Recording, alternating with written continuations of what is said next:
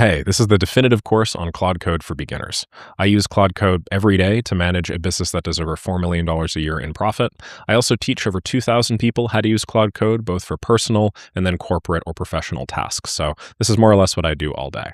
Once you understand what I'm about to show you in this course, it's no small stretch to say that Claude Code will augment your productivity.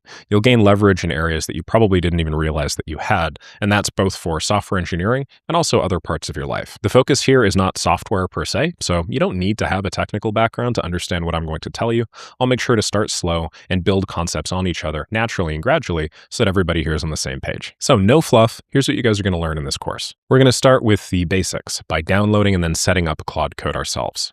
I'll then teach you all about integrated development environments, or IDEs. There's several on the market, and I'm going to walk you guys through the three most commonly used ones so that we're all on the same page. Afterwards, I'll show you how to set up your project brain, which is also known as the claude.md file. Once we're done with that, we'll use Claude Code to actually build something, because the focus of this whole course is on practical building. We'll build a simple web app hosted live on the internet, which will help you guys learn by doing, not just sitting around and listening to me. After that, we'll cover the Claude directory, the subagents folder, and a bunch of functionality that not a lot of people know about. We'll then cover Claude Code's various modes, including their plan mode, which you guys might have heard about, dangerously skip permissions mode, which gained a fair amount of notoriety recently, and how to use them, as well as use them safely. We'll then cover complex project builds using plan mode and what I just showed you guys. After that, we'll cover context management, which is quite the term right now. I'll teach you guys all about how to manage your context efficiently, avoid context rot, and ensure that your prompts are built and structured in a high ROI way. I'll run you through every / command in Claude Code and how to use all of them. We'll then cover hooks, which are custom scripts that you guys can fire automatically before or after every Claude Code tool call. Very useful to know. I'll then talk about Claude Code skills, which is basically how to create these skill files that turn Claude Code into a bunch of different specialized agents. We'll then cover model context protocol and how to set it up effectively.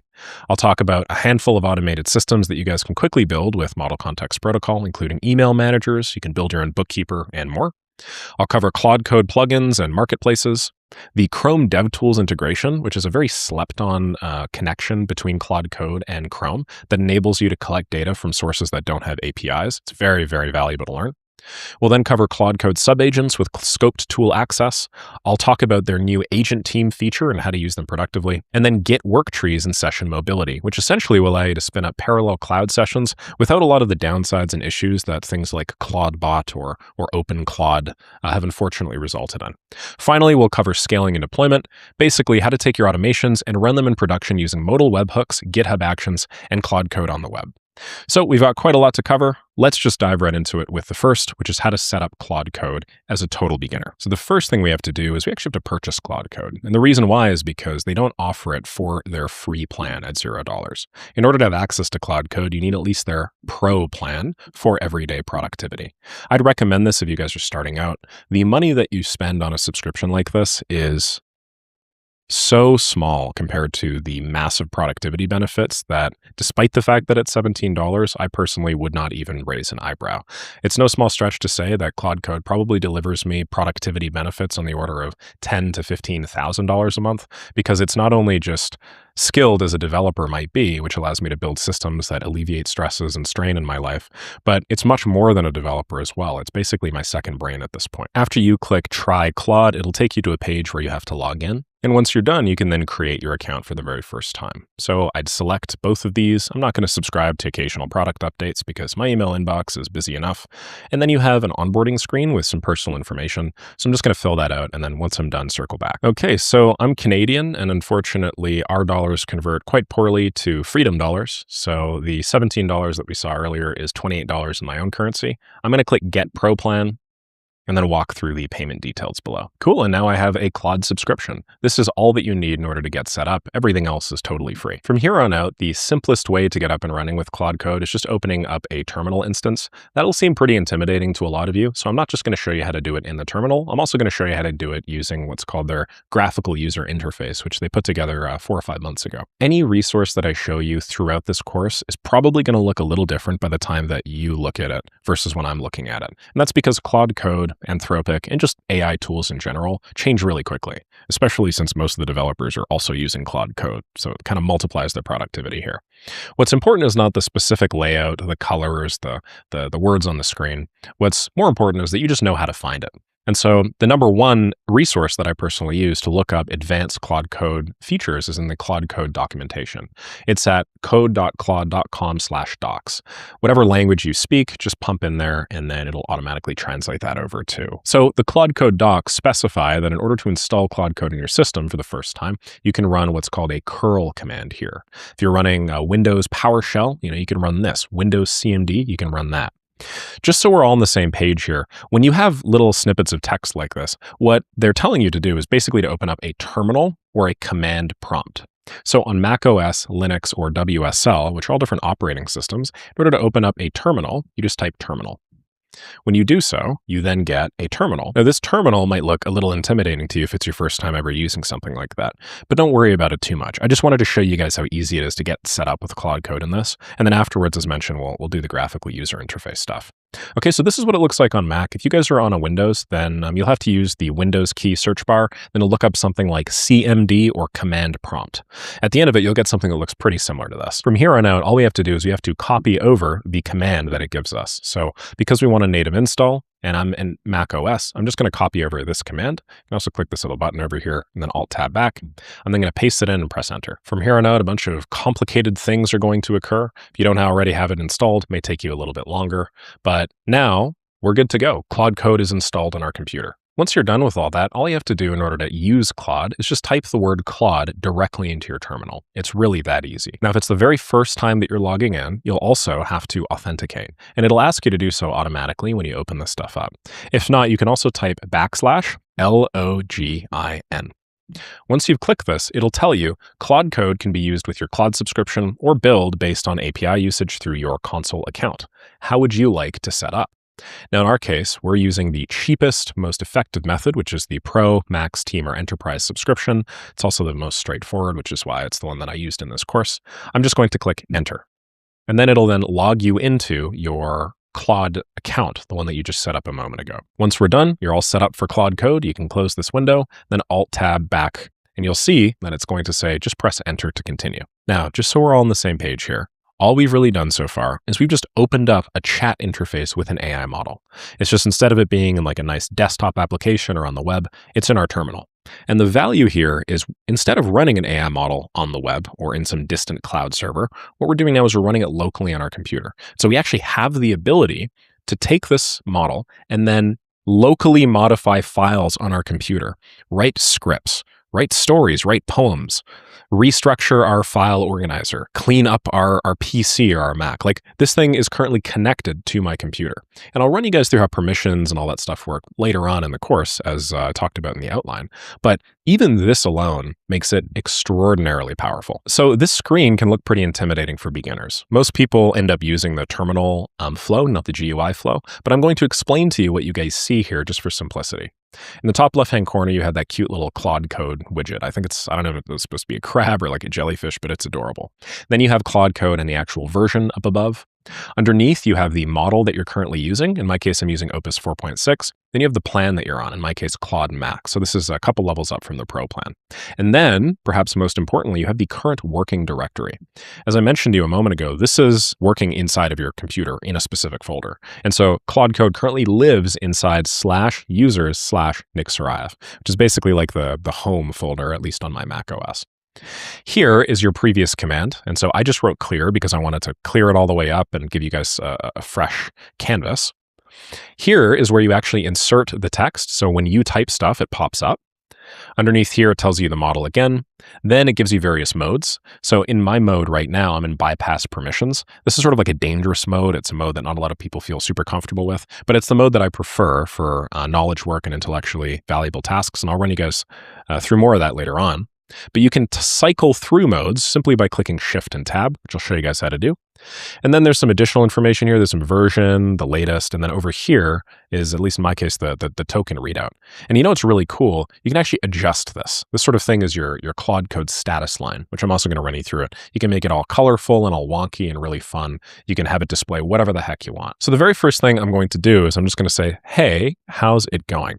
And immediately after, I'm going to take a screenshot so I could show you guys some more information. So opening this up in my drawing tool, what ended up happening is immediately after we said, hey, how's it going, you see that another prompt showed up called finagling. This is one of like 1,000 different words that Claude Code uses. Basically, anytime it's thinking, it's going to use some funny term like finagling or processing or, I don't know, rumpeting or considering or whatever the heck. They're pretty funny, and the cool thing is you can customize that. Next, you have the number of seconds that your query has lasted. So I just said, hey, how's it going? And then 2 seconds in, it's now produced 5 tokens for me. And then finally, you also have the token count. So just so we're all on the same page, a token is not the same as a word, but at least for the purposes of most of what you do, you can consider a token to be similar to a word. For instance, I said, hey, how's it going? This is not 1, 2, 3, 4. This isn't 4 tokens. It might be 4 words. It's probably closer to 6 or 7 tokens, but just think about tokens as being analogous to words, just a few more, if that makes sense. You'll also see that an additional piece of information popped up down here called context. And this is really important. Context goes from 0 to 100%, and that's how much basically conversation history you have in the current chat window with your current instance of Claude Code. This becomes really important later when you're designing better context management techniques, which is a big portion of what this course is going to be all about. Because at least as of the time of this recording, context management is sort of like the big bottleneck in getting these systems to do more and better for you. You'll also notice that on the right-hand side, my token counter, my status line here, it went up significantly.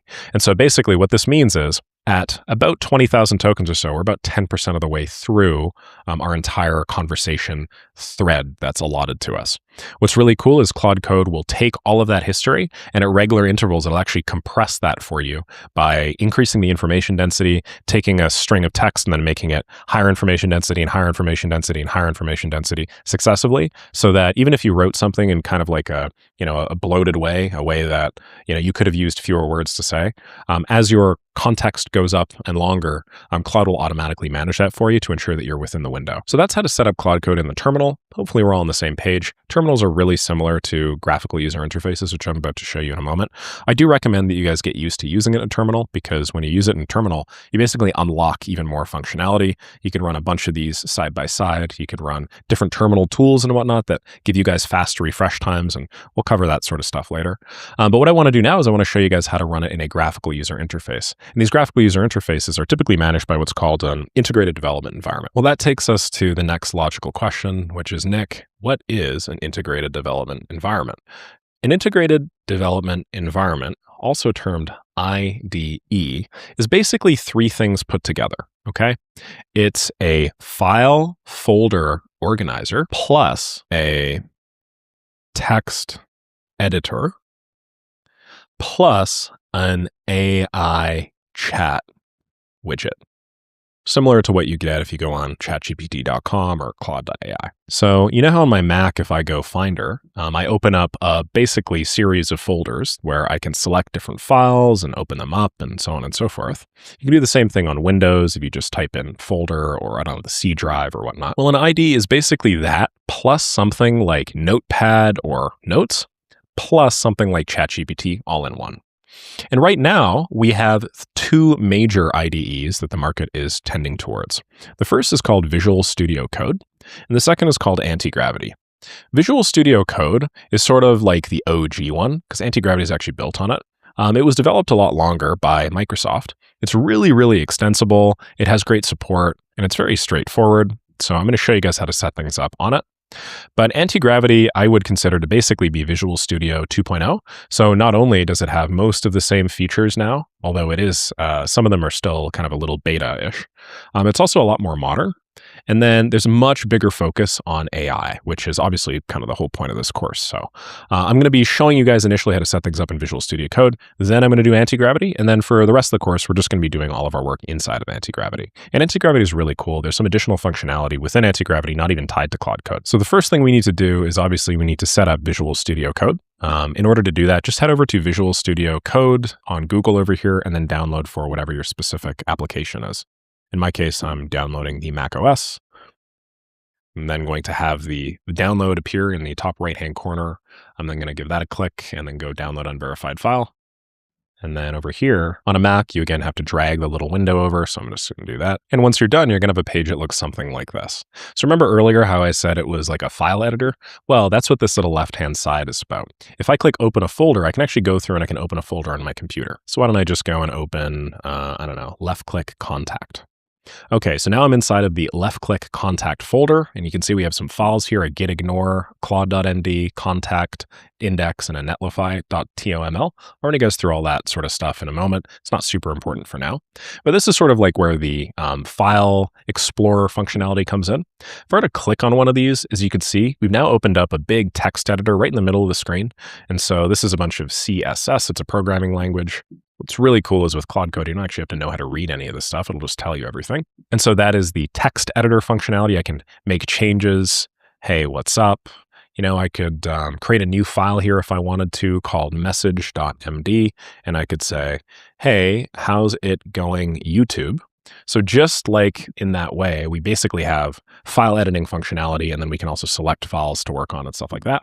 And then on the right-hand side, you have an agent tab, which is where you have your chat interface with AI.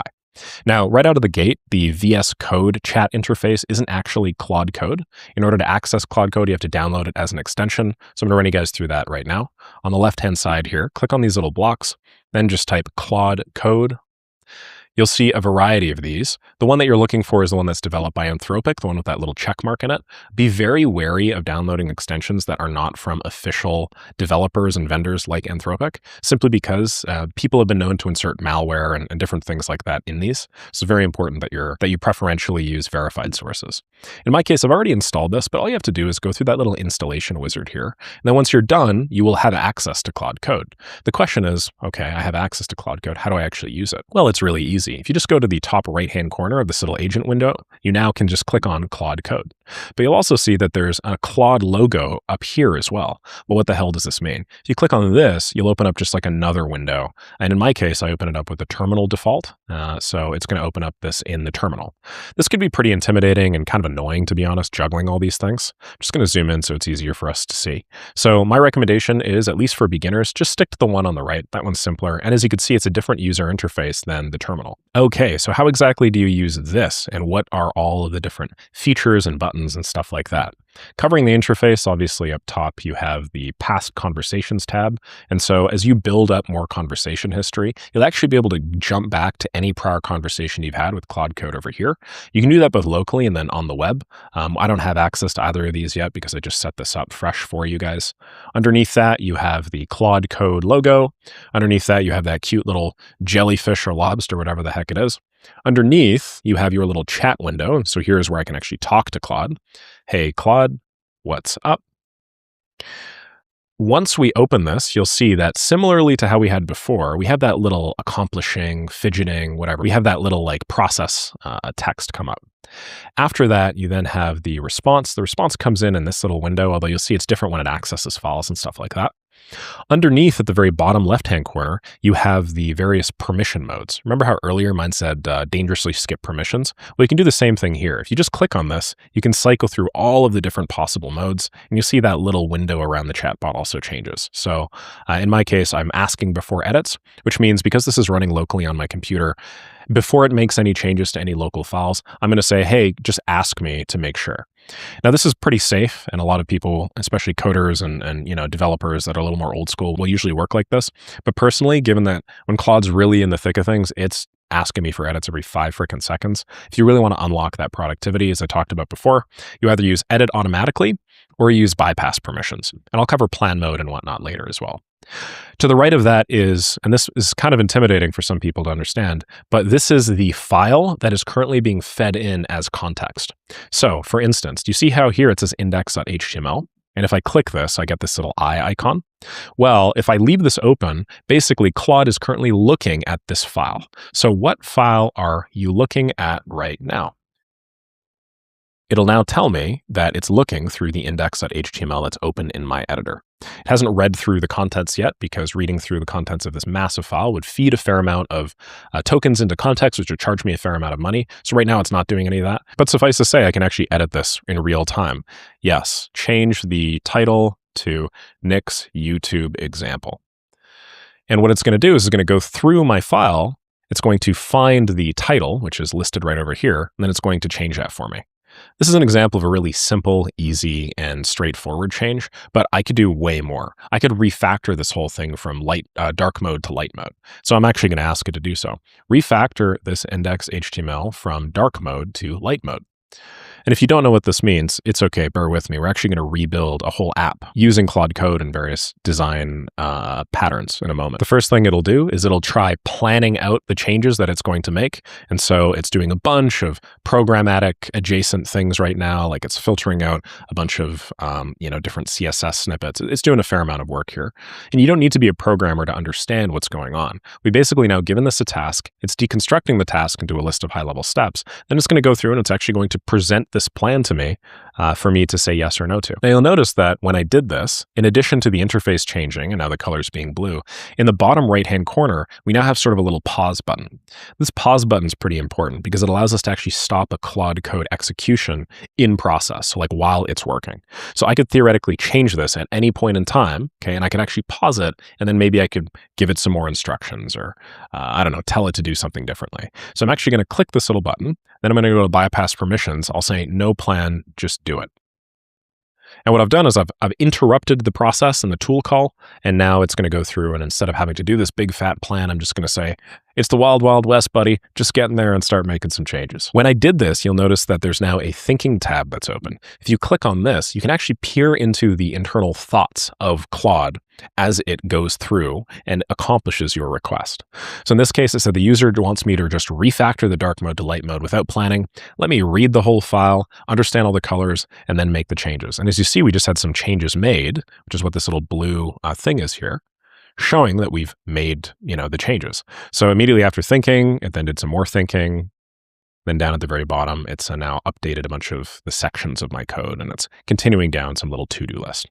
So this is how you interact with Claude Code through the graphical user interface. And there are a couple of additional things, like you can click on this button to attach files and folders and use the browser. You can also check all of the commands here, which are pretty powerful stuff, and I'll cover them all in due time. So that's Claude Code in Visual Studio Code, VS Code. Let's now cover how it looks in Anti-Gravity, how to set that up, and then immediately after, we're going to build an actual real web app using Claude Code. As expected, Anti-Gravity is pretty similar. They have a website here called antigravity.google. It's very sexy and clean. Wouldn't be surprised they built this with agents. You just click download for whatever your specific, operating system is. In my case, Mac OS with Apple Silicon. I'm going to give that a click. Then it'll go through that same process that we just did for VS Code. Once you open up Anti-Gravity, it looks very similar to what we just saw a moment ago with VS Code. And that's because the two are sort of built on each other. So just like VS Code was both a file explorer, a file editor, kind of a notepad, and an agent manager, you can see here we have those three same ideas. On the left-hand side, we're going to have the folders. On the middle, we're going to be able to edit the text of the files that we work with. And then on the right-hand side, we can actually talk to agents. First thing I'm going to do is I'll click Open Folder, and we'll go back to, left-click Contact, just so you guys could see what we're dealing with. And you'll understand here that the UX is just slightly different than what we had earlier. Some things are indented. We have like some little cool symbols on the left-hand side of the file. This isn't super important, but I just think Anti-Gravity looks cleaner, which is why I like using it. In the middle here, if I click this index.html, you'll see that we also have the text pop up, just like we did earlier. And the only real difference between Anti-Gravity and VS Code is just what we have on this right-hand side. Earlier, we could have used Claude Code really easily because there was an actual dedicated Claude Code button. Right now, there isn't. In order to access Claude Code, assuming that you've installed it, so head over here, Claude Code for VS Code, give that installation button a click. Assuming that we've installed it, what we have to do instead is we have to double-click somewhere here and then click on this little Claude icon. Okay. And then just delete the agent icon. And now you have the same layout that we had earlier in VS Code. It's just now you have it with Claude Code. The reason why is just because Anti-Gravity is a Google product. So they try and push the Google Gemini series of models. That's what we had on the right-hand side earlier. And to be clear, this is a Claude Code specific course, but you can also use whatever model you want to do whatever purpose. Like the model type is less important than just the fact that you're really good at using it and the fact that it's smart. So exact same layout here, not going to cover it anymore. Let's get into actually building some stuff. So let's now build our very first app/web page with Claude Code. For simplicity's sake, I'm starting with probably the most straightforward build, which is just going to be a web page. And we're not just going to do the hero header, which is the top or above the fold section. We're going to do the whole website. And the reason why I'm starting with this is because I just want everybody to understand how good Claude Code and similar tools have gotten at being able to design high-quality websites. This is a site up here called godly.website, and what it does is it basically just showcases really high-quality design. And every single one of these, with maybe just a couple of exceptions, is now doable in probably, I want to say, less than 10 minutes or so, front to back, using Claude Code. And this isn't me just, pretending. This is something that I have done myself dozens of times. I've built really high quality websites. The other day, I built like 15 or so for a project. And they all look just like this. So award-winning design, award-winning app functionality and stuff like that. These are just a few of the things that you guys are going to learn today. In addition, you're also going to learn how claude.md, which is the system brain file, affects your prompts. I'm going to run you guys through the 3 major ways that people currently design sites and the various ways that you guys could use these approaches to both design websites, apps, and more or less anything else you want. And then I'm also going to talk a little bit about deploying. So let's start with claude.md. I have open in anti-gravity here the same workspace that we were looking at before with just a couple of changes. Namely, there's this node_modules folder here, which you guys don't have to pay attention to. This is automatically generated by Claude Code every time we use a library or use some sort of NPM package. And then underneath, we have claude.md. Now, claude.md, as mentioned, is the brain of your workspace. To make it really, really simple and straightforward for you, because I think a lot of people misunderstand how claude.mds work, let's just look at a hypothetical conversation. Over here, let's say you are on the right-hand side. And so what you do, okay, is you say, hey, research X for me. Research, I don't know, the best trending posts on Twitter in my niche, whatever the heck, right?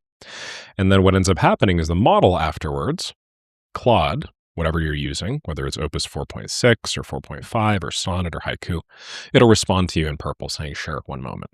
After it returns whatever you want, then, you continue in this vein. And so what I'm trying to get at is there's a pattern here, right? There's user, and then there's model, and then there's user, and then there's model. The way that the claude.md prompt works is basically at the very first message, before you even get to that point, what's hidden from you is the fact that there's actually another prompt, okay? This prompt is injected at the very top of your conversation string before you even send the first message. And so this claude.md being sort of the very first thing that the model reads and sort of internalizes is really, really important to help steer the output of the ship. Now, what is steering the output of the ship? Well, I often use an analogy here. Let's say you're somewhere on the East Coast of, North America, and you're trying to go to, I don't know, let's say the westmost coast of Africa or something like that. As you guys know, these intervening distances are really huge. These are, I don't actually know how long it is, but probably at least 10,000 kilometers or so.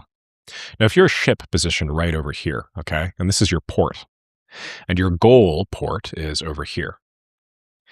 Let's hypothetically say you have limited ability to steer the ship. For whatever reason, the steering wheel or whatever the ship equivalent is, it just doesn't really turn that much.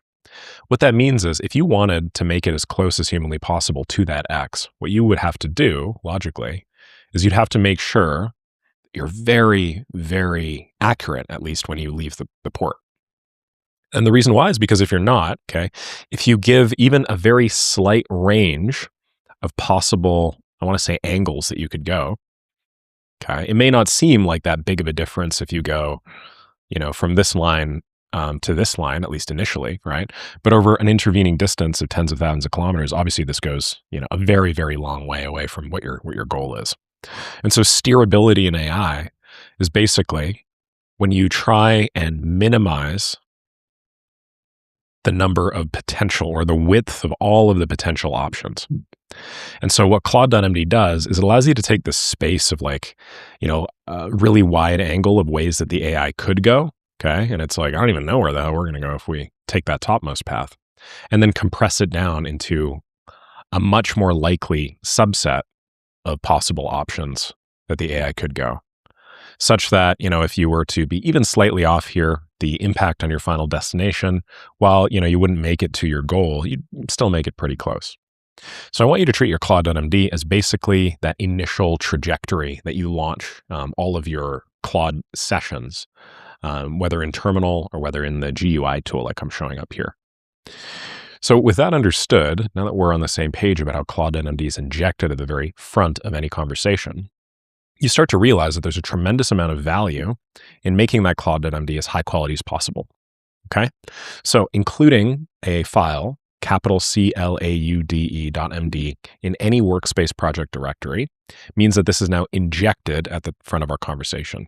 And so you don't talk to this any differently than you would Claude itself. This is just a file that standardizes it and makes it really easy to build in like conventions for different workspaces. In such a file, you're going to want to be very concise, and you're also going to want to give it sort of the bounds of what this workspace is for. I could just as well actually copy this whole thing over, okay, and then paste this directly into my Claude code and then just get rid of my Claude MD entirely. But the value in having a Claude MD is I just don't have to do that every time. It's initialized at the very top of that conversation history, like we just saw. And so what's in here, to be honest, is not super important. I actually had another version of Claude just develop this based off some Twitter posts that I saw that talked all about how to build websites with best practices. And you guys have access to all this stuff down below. I obviously have that template folder that you guys could use to get this and anything else. But suffice to say, this is how, or one of the ways rather, that you can currently design websites using Claude Code. So the three major ways that people are currently using Claude Code and other agents to do designs are as follows.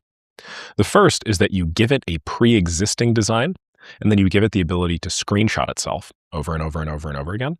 And basically what happens is the first variant that they create, that Claude Code creates, will be like an 80% match. Then it'll screenshot that, compare it directly to the source image, and then list all the differences, and then get 90% of the way there, and then it'll get 95% of the way there. And it usually can't get 100% of the way there, but it can get like 99% of the way. The value in this sort of approach is what we're doing is we're basically taking an inspiration website. And so in our case, we're going to be using it on this site here. And then we're using that to template out a bunch of like design fundamentals. So like the size of the text, the colors, the way the buttons look and stuff. And then what you do is you just change the content of the site with Claude so that it's like whatever site you want it to make. So in my case, I run this business called Left Click. This is my AI automation agency. We help people install growth systems into their businesses, typically B2B agencies. So what I would do is I would basically try and rebuild this site using this design. And, I could make some minor changes afterwards. But so long as I start with this nugget, Claude tends to do a really good job afterwards. The second way to build is you basically just give it a massive voice transcript dump. For those of you that didn't know, there are now ways for us to basically dump like a large amount of text using a voice transcript tool. I'll show you guys what that looks like now, but if I just hold this FN key, this little widget appears at the bottom of my screen. Now this is listening to everything that I say, and because I can speak a lot faster than I can type, I can actually say a fair amount in a pretty short period of time. Most people type at between 50 to maybe 70 words a minute, but we talk closer to 200 words a minute. That's a 2.5 to maybe 3x improvement. And because these models are so intelligent and smart and capable of extracting the meaning from the text, text is all they look at all day long. What you could do is you could just use a massive voice transcript dump to basically spell out everything that you want on the website. This isn't going to one-shot your website because we don't have a pre-existing design, but then you can just go back and forth with it. And then in a fraction of the time of developing a real website using a voice transcript tool, you can get pretty close. The third major way people are currently designing is they use components. Now, for anyone here unsure of what components are, basically, there are now services and tools out there like 21st.dev where designers have created specific components on websites. And there are features on these where you can actually click on it and then click on this button up here, copy prompt. Okay. And then it will take this entire web page, entire design, this little animation, flickering thing, this jump on a call button, this sign up here button, whatever. And then it'll copy all the text needed to have Claude Code reproduce that for you. And so it's really straightforward and simple. You just make an account on one of these services. And then let's say you're building a website, you scroll through and you're like, wow, I really like this background paths component, right? With these cool sweeping things. I want that on my website. You would just copy the prompt, paste it into Claude Code and say, hey, install this thing somewhere up at the top. Because AI is great at language, you can get pretty close. So you can do all sorts of things with this. You could do like cool button borders as we see here. You could have like a sign-in component over here. You could have multiple cards. This stuff is okay. To be honest, I find it much easier just to go straight to number one, which is just giving it a design and a screenshot loop and just having it work off of something pre-existing. I don't want you guys to think of this as like you copying a design. As you'll see, the end result will be quite different from this, but it's just a good way for you to like get a rough idea of the end design. And also not have to worry about things like the sizes of fonts, the colors and so on and so forth. Okay, so we're basically going to use this as like our inspiration. And then once we have our inspiration in place, Claude's going to be able to design whatever we want, whether it's an app or a dashboard or whatnot, very, very quickly. The final thing that I have to talk about before we actually do the designing is the difference between building something and then deploying. So when you build something, you're typically building it locally.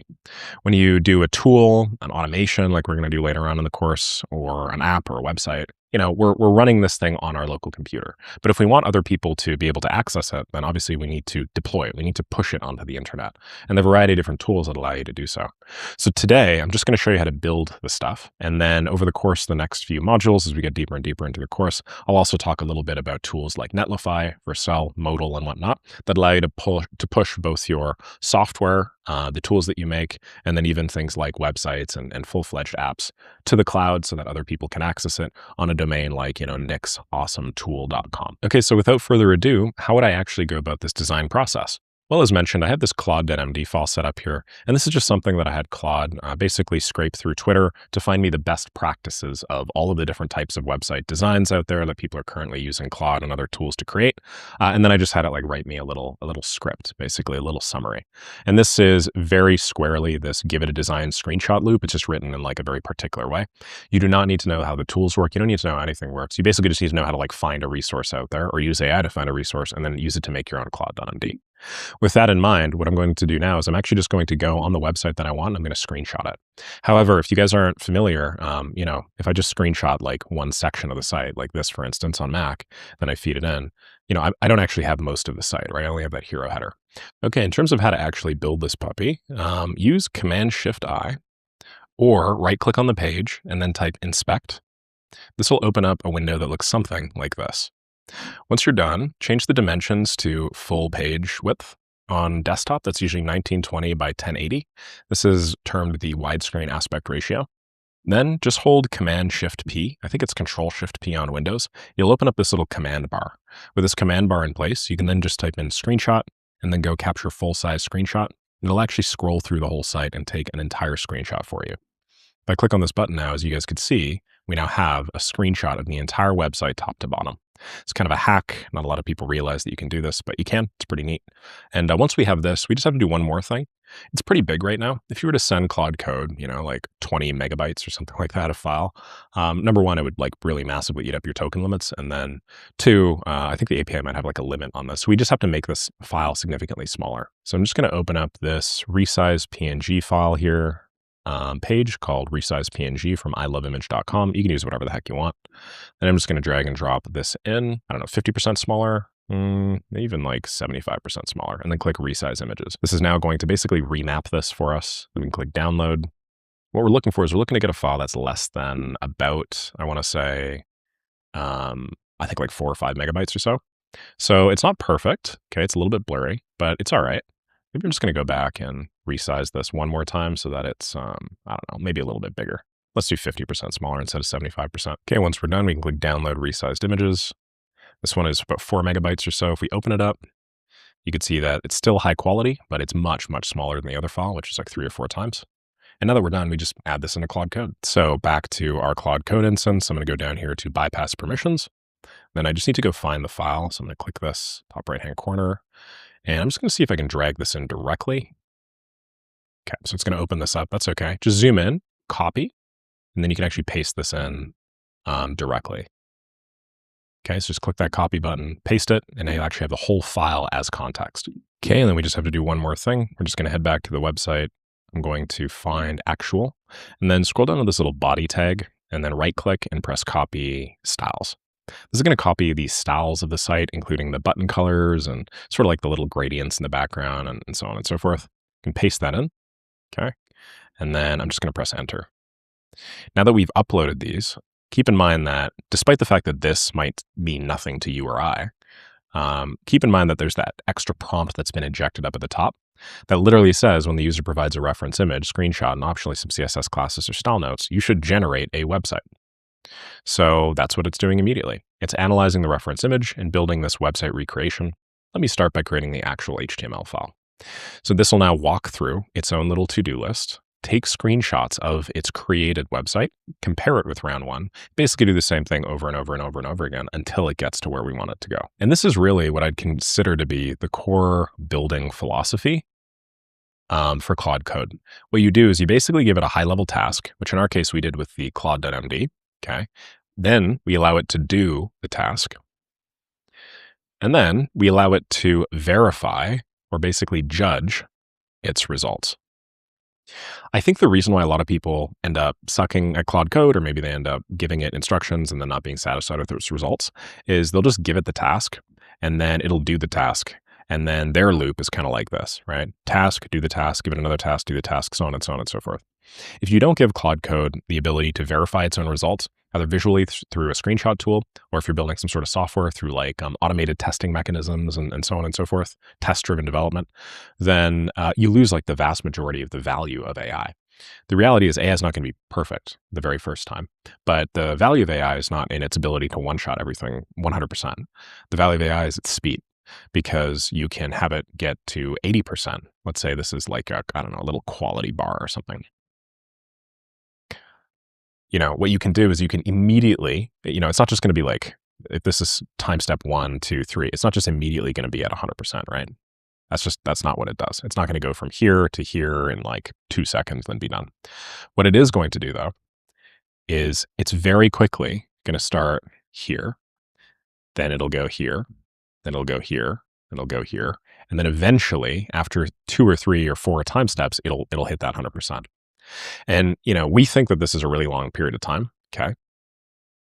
But in reality, this is like 5 minutes. And if you contrast this with how long it would take a human to do that same, approach, humans will probably get closer to 100% quality on their very first go, but it's not going to be like a minute or two. What this is going to be is it's going to be like, I don't know, 5 hours. We actually, believe it or not, tend to be a lot more precise in these machines that we built. We can one-shot things to a much greater degree than they can, but their ability to test and then retest and work really, really quickly, orders of magnitude times faster than we do, is the real value. And that's something that I don't think enough people talk about. So just make sure there's always a task, do the task, and then verify the results loop somewhere in here, and you'll be fine. Now, heading back to our Claude Code instance, you can see it's now actually completed the first round of its HTML. Now it's screenshotted it as well. And then it's basically comparing the screenshot to the work that it's generated. And with this, it's going to make minor changes. So as you see, the very first thing it's done is it's replicated the get paid the same day by setting a payment link or the most flexible invoice on the planet with the buttons and so on and so forth. Okay. It's also replicated that top section, and it's used little placeholders here with these 160 times 100 little buttons, even with like the right tilts and whatnot, because it doesn't have access to the images. It then is, entering these little divs right. It's even got this cool little post-it note, which is really cool. And then it even has the reviews. And so as sort of like rebuilding the design of this website, it's doing a really good job, and we're only a couple minutes in. What's cool too is if you check out the thinking tab, you can see that it's gone through iteratively every section of the site. Okay, and it's, listing what it needs to do next. So better decorative elements in Hero, better floating band, fixing the blue dot positioning, improving the invoice cards with map thumbnails. I don't know what half of this stuff means, but to be honest, for me, it's not super important. And just because I want it to be a little bit special and then show you the parallel capacity of Claude Code, what I've done here is I've actually opened up another anti-gravity instance. And what I'm going to show you guys how to do is actually design multiple of these simultaneously. Once we built this test, this do, test, and then verify loop over and over and over again, which we already have in our claude.md, it's actually really easy to spin up multiple prompts and just have like 10 versions of Claude working on things simultaneously. So just for shits and giggles, why don't we head back over to our little website designer. It's then giving me a file here called Twingate, okay, and then I'm pasting it all in. And now my computer's really humming. Like, you guys probably can't hear this because I like to noise cancel most things, but it's making some noise. And the reason why is because I now have 2 of these instances running simultaneously, both developing me a website. On the left-hand side of things, just expand this, we see that it's taken multiple screenshots. There's screenshot 1, screenshot 2, screenshot 3. You guys see how it's getting closer and closer and closer to the end result? Well, now it's doing some final editing. It's making some feature thumbnails better. On the right-hand side, it's now going through the initial development of that new index.html. And so because you can run as many Claude instances as you have tokens, basically, I can run as many of these website designers simultaneously in however many tabs I want. And this isn't even the most efficient way to do this. I'm going to show you guys a much more effective terminal management structure that'll allow you to do like 5 or 10 or 20 of these simultaneously. Okay, on the left-hand side, it's now saying it's done. So I'm going to say open index.html. That's always just going to be the actual website file. And if you just tell it to open it, it's going to go through and do so in a tab for you. Okay, and here is the demo of the website that we put together. So, I mean, it's not perfect. It's not everything that I want, but it's good enough for us to start. So what I'll do now is I'll go back and I'll have it recreate left click. Hey, this is looking pretty solid so far. I'd like you to check out leftclick.ai. That's my personal website. And what I want you to do is to design or take the information from leftclick.ai and then insert it into this website. I don't want this to be a clone of leftclick.ai, but I want it to be pretty close. Use the formatting and everything that you've developed so far to help place elements and stuff like that as necessary. Insert images as well and make sure that any elements that are there look good. Continue doing a screenshot loop if necessary until you have something that looks very high-end, very professional, and minimalistic, just like you've already developed. Okay, so I just fed in a bunch of information. Now it's going to go through, fetch the content from left click, and then help me design the site. On the right-hand side, we're creating that initial index.html. Now, in this case, I obviously did the 2 website designs simultaneously manually, but what you can do is you could actually work this into your website or app design process. You could actually have it take in, let's say, 3 different examples of templates or of design inspirations, whether from godly.website or from, I don't know, Dribble or one of these big design aggregators. And then in the claude.md, you could say, hey, I actually want you to develop 3 versions of this.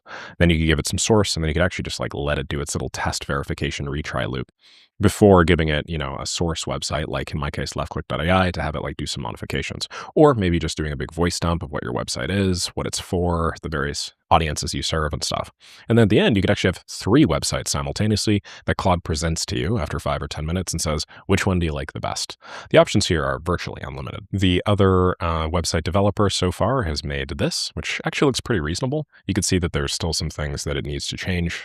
Some of the text looks like it's placed weirdly, some of the blog posts and stuff like that. Obviously, the development is mostly hands-off at this point. I'm just monitoring it. And on the left-hand side, we've now taken 4 screenshots of this and gotten really, really close to that end result. It's now building like the left-click site itself. Most of the time, I don't actually care too much about what's in the File Explorer. So that is the 3rd panel on the left-hand side of both of these windows. So for simplicity, what I do is I actually just close it out. And then I usually have on the right-hand side some sort of output that AI has generated me. And then on the left-hand side, I just have my actual little chat window. I'm just going to zoom out just a tiny bit here so we're still all on the same page. We could see everything. And then that way I can now just orchestrate and kind of take a step back and see how things go. The left-click design is also starting to come together. As you can see, we've taken that initial website from actual as inspiration. So we have like the same sort of buttons and the nice rounding, nice hover effects on things. And then obviously we have the font. But then now we've actually replaced it with left-click content. So the definitive AI growth partner for fast-moving B2B companies, tens of millions of dollars generated and more saved, proprietary systems, real revenue, no fluff. As we scroll through here, you can see it's even inserted like a little button click video element. We all have our case studies down below. We have some pictures of me and my business partner, although we're kind of cut off at the middle of the head, so we could probably fix that. And yeah, we've even got some testimonials, which is really, really clean. Let's see what happens if I click this button. Oh, nice. It's even gone to our discovery page. So we're actually like having button click functionality and stuff like that in here as well. Kind of curious what happens if I click on this. Okay, nothing so far, but maybe I can tell it to do stuff. We also have an about, and then we have a case study, so that's really nice. So yeah, I mean, things are progressing more or less exactly like we wanted them to. We even have our little logo. From here on out, I'm just making minor changes and, going to go back and forth with it until I get what I want. So on the left-hand side, I'm just going to voice dump. In my voice transcription tool, I can do this like this. I really like the output. I think the logo in the top left-hand corner is a little too big. Make that smaller. The bolding of the hero header font is also quite strong. See if we could try a serif font instead of a sans serif font. Underneath the introducing left click section, we have a button player over the picture of myself and Alex Ramosi and Sam Evans. But when I click on this, nothing happens. Either turn this into a lightbox or eliminate that little button in the middle. The rest of these look great. My and Noah's profile pictures are currently cut off at around the middle of our foreheads. So move us down and zoom out of the photo slightly so that we're perfectly centered in frame. And everything else here looks great. Meanwhile, on the right-hand side, we see this index.html is now done. So we can open this up. I'll say open in Chrome. That's now going to open up the other version of that website for me. And it's looking like it's pretty clean. It's pretty matched with what we have. So because I want to do the same thing that I did with the other source, I'm just going to scroll back up to where I gave it the instructions to basically copy over left click. And then I'm just going to paste this in. And now I have this also customizing the site to my specs. You don't have to develop in multiple tabs. This is something that I think you learn how to do the more of these Claude Code agents, frankly, that you're orchestrating. The benefit to this is obviously you can develop basically however many times faster as tabs that you have open.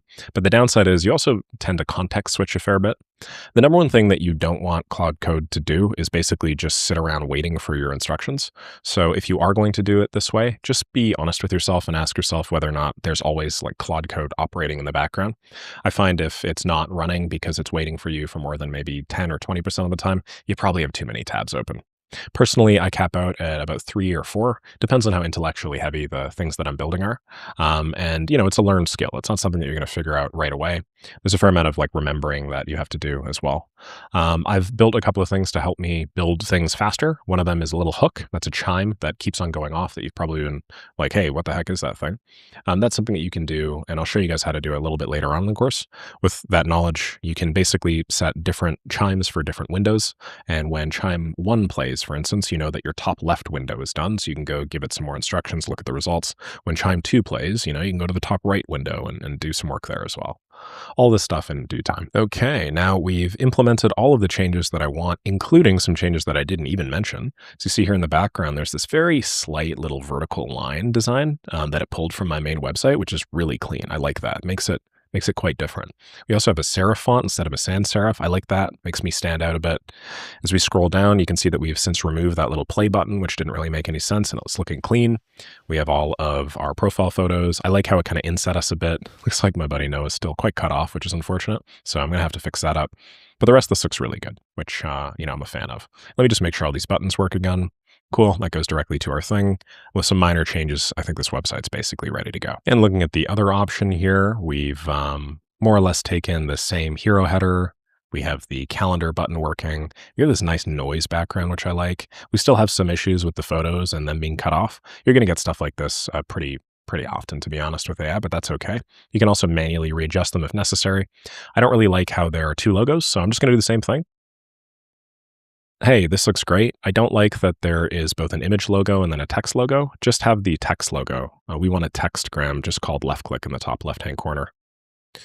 The noise background gradient looks a little bit blurry, so remove that. Only keep it on the social proof section. Myself and Noah's faces look fine. Just move Nick Saraev's head down about 15% as it's getting cut off a bit right now. Center the testimonials and client review section. Right now it's a little bit weirdly set off to the left. And then change the 2025 copyright to 2026. That's all. And that looks a lot cleaner to me. We have our case studies nice and centered. Both of our heads are visible, which is really clean. We have our various services. And then down here, let me just click this button, make sure it opens that tab. Nice. So, if I wasn't juggling this and trying to show you guys how to do it realistically, hopefully you guys could see, you could build your own super clean, high-end, sexy website in probably less than 5 minutes now, at least locally. Later on in the course, I'm going to show you guys how to take this local website and then deploy it. That will similarly just take a few minutes once you know what you're doing and the various platforms to use. So you could take the same approach. You could use it to build an app. You could use it to build a dashboard. You could use it to build more or less whatever you want, whether you are sourcing websites from a repository like godly.website or .design or whatever, or you're doing this maybe a little more manually. Maybe you're actually going into apps that you really like and then you're using them as design inspo. Either way is perfectly fine. So long as you start with that little nugget, everything else, as you guys see here, gets a lot easier. And worth noting, I just designed for desktop today, but if you wanted to design for mobile or whatever, you do the exact same process. You would just do it with a mobile screenshot.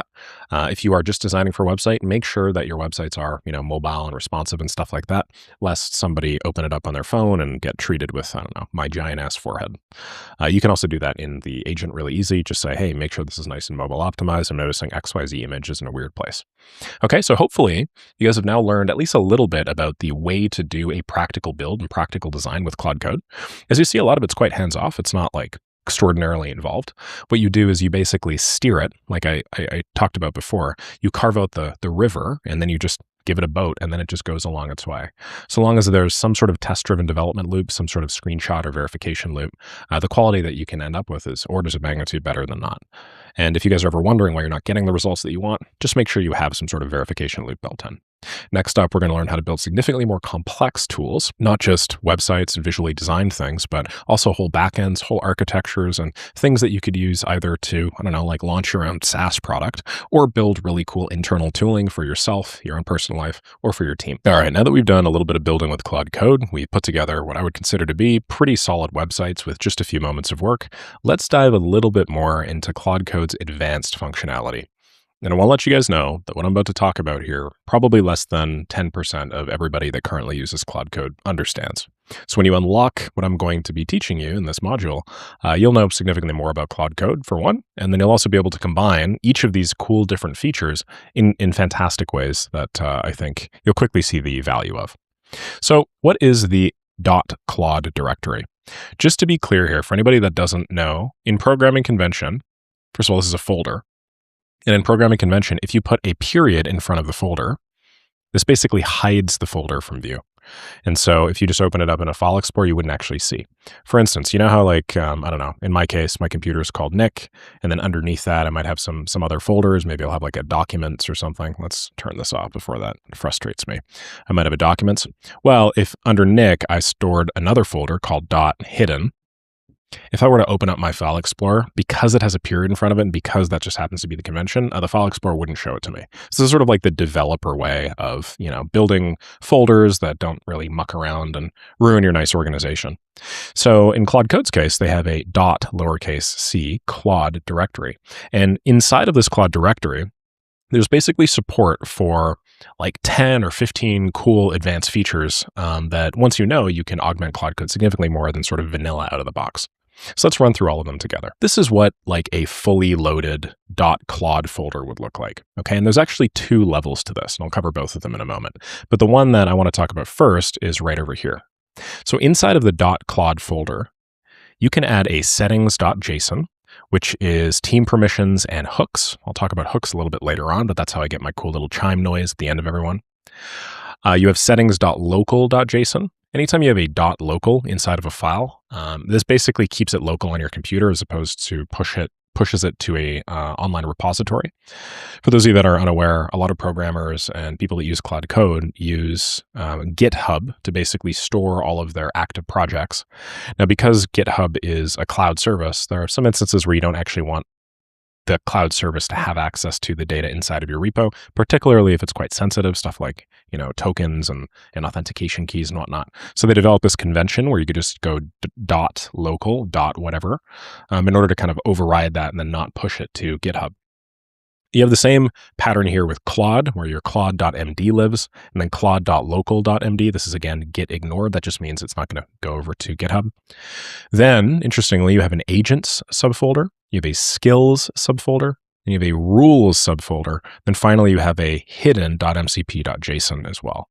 I think if you're somebody coming into this without a technical background, you'd look at this and you'd be like, oh my God, this looks insane. Like, what the hell's going on? Settings.json, settings.local.json. Why is Claude capitalized? What does MD mean? And I'm going to explain all that stuff to you in due time. But for now, just know that these are basically the various buttons that Anthropic, the developers of Claude Code, have given you that you could press to sort of customize your own instance. And each of these files you can customize to whatever degree. You can add whatever the heck you want in there. Some of these files reference other files. It's really up to you and Claude, because most people don't actually develop this stuff on their own. They actually kind of co-work with Claude to put together their own settings. But it's up to you how intense you want to go into.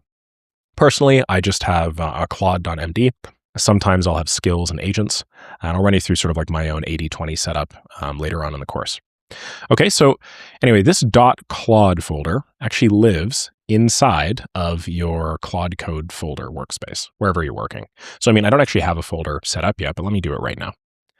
And if you use this .claude folder, you're basically like unlocking advanced functionality, more so than just having a claude.md in the root of the folder. So that's what I'm going to do. I'm just going to move over my I'm going to move over my claude.md to .claude. And then as you see, there are some additional folders here that I'm going to put together as well. Inside of this, I'm going to go agents. Also going to go skills. And over here, I'm going to go rules. And let's explain what all of these three mean. The first idea is this idea of breaking up your big claude.md into different rules. And so basically what this /rules folder allows you to do is allows you to take everything that we've written here, and then instead of just sticking it all into one file, you can define high-level rules that correspond to different parts of, let's say, a build. So for instance, in this example, there's a rule for code style. There's a rule for testing. There's a rule for security. There's a rule for front end. There's a rule for, within front end, React, and then styles as well. And so, code style might be a very simple kind of 2-paragraph thing that just explains how to organize your code. Security might be a pretty simple few paragraph thing that explains how to, secure your code bases and whatnot. Styles could be a list of Tailwind CSS styles, or I don't know, whatever, just like some sort of formatting instructions to make websites look a certain way. And so for instance, if you look at our claude.md over here on the right-hand side, you can see that we've split it into a variety of sections already. There's like a workflow section, there's like a technical default section, there's like a rules section. We can actually split these into their own rules files, and that's what I'm going to have Claude do in a second. Split claude.md into its component rules. Use the Claude Code rule specification if you don't know what that means. And so what I'm doing is I'm empowering Claude Code to basically go through our current folder for one. Then if it doesn't already know what, rule specs are, it's going to go read up on rule specs. And then it's basically just going to take this file and then split it into what looks like 3 file rules inside of the rules folder. So now we have rules split into workflow, technical defaults, and then design rules.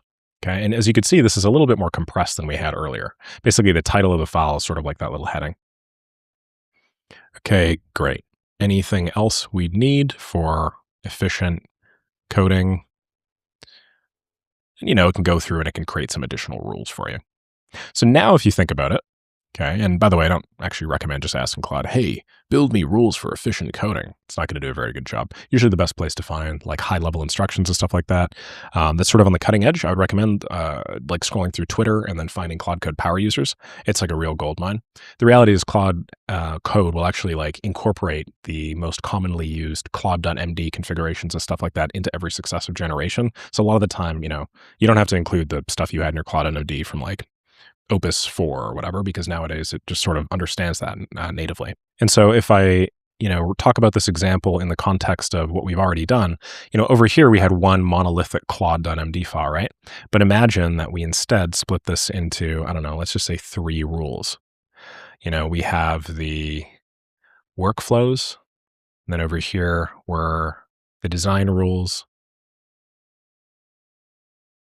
and then the tech defaults. Okay. Now, instead of dumping it in as one big claude.md file, we actually have a lot more granular control over little things. And so we can organize this to, let's say, evolve the workflow without touching the design rules, and so on and so forth. And in general, this form of segmentation can be useful, especially when you're working with other people. You can give people access to, let's say, like the styles, but then maybe you actually have full control over like the top-down workflow. Or, as I'm sure you can imagine, you could have a really, really long claude.md, right? A lot of people have claude.mds that are, I don't know, like many, many, many thousands of words, sometimes tens of thousands of words. So splitting it up in this way just helps keep you organized. It also helps allow you to see areas that like you don't really need anymore. It's one thing if it's a giant file that's 10,000 freaking words long. It's another thing if it's like pretty simple and pretty straightforward. So we can similarly create skills and agents, and they're organized in very similar ways. I'm going to talk through some specific agents that I'd recommend having, and then ways to use the skills folder to basically automate large portions of most knowledge work later. For now, I want to talk a little bit about the top half of this image. So the bottom half, okay, this is stuff that we've already kind of discussed. This is the .claude/ folder. But it turns out there was one folder that exists at an even higher level than the .claude in your workspace, okay? And this is like the global folder. Now, anytime you see this little squiggle, okay, in computer programming or networking or in your file explorer, this basically refers to like your home folder. Okay. And this isn't the home folder of your workspace, not the specific one that we're working on. This isn't, if I go back to anti-gravity, my website design example copy folder. What this is referring to is this is referring to like the home on your computer. And so this might be like the Nicholas folder or something like that on my computer. And basically, Claude Code allows you to define settings that are both local, which corresponds specifically to the workspace that you're in, and also global, which are basically settings that are shared between all of your workspaces. And that's where the second sort of category bins into. And so what we do is, in addition to being able to set a claude.md on the local level, for instance, aka have one that applies to all workspaces, if we were to expand this just a little bit, the way that this thing actually works, if you think about it, is we have the claude.md that's over here, and this is your local .claude, okay? But then we also have high-level other claude.md files and rules and stuff like that. Maybe this is called tech rules. Maybe this is called permissions. Maybe this one's called, I don't know, style guide. And these come from your global little squiggly line /.claude. And the way that this is organized is very similar to the way that the local .claude is organized. It just exists in a different folder, and it basically supersedes any local .claude functionality. So this is another example of like splitting permissions. For instance, if you're working on a big team, maybe you as the director of the team have access to like the global .claude tilde, it's called /.claude folder. And in there you put your like global settings. So these are high level rules that the AI agent in all workspaces reads and understands. Maybe things like, hey, don't allow people to delete these files or folders. When speaking with, staff members, refer to them as X, Y, and Z, whatever. And then every individual engineer on the team or every individual team member, they empower themselves with a local .claude folder. And this is ways that a bunch of companies are currently starting to organize both their high-level, home claudes or their global claudes, and then, the ones that exist per workspace. So to make a long story short, there's actually 3 layers of claude.md that merge together. We've talked about 2 of them so far, and there's like one more that's even higher level. But basically, the first is your personal global, and that is at the very top level here. That's in your home folder /.claude /claude.md. Then you have the per project or per workspace folder, which is .claude inside of your current workspace /claude.md. And there's also a third option specifically for enterprise. This is like your managed system level claude.md for enterprise licenses and stuff like that. 99.9% of you will not have enterprise licenses. So I'm not going to talk about this at all, but rest assured, it's a very similar concept. You just define another markdown file that, sort of exists in that ranking or precedence level. Now, if I open up a repo that we haven't looked at before, this is my own left click site where I'm working using a strategy called Git work trees. Again, we'll chat about that later. But let's say, I open up a new file folder and I want to run Claude Code in it, and I don't actually have a pre-existing Claude Code.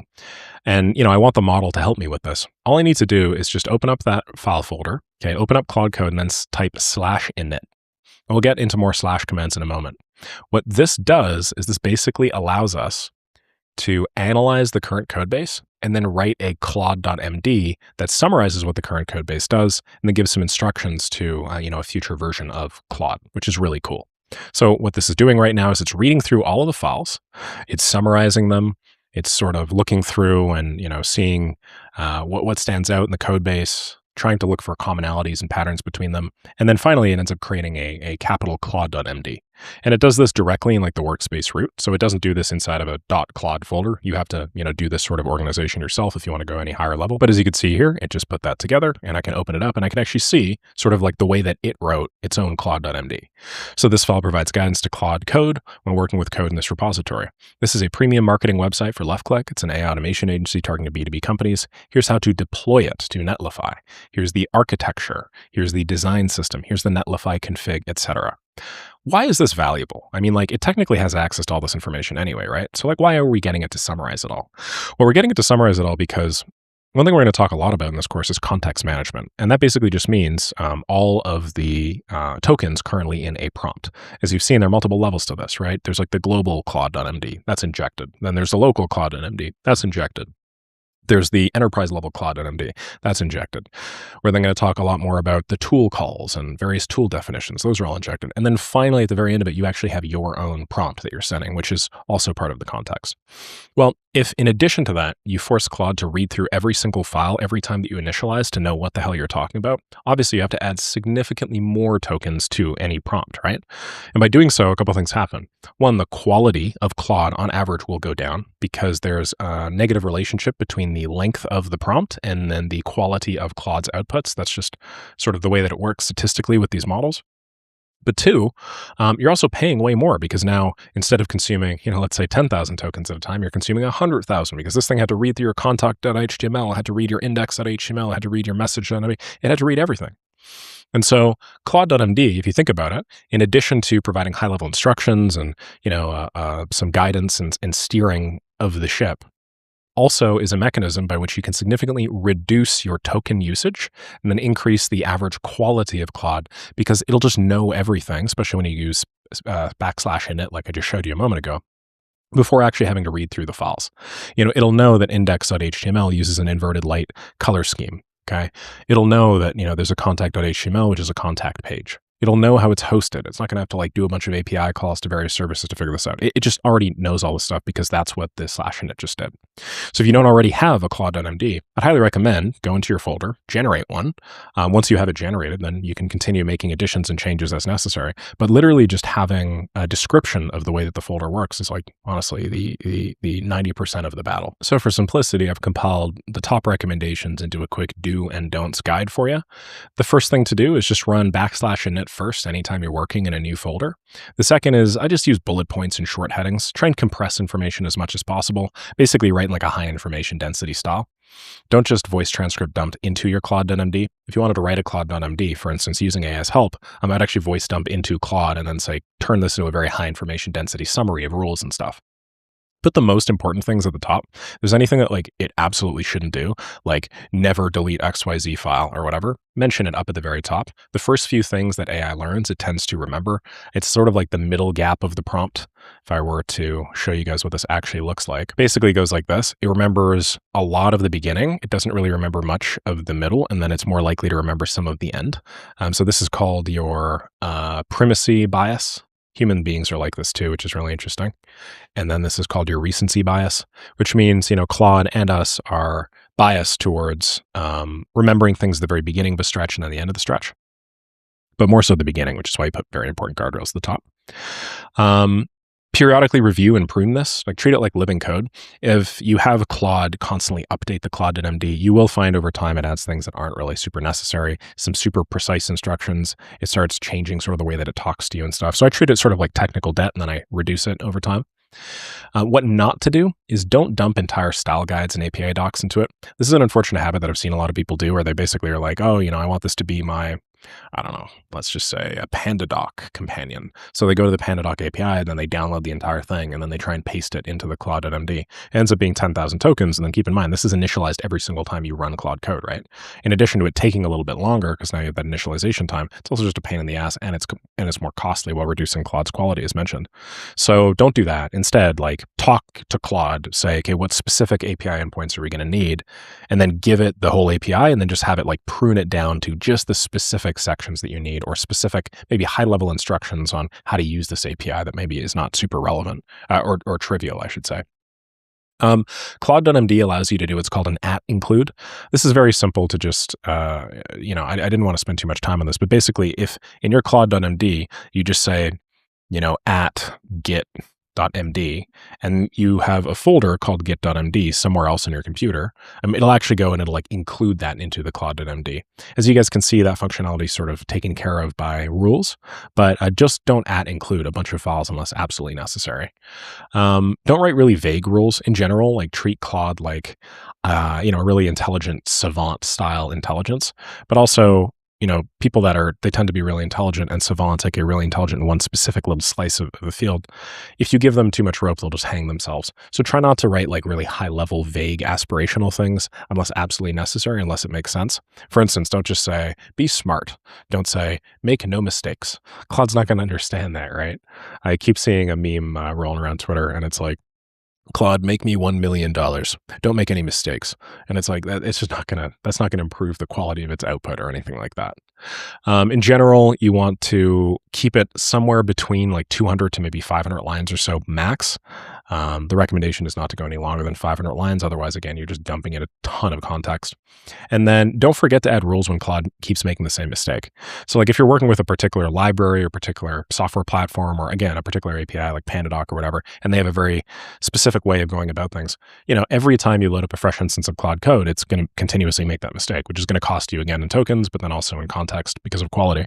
So if you find that it makes a mistake more than 2 or 3 times, tell it, hey, I want you to add this to your Claude NMD so that this would work the next time I run it on a fresh instance of Claude. That's one of my favorite things to tell it. Okay, so these are just some high-level rules. Obviously, there are more. If you want like a really powerful way of finding solid Claude Code tips, and specifically like Claude.md stuff, I actually go straight over to Twitter/X, and then I say, compile the last month of high ROI Claude.md writings. What are the best things to include? Because this technology moves so quickly, rather than me, trying to like tell you guys to always include a certain snippet of text in your Claude.md, basically I just have it go through the last month of Twitter posts. After a moment, it'll tell you the most useful high ROI insights and patterns. Grok obviously is X's model. They have access to all Twitter posts. And there's some extraordinarily intelligent people on here that basically live inside of Claude Code. So I get most of like my advanced tips from them. And yeah, there's a lot of instructions and advice here given in just the last month or so. Okay, now that we've talked about the Claude.md, let's talk about a few additional features that not a lot of people understand they have access to inside of Claude Code. The first is this concept of auto memory. So basically, in addition to the Claude.md, there is an additional tiny little file that's injected at the top of every session. And you'll find that Anthropic and the developers of Claude Code do a lot of these injections. It's not just the Claude.md, and it's not just this memory file, which I'll talk about. They have a lot. Tool calls, definitions, lots of stuff. So the way that memory works, basically, is if you tell Claude something in one instance, and then you tell it to remember it, it'll actually write it to this memory file. And then in another instance, when you pull it up, this is like a global memory file, it'll remember you. So if I open up Claude Code again, and down here I say, I don't know, what's my brother's name? So try and ask it some, let's say, personal information that I want it to find out for me. It'll say, I don't know your brother's name. You haven't shared that with me. I say, remember that my brother's name is George.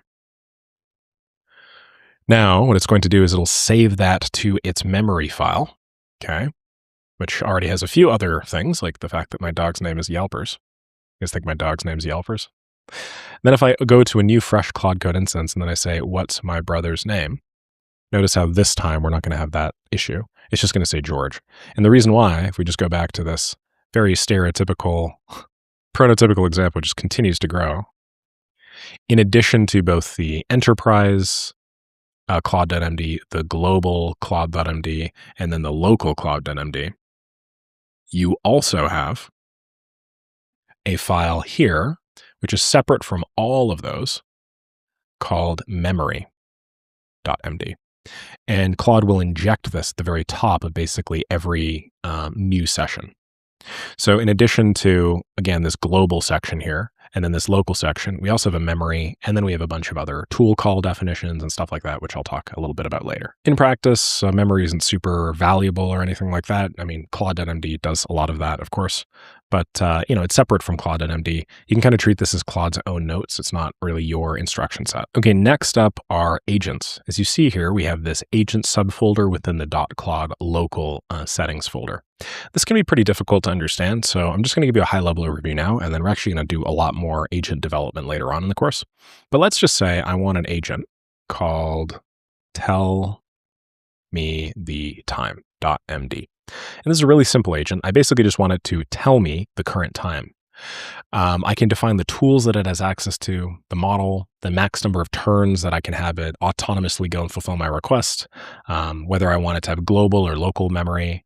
I can give it a little description, a name, and then also down here, just like a brief little outline of what it is that I want to do. And so in this case, hypothetically, I'm just saying this is a time teller. I basically want my big agent to talk to my smaller agent and then say, hey, what's the time? Very simple and straightforward. So I'm actually going to open up a new session here, and I'm going to say, what time is it? Use my agent. And if you haven't already seen the sub-agent tool call, looks a little bit different from what you guys are probably used to. Notice how now we're opening up this task called tell me the current time. And what happened is we see this little in input. What this is this is our main agent talking to a sub agent. And so this main agent basically said, I see that Nick said, what time is it? And he asked me to use my agent. Let me check all of my available agents. It then went through the agents folder, found that there was an agent called tellmethetime.md, and then said, oh, I see, there's an agent here that can tell me the time. Since Nick asked me for that, this is obviously the one that he wants me to use. It then creates a task called tell me the current time, and then sends the new agent a message saying, hey, Nick wants to know the current time. Please determine the current time and report it back. Then at the very end, it says the current time is 2:23 p.m. MT. Anything else the agent wanted you to tell me? Yes, it greeted you with a howdy partner, and then it gave me a little cute cowboy emoji. The reason for that, obviously, is because down here, I said also say howdy partner. And so you can have agents for a million different things. In general, one-off functions like tell me the time aren't really that valuable because, your parent agent can sort of already tell you the time for the most part. But there are a couple of agents that do make sense. And so if we split this into parent and then the variety of different ways you could call this. It used to be master slave, by the way, which, had a bunch of issues. They had to change it. Now it's kind of like parent agent and then child agent. But if you think about it, there are a few agents that actually make sense. The first agent that makes sense is, in general, having some sort of research subagent. The reason why is because the way that agents work is they're spawned with their own context. And so this agent down here that we just spawned has no context aside from just this input. It literally, the only text inside of its prompt is the user wants to know the current time. Please determine the current time along with, the high level instructions that we defined and tell me the time. That's literally all that it has. That's its whole claude.md essentially. And so because of the separation of context, if you want to keep the total number of tokens that you use as low as possible in the parent agent, which is usually the smartest one, like the one that you're paying the big API token usage and stuff like that for, instead of trying to fill in 100,000 tokens of research when it goes on the internet and it looks up trends, and then it goes, checks out Google Analytics, and then it goes, pumps things into, DuckDuckGo. Instead of filling or polluting all the context of the parent agent, what you do is you basically just say, hey, go research XYZ and tell me a summary. And then it will go pollute all of its own context window, get it super long, might use 50 or 100,000 tokens, which is why a lot of people use the Sonnet model series at the time of this recording for that purpose. And then the only thing that actually makes it back to the parent is just that summary. So down here, this could use 100,000 tokens, right? But then the tokens that it transmits back might only be, 2K or something, which is, if you think about it, a cost savings amount of 50 times. We're literally 50 times cheaper than whatever the parent cost would have been. And then we also get to use, a lot of cheaper sub models and stuff like that, like Sonnet, like Haiku, and so on and so forth. So research is really, really good. And that's one sub agent that I would almost always create. I'm actually going to show you guys how to create one later for your code and then also for other automation purposes. Another one that I really recommend is basically having a reviewer agent. The way that the reviewer agent works is, in contrast with the research agent, it having no context is actually the whole point. So basically what happens is this parent writes a bunch of code, right? It's like your index.html, or as we're going to see, it's going to be Python scripts or whatever the heck. It's just going to do a bunch of code for you. And then after writing all that code, okay, its context is now really biased towards the way that it wrote that code. Basically, if you think about it, there's 10,000 tokens, and all of those tokens are hey, I should write the code this way because of whatever reason. Well, if you want it to write really, really good code, a lot of the time what you have to do is you actually have to give it to another version of itself with no context, and then just say, hey, this is the code. Knowing absolutely nothing, do you think this is good code? And if the answer to that question is yes, then obviously it's a good code. But if not, okay, what usually happens is when you do this, when you spawn a new agent and then give it the code, it'll say, it's kind of weird that you wrote it that way. Why did you write it that way? And then the reason why is because the initial version of Claude, as mentioned, was just really biased because it had just done all this thinking and stuff like that. And so, they do this in big enterprise and stuff like that. You do what's called a code review where, a programmer writes some big, long function or some cool tool or creates a nice app. And then they're so biased about the way to do things because they've just spent 10 hours, hammering a particular method or a particular approach, that when they give it to a code reviewer, Okay, another human being, the guy looks at it and he's like, what the hell is this? Why did you do it this way? You could have done it way easier with another way or whatever. Or, hey, I noticed that your security is kind of off. So in this instance, what the reviewer subagent does is it basically takes advantage of the fact that it has no input, and then it's able to look at the code with like a totally blank face. And so with this, you basically say, look at the code with zero context or no context and break down plus improve it. And then what it'll do is it'll take all of the code. So it might feed in, like 10,000 lines or something, and then it'll return just the changes to the parent agent. And then, this might be, again, like 2K tokens or something. And the parent agent will do the changes because it's usually smarter. And then, now your code's way higher quality. Finally, one that a lot of people are using is sort of this middle one here, which is like QA/testing. Now, this is more of like an advanced programming thing, but basically, in order to determine whether or not a piece of code works or a tool works or a piece of software is like good, typically you can develop a bunch of tests and then you can subject your tool or software that you just created to these tests to figure it out. Now, obviously your parent agent can do this, but this is just something that would pollute the context and be tremendously costly, both in terms of tokens, but also the intelligence of the parent model. And so typically what people do is they'll break things down into this research subagent, a reviewer subagent, and then also some sort of QA or automated test subagent in big enterprise. And that's how they do like automated testing of their code, automated test-driven development, and so on and so forth, which is similar to what I was doing earlier when we designed those websites, where, we tell it to do the thing, it goes and it does the thing, and then it uses some sort of way to verify that it did the thing correctly. You can kind of think of the QA agent as like a way to facilitate that. It's just with design, it's pretty easy because you just feed a screenshot in and then you look at, the screenshot. And if the screenshot's good, then you're good. With, back-end development, obviously you need a way to determine, hey, is the thing that I said that it should be able to do actually happening? Last but not least, we have skills, which were previously referred to as custom/commands. Now, skills are pretty great. Skills basically allow you to automate a vast majority of, I want to say, like the day-to-day knowledge work that you may or may not be doing, especially when you pair it with tools like Excel or Google Sheets or whatnot. Now, I came up with this idea of directive orchestration executions. It was this framework that I put probably about like 4 or 5 months ago, just as Claude was figuring out how skills worked and stuff like that. And they've since created skills, which I think is actually a much better alternative to my DOE framework. So I just use skills now. But basically what these things are just like subagents. These are high-level instructions that you can give to the parent agent, okay?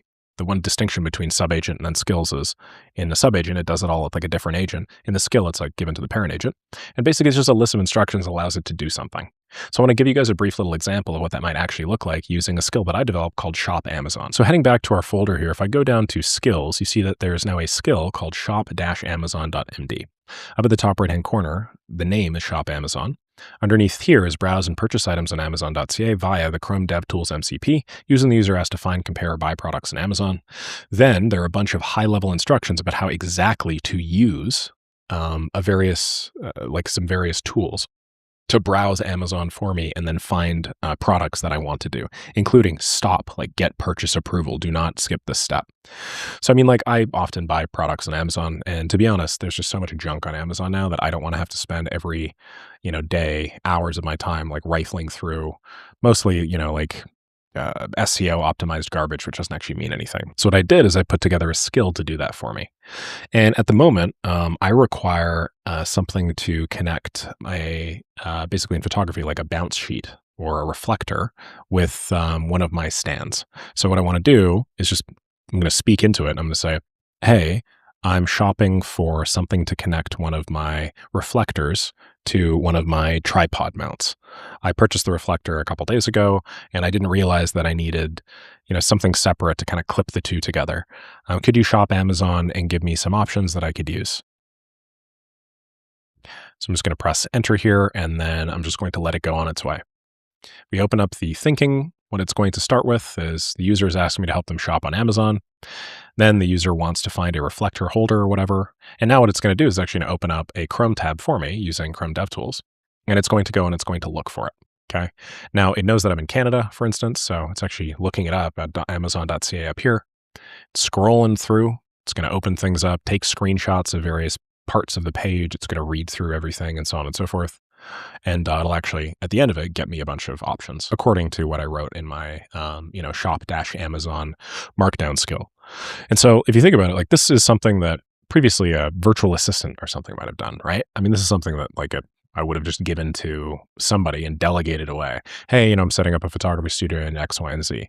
Well, now I can actually just write a skill, a high level skill that teaches it how to use Amazon. And then once it goes through Amazon and, finds me the products, then just gives me like a big list of things like this. So what I can do now is I could say, hey, I want to buy X, Y, and Z, and then it can go and actually buy it for me. Obviously, I recommend if you guys are like making purchase decisions with Claude Code, this isn't really something I'd 100% automate. Maybe I'd have it add all the products to cart, and then I'd say, okay, give me the page so I can review it and then purchase it myself. But you can automate this about as crazily in detailed as you want. What we've done is we basically made an API out of Amazon, and they don't have one specifically because they don't want everybody to. With Claude Skills, you can do something like that super easily. The variety of other skills that you can create, this one's called Upwork Scrape Apply. I have a bunch that do lead scraping for me more generally. I have skills that automate the process of sending welcome emails to new clients. I have skills that automate the process of building their deliverables.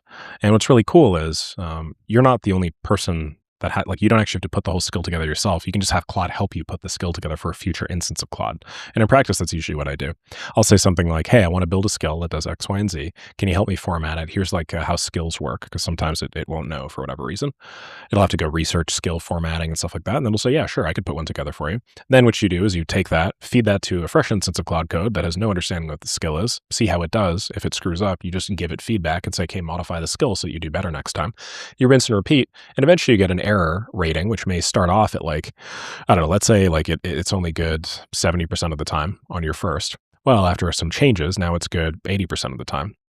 Then after a couple more changes, now it's good 90% of the time. And then eventually, I want to say you can get to 98 to 99% fidelity and accuracy, which in any sort of knowledge field nowadays is more than enough. I'd say most human beings screw up more than 1 to 2% of the time. So we'll cover a little bit more about skills and how to create them, how to take pre-existing SOPs and workflows and stuff like that and convert them into skills a little bit later on. But for now, just know that they're there. Okay, so most everything the year has now been covered. We talked about Claude. We've talked about the Claude.md. We've talked about the local. We've talked about the agents folder, the skills folder, the rules folder. We only have a few things left, like there's MCPs to talk about, but now's not a good time to, so I'm going to push that off to later. And then also the settings.json is a good thing to mention, but since this deals with hooks, I'll also talk about that later. You're now at the point where you understand, I want to say, 90% of the internal workings of Claude Code. You understand the file structure, the organization. You understand the highest ROI way to build anything, whether it is a simple website or something more complex like a full stack app or an automation.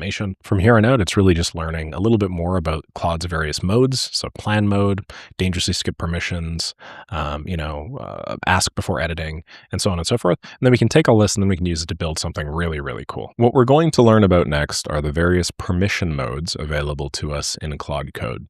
Now, just so we're all on the same page here, when I say permission mode, what I'm referring to is this little button down at the very bottom of the GUI. And you can toggle through this button pretty straightforwardly and easily. And as you can see here, when we do, we get 4 main modes. The first is ask before edits. The second is edit automatically. The third is plan mode. And the fourth is bypass permissions. I should note that you're not actually going to get bypass permissions right out of the gate here, at least not as of the time of this recording. So I'll show you guys how to enable that yourselves. So we're going to run through each of these as well as some extras. And then at the end of today's module, we're going to focus significantly more on plan mode. I'm going to walk you guys through how plan mode works, why you might want to use it, and then ultimately how to use plan mode to build something that I've personally been wanting to build for quite a while. So we're going to do it interactively together. So permission modes control how your agents handle permissions. You also give the current permission mode to any sub-agents that you employ, which is going to be pretty important for later. Now, they tend to inherit the permission context from the main conversation, but there are a couple situations in which they can actually override the mode too. For now, I just want you to pretend that all we're talking about are our current top-level agents. We're not focused on any sub-agents or any additional functionality, nothing like what we just talked about earlier. So we have default. Default is standard permission checking with prompts. If you guys remember down here where it says ask before edits, you guys can think of this as basically the default. Okay. And so the default setting is before Claude makes any changes to any files on your computer, it has to ask you whether or not it's okay to do it. And I'll show you guys what that looks like right now by saying, change the title of the project to Nick's Happy Fun Time.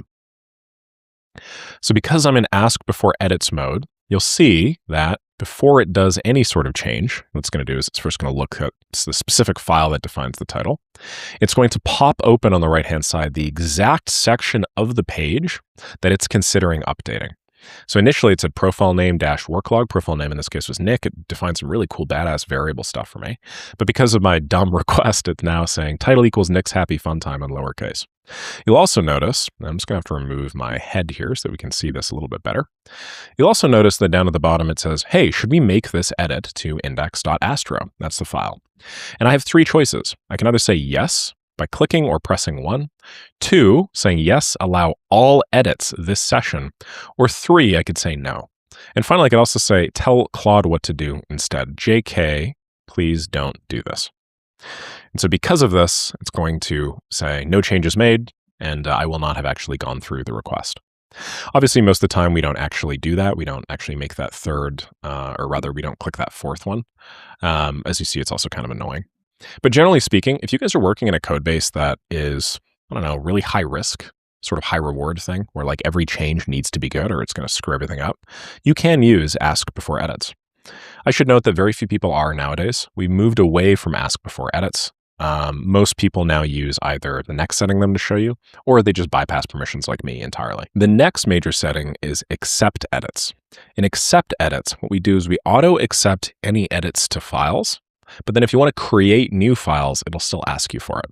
And so going back to our little Claude code page here, we move from ask before edits to edit automatically. Okay, we can now edit any pre-existing files. So what we can do is we could say, sorry, I actually want you to do this.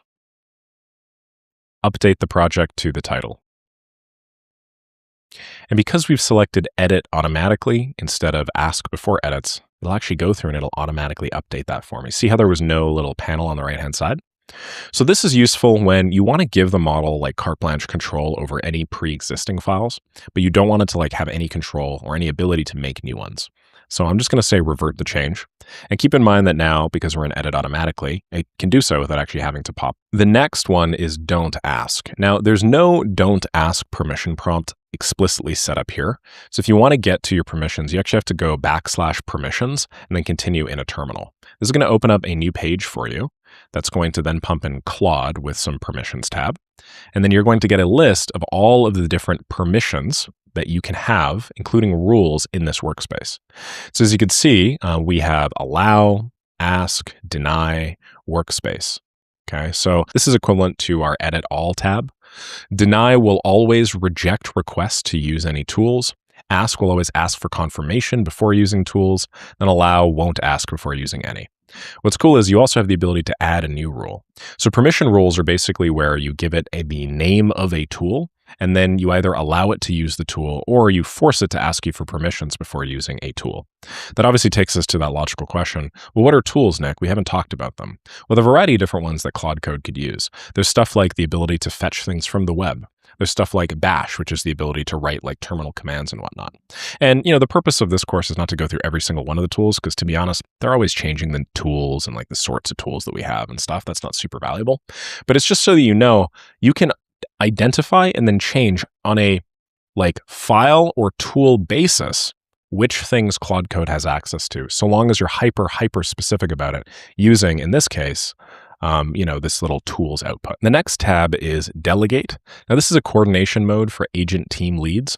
Basically, the Claude Code now has that feature called the agent teams feature, where a single agent up at the top can delegate a bunch of work to a bunch of sub-agents. And so this is the permission that the agent team lead is given, which basically allows them to delegate tasks, although it's not allowed to do anything aside from just team management tools. We'll talk a little bit more about that later. Then we have bypass permissions. This is what I've been using up until now in basically all instances. Bypass permissions is great because you can do whatever the heck you want. I should note that there is obviously a risk here. There was a case a little while ago where somebody had Claude Code running on bypass permissions. And then I think it was on like a Linux computer or something, where there's a simple terminal command that you could use to basically delete everything on your computer. It's like sudo rm-rl or rf or something like that. I don't remember the exact command. I'm sure Claude would be able to tell you. And basically, because of a misinterpretation misinterpretation of the request, and it did a bunch of research on its own, whatever. It eventually thought it had to run this command. So it ran the command, and it basically deleted all of the data on the person's hard drive. They basically had it bricked, and then they needed to take it in to fix it. I want you to know that these sorts of things are possible, of course. And I'm not a lawyer, so don't sue the hell out of me if this ends up happening to you. But it's very unlikely. In practice, this sort of thing occurs a vanishingly small percentage of the time. And nowadays, with agents getting more and more autonomy in other things, and then more skill and more ability to plan their own work, like we're going to talk about in a moment with plan mode, most people are shifting towards using bypass permissions. Bypass permissions also allows Claude to create new files, not just delete them. That, in addition to editing files, can present a risk. The main risk, if we're just being like business-minded here, is actually you create a bunch of additional files that maybe you don't need. And, because of that, your workspace can bloat over time. So it's pragmatic and pertinent to every now and then just ask Claude Code to go through your files and see if there's anything in the workspace that just isn't required anymore. Realistically, as you guys are going to see when we build this next project, Claude's going to try a bunch of approaches to do things, both on the front end and the back end, although the back end usually much more often. And in doing so, it'll accumulate different libraries that it probably doesn't need. It'll accumulate different files. It'll create temporary JSONs and all this fancy stuff. And as a result of that, if you're not constantly on top of that, you can have a folder that has 10,000 files, and it's all just temp stuff, which slows down your computer and bloats Claude Code. I've done it before. So we'll talk a little bit more about context management and how to effectively do that in one of the next modules, but I just wanted you guys to know that for now. In terms of how to set up bypass permissions, it's actually non-trivial to do this. And if it's the very first time that you're setting up Claude Code, you won't have access to that. So head over to the Extensions tab, get down to Claude Code for VS Code. You're going to want to click this little gear icon, then go to Settings. That's going to open up this tab over here. I'm just going to move it over to the middle so we could see. You'll notice that one of the first settings is Claude Code allow dangerously skip permissions. So it'll recommend this only for sandboxes with no internet access. Obviously, mine has internet access just fine. So, accept this at your own risk. But if you click this button, you will now have access to it down below. There's a few other settings here like Claude Code autosave, enable new conversation shortcuts, disable login prompts, and so on and so forth. I don't really use or change any of these in practice. Okay, and then finally you have plan mode, which is going to make up the bulk of what we're talking about next. Plan mode is read-only exploration, which basically means Claude Code can research things using web tools, so it can go on the internet and find things out for you. It can read through all the pre-existing files in your directory. It can also reason from first principles, and it can kind of use its own intelligence to figure things out. And then it can basically take all of this and put this into a plan document before presenting it to you. Now, plan mode is awesome, and I use plan mode all the time, and basically anytime I'm doing any sort of build that's more complicated than a simple design. The reason why it's so good is because instead of acting, which in the real world takes a lot of time and energy to both do and then undo, all plan mode does is it just researches all the factors involved in the build before doing it. If you work in this theoretical plan space and not the actual space of the build and all the libraries and all the code, you will save many, many hours of building over the course of just the next few days, and probably tens and hundreds of hours over the course of a lifetime of using this tool. A minute of planning saves you 10 minutes of building. It's just super high leverage, and I'd recommend it. So imagine two possible scenarios for me. In the first scenario, you build something with Claude Code. Then you test it, and then you realize that there's some issue with it. Maybe you're building a simple web app that, upon login adds some numbers or credentials to a database. So you've done this now, you've realized that it's wrong. What that means is, because the approach is wrong, basically the time that you spent building, while not completely wasted, a big chunk of it is wasted, okay? So not only have you spent the 15 minutes to build the thing, not only have you spent the 5 minutes to test the thing, you also have to rebuild the thing, which can take 15 minutes multiplied by however many times you have to continuously test and retest. That means that the total amount of time it takes you is 35 minutes, plus a fair number of tokens, which not a lot of people talk about, but this can obviously eat into costs. That is scenario one, and this is the build without plan approach, okay? Now in scenario two, which is the build with plan, what you do is you spend your first 5 minutes just planning something super in-depth with Claude Code's plan mode. Somewhere during the plan, because we're building a super granular line item scope here. We're looking at all the tools and we're looking at the objects and whatever the heck. There's a lot that's going on under the hood. Because we're doing that, Claude Code realizes that it won't work halfway through, and then just recreates a better plan that does it. The total amount of time it takes for you to get to the building is just 5 minutes plus 5 minutes, 10 minutes. And then maybe your actual build time now, because it's so much better and faster and stuff like that, is only 5 minutes or 15. So if you think about it, like not only have we saved 20 minutes on a single build, we've also done so with significantly fewer tokens. What that means is it's much better to like do all of your work here, basically during the planning of the spec. And this is true not only from Claude Code, but any sort of programming or really any sort of project development, as opposed to here, which is like where, your machines are actually building this thing, like this fantastic, amazing Lego block-based construction. I'm just going to pretend that like we're building some sort of building or pyramid here, right? Because, if you screw this up, what that means is now you have to knock all these Lego blocks down and then you have to rebuild it from scratch all over again. So better to go off the blueprint or the architecture diagram or whatever and make changes there than in the physical world. The physical world incurs a fair amount of real costs. By the way, I know we're working the virtual world here, but it's the same thing as like planning a construction project, right? You plan construction projects that you don't run into a situation where you don't have enough materials on site and you're like, oh my God, I got to freaking stop everything for the day and go find some. So how do you actually use plan mode in reality? Well, what I want to do next is I want to use plan mode to build out a pretty complicated project. This project is going to basically be a full stack web application. It's going to have a front end. It's going to have authentication and like an interface where you can log in. And it's also going to have a back end. And we're going to build it in just a few minutes. The specific project that I'd like to build today is basically a proposal generation platform. I want to automatically be able to generate proposals, high quality sales documents that I can then send to prospects through this web interface. I want to do it all natively. And I basically want to rebuild the functionality of, like DocuSign or like PandaDoc. I want there to be all the bells and whistles on it. I want there to be like the ability for people to sign, but also to like pay. I want to have my own little login screen so that I can give it to my clients and then maybe my colleagues, and I can obviously also use it myself. I want to, have like a couple of templates that I produce based off of. And basically end to end, I want to build a freaking app today. This is much more complicated than just a simple landing page, right? So how am I going to go about doing it? Well, the first thing I'm going to do is I'm actually just going to build out what I'd consider to be a pretty straightforward project spec, which is just a list of things that I want this to be able to do. And there's a bunch of different formatting methodologies here and like different ways of doing it. You don't really have to worry too much about that. All I'm going to do is I'm basically going to dump everything in via voice transcript to a little text tab. And then I'm going to feed that into Claude Code and have it actually format that into a specs document for me. So I'm going to open up my voice transcription tool and get after it. My goal today is to build a proposal generation platform.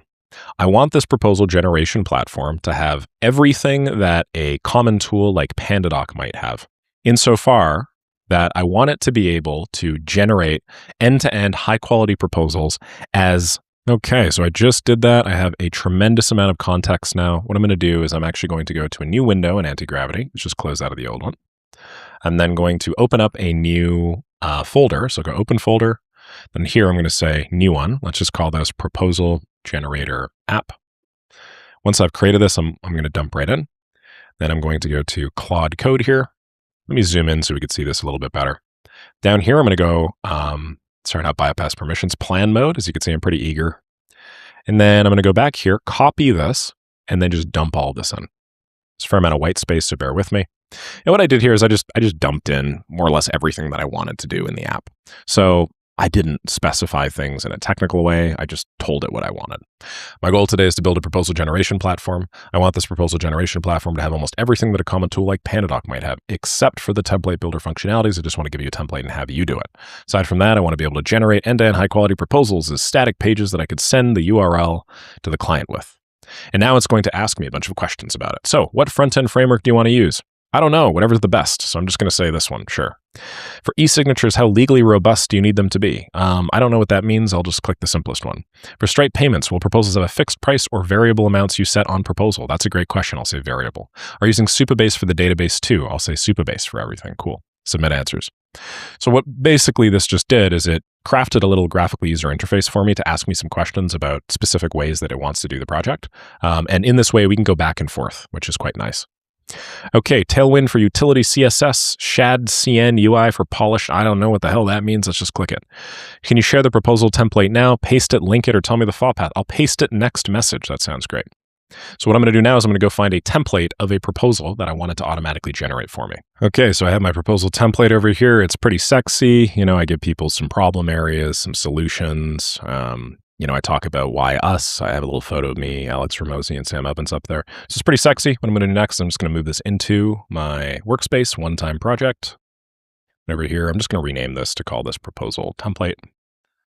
That's okay. And then over here, I'll say, great, it's in proposal template.pdf.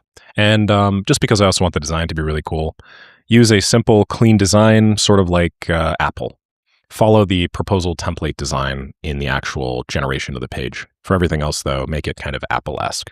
Okay, next up, it'll read through my proposal template and then think up what to do next. And now it is generating a plan for me. It's figured out the 9-page proposal document. It's designing some detailed implementation thing with all the information, the user flow, and so on and so forth. What's interesting is it's giving this to a sub-agent. You could see because it's using the task feature, which is basically coded sub-agent language. As you can see, there's a tremendous amount of information that it's going through in order to generate this. It's also doing some research, like looking up things from PandaDoc, just because I referenced it. Okay, and at the end, it's now finished the final plan file. So what I'm going to do is I'm just going to scroll through and then read it for myself. It's very comprehensive. Proposal Generator Platform Implementation Plan. We're going to build a PandaDoc-like proposal generation platform for left-click. Users will sign in, create proposals via AI, and share public URLs with clients. Clients will view, sign, Canvas signature, and pay. The proposal page will follow the provided PDF template design. Also, the app is Apple-esque and minimal. Here's the tech stack. I don't know what most of that stuff means, to be honest, and I'm not going to worry about it. Proposal template sections, cover your problem areas, your solution, why us, our team, what working with us looks like, what you're investing, contract, signature, payment. Database schema profiles. I don't know, again, what the heck this means, so I'm not going to worry about it. And then over here, we have a bunch of routes, API things, file structures. As somebody that is not a developer by trade, I'm not going to focus too much on that stuff. But it looks like when people sign in, they hit login, then there'll be a dashboard page. When they create, they'll click New Proposal, which will go to dashboard/new. There'll be a few form fields to fill out, like brief description and pricing rows. They'll submit it, that'll call Opus, and then we'll generate them. And then in order to copy, we just copy this URL and send it to the client. That looks pretty clean to me. I'm sure it's not going to be perfect, but yeah, why don't we give it a go? So what I'm going to do is I'm going to auto accept. And I know just because I've done some things before with this tool stack, Supabase specifically, I'm just going to go through and I'm going to set up a Supabase account while it's running me through all of this stuff. That way I can kind of, double up on the time. While this does some work for me, I can go and do the Supabase stuff. So Supabase is a simple database, basically just handles like the logins and also handles like the generation of records and stuff. First thing that you would want to do if you were doing something similar is you just log right into Supabase, set up a new account if you don't already have one, and then start your project. I'm doing this for free, so I just started one called proposal_generator. And then I'll click on it, which will take me to the project. Somewhere on the left-hand side here, we have API keys. API keys are basically just what we want to give to this so that it just does everything for me. So let's see here. We want to give it all keys. So I'm just going to go copy API key.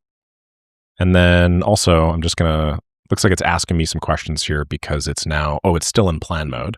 So keep in mind, we want to go to bypass permissions mode now, because instead of having to ask them every 5 seconds for things, I want this to be able to proceed.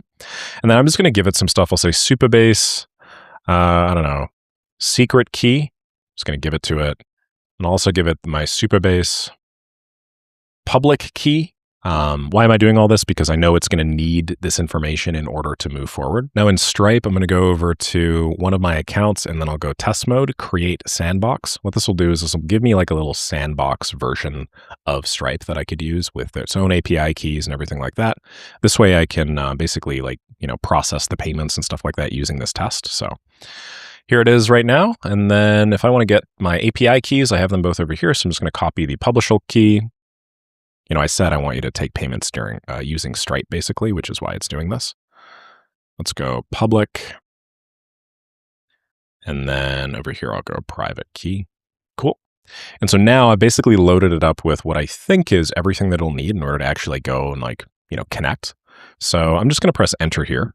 In case you guys didn't know, when you press enter, what you do is you basically queue up another message. So when this is done with all of its tasks, it'll now have access to all of my keys and stuff. So now that it's done that task, it's going to create all the files and it's just adding all of the information and stuff like that. Looks like we have the Supabase anon key. I think that might be something else that we need. So I'm going to have to find that information out. It'll ask me to do this in a moment, so it's not that big of a deal. As you see here, it just got my API key, so it's going to update the env file. And then at the end of this, it's probably just going to ask me hey, can you also include X, Y, and Z? Now I could have, of course, just asked this thing to start building for me. I could have just given it all the specs and said, go for it. But the planning that I did not only improves the probability that it'll be able to do this on a quote unquote one shot, but it also improves the token efficiency because it's not going to be exploring 10 different approaches at the time of building. Instead, it has like a document it can refer to. And that's kind of interesting, but human beings sort of do better that way too, right? Like if they're in a business and then you give them an SOP, standard operating procedure, or you give them a checklist or something, or you give them a simple 3-step rule they always have to accommodate, they're much, much more likely to actually use those rules. So AI is the exact same, at least as of the time of this recording. And if you give it like a scratch pad, like a to-do list, like a checklist, usually quality improves significantly compared to if you just have it try and YOLO stuff. Really showing my age with that quote. So this isn't at all related to the course, but check this out. This is a cool salmon marinade that I just made that I'm about to cook while Claude 4.6 was doing all the work for me. So oftentimes, during the protracted building of a plan, I'll just step out and I'll like do some meal prep, or I don't know, sometimes if it's really long, I'll go hit the gym. And by the time that I'm back, okay, this thing is either still working or it's just wrapping up its completion. I think right now we're like 6 or 7 minutes in. But what's really cool is you can parallelize your work. So obviously this is all about being productive, but there is also sort of like a time management component to this as well. Like after you do a plan, and we're building a real big full stack app here. This is not a trivial enterprise. After we do that, like we're going to have to wait a few minutes. So, you can just set this aside. The value that this thing is going to get just having me just watch it is quite low. You can absolutely just set this aside, let it continue the building, and then come back either when it's done or when you hear that little hook chime go off, which is personally what I use to make sure I'm always in the loop. Anyway, I'm going to go marinate the salmon, and when I come back, this app should be done. Okay, so 3 or 4 minutes later, I just got back, and I see that it is now good to go. It's just asking me for a few things. Supabase project URL, which I'll find, my Anthropic API key. I need to run an SQL migration, give it a Stripe webhook, then ultimately deploy to Netlify.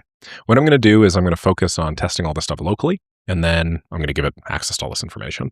And then after I'm done, I'll do the pushing and the deploying, and I'll run you guys through what that looks like. Keep in mind, you don't need to have any computer programming experience to do this. I mean, I didn't really give it anything that was programming specific. I just gave it a bunch of needs. And while, of course, it went through and did a bunch of things that were most definitely programming, I wasn't really a part of that, which is quite valuable. So I'm going to go find this information. I saw your next public Supabase URL, and then my Anthropic API key. Okay, so I see it says reference using APIs and URLs, this project ID. So I imagine that's probably that. I'll say project ID for Supabase is here. And then Anthropic key, I'll just sign into Claude real quick and grab. Okay, so then I'm going to grab this. And then over here, I'm just going to call it proposal generator app. And so I'm going to give me a key that I could use to copy. And no, you can't steal this from me because I will have deleted it right after this. Nice try, folks. You'd be surprised at how many YouTubers don't, which is hilarious. Like half of the YouTube API keys that you see still work like 6 months later. Be careful, fellow YouTubers. Run the SQL migration is next. So paste the contents of this thing into your Supabase SQL editor.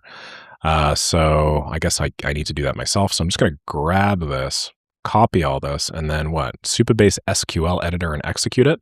Okay, while I'm doing that, I'm just going to give it this. And then where do I get that? Supabase SQL editor. Okay, there's one right over here. That looks like it. No clue what the heck I'm doing. I'm going to click run. Success, no rows returned. Awesome. I think that's what's supposed to happen. Anyway, we'll see. It'll tell me if there are any issues. Stripe webhook, register this in the Stripe dashboard and put the whatever secret in env varies. I don't know what that means, and I honestly don't think I need to do that. So I'm just going to ask, okay, let's test this puppy locally. Okay, so it's giving me the information. It's also saying that the localhost thing is ready to go. So I'm actually just going to open this up, paste this in, and see. Cool, I got it. So it says I'm going to have to confirm my email. So I don't really like that. So the first thing I'm going to do is I'll say, looks good. If the user email isn't confirmed, don't give it to them in a red error message. That's kind of unfriendly. Just tell them to check their email after their initial sign up, because right now there's no notification with that. And then basically I'm just going to like work through this step by step, page by page. Okay, and the first thing I'm getting is I check my email inbox. I'm not seeing an email, so I'm just going to give it a message telling it, hey, first of all, let them know that they need to confirm their email. Second of all, actually make sure that the email is being confirmed because I'm not getting it upon the sign-in. Okay, and then it gave me the ability to turn off the toggle email, so I'm just going to save that. So we now no longer need to confirm the email. And I'm going to go back here. Okay, cool. And it looks like I'm now into the dashboard. Bottom left-hand corner, we have what looks to be, I don't know, some Next.js stuff, I think. I'm not really sure what this is. Might just be like some developer stuff. On the top right-hand corner, it looks like we can sign out. So let me just try signing out. Cool. And now in the middle, we can create a new proposal. Just says proposals up here. So click create new. Now there's a bunch of information. I like this. So why don't I just go my own information? I wonder if I just generate proposal, if that's going to work. Let's do 1,000, 1,500, 2,000. Okay. And then AI powered sales pipeline. I actually like this. So why don't we do that? The client needs an automated lead generation system that integrates with their existing CRM. They currently spend 20 hours a week on manual outreach and want to reduce this to under 5 hours while increasing qualified leads by 3x. Right now they want to get to 100K a month. Let's do that. Okay. Now for the money shot, let's generate proposal. Click on the button. Don't know what's going on. No clue whether this is working. Generally speaking, when you see a little bar like this with a little circular thing, like this is pretty poor in terms of like user experience because I just don't know if it's working or not. I'm not really sure. It'd be nice if there could be some sort of progress, some way that I could see the thing actually being generated. Or upon clicking this, it'd be nice if I went to a new page. So I think I'm probably going to do that. Hey, I'm not sure if the proposal has been generated. It's been 10 or 15 seconds right now. Could we do some additional user feedback after they click the generate proposal button? Some sort of status, some sort of update. Basically, there just needs to be some way that I know that the proposal is actually being generated, not just hanging all day. Okay, it did end up generating the proposal after a while. It looks very clean, but still, I want you to do this. Okay, so I'm just going to feed that in here. I'm really liking this. I mean, look at the logo even. That's very sexy. Using the same font, nice, confidential. Oof, this is so sexy. Look at that, huh? Wow, I just built a proposal for this. What I'm going to do now is just give it some more feedback. I don't like how the text immediately under your problem areas is really constrained widthwise. You should make that a little longer, maybe 2 times as wide. In each of the sub benefits underneath 01, 02, 03, 04, it's a little too wide now. So make that maybe 75% as wide. Do the same thing with the text under your solution. Under Why Us looks great. I want to have that image of myself, Alex Hormozi, and Sam Ovens in there somewhere. So find a way to include the image in a high quality manner.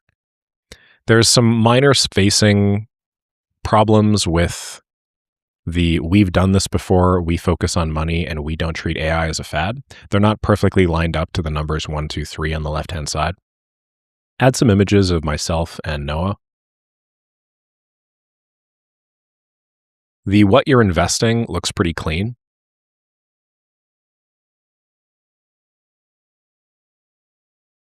But in general, there's a bit of a discord between everything being left aligned and then the service agreement being in white in the middle.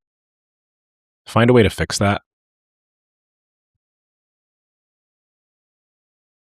Okay, and now there's one more thing I want to do. I just want to verify this works.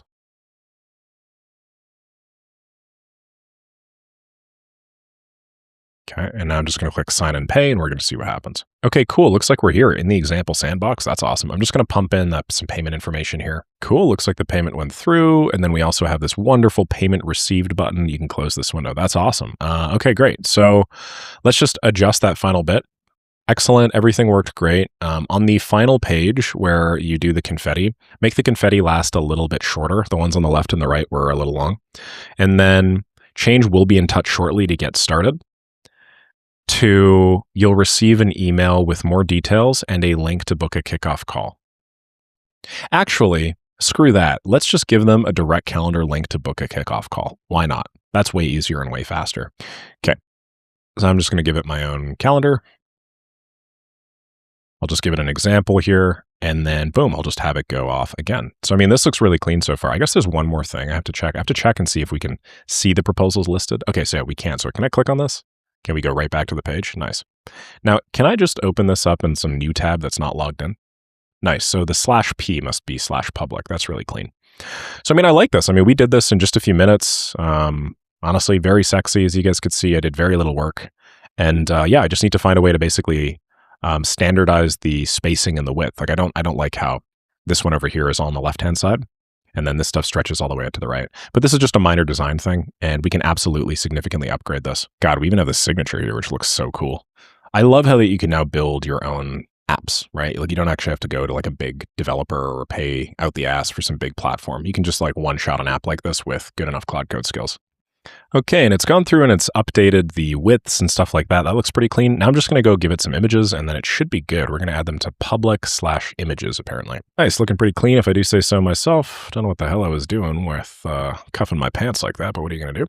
Just looking at what it changed, it made this a little bit wider, but then it made this much, much smaller. So I think what I'm going to do is I'm just going to enforce like the same width across the entire page. That probably makes the most sense. Why don't we just like constrain it so it'll be like here?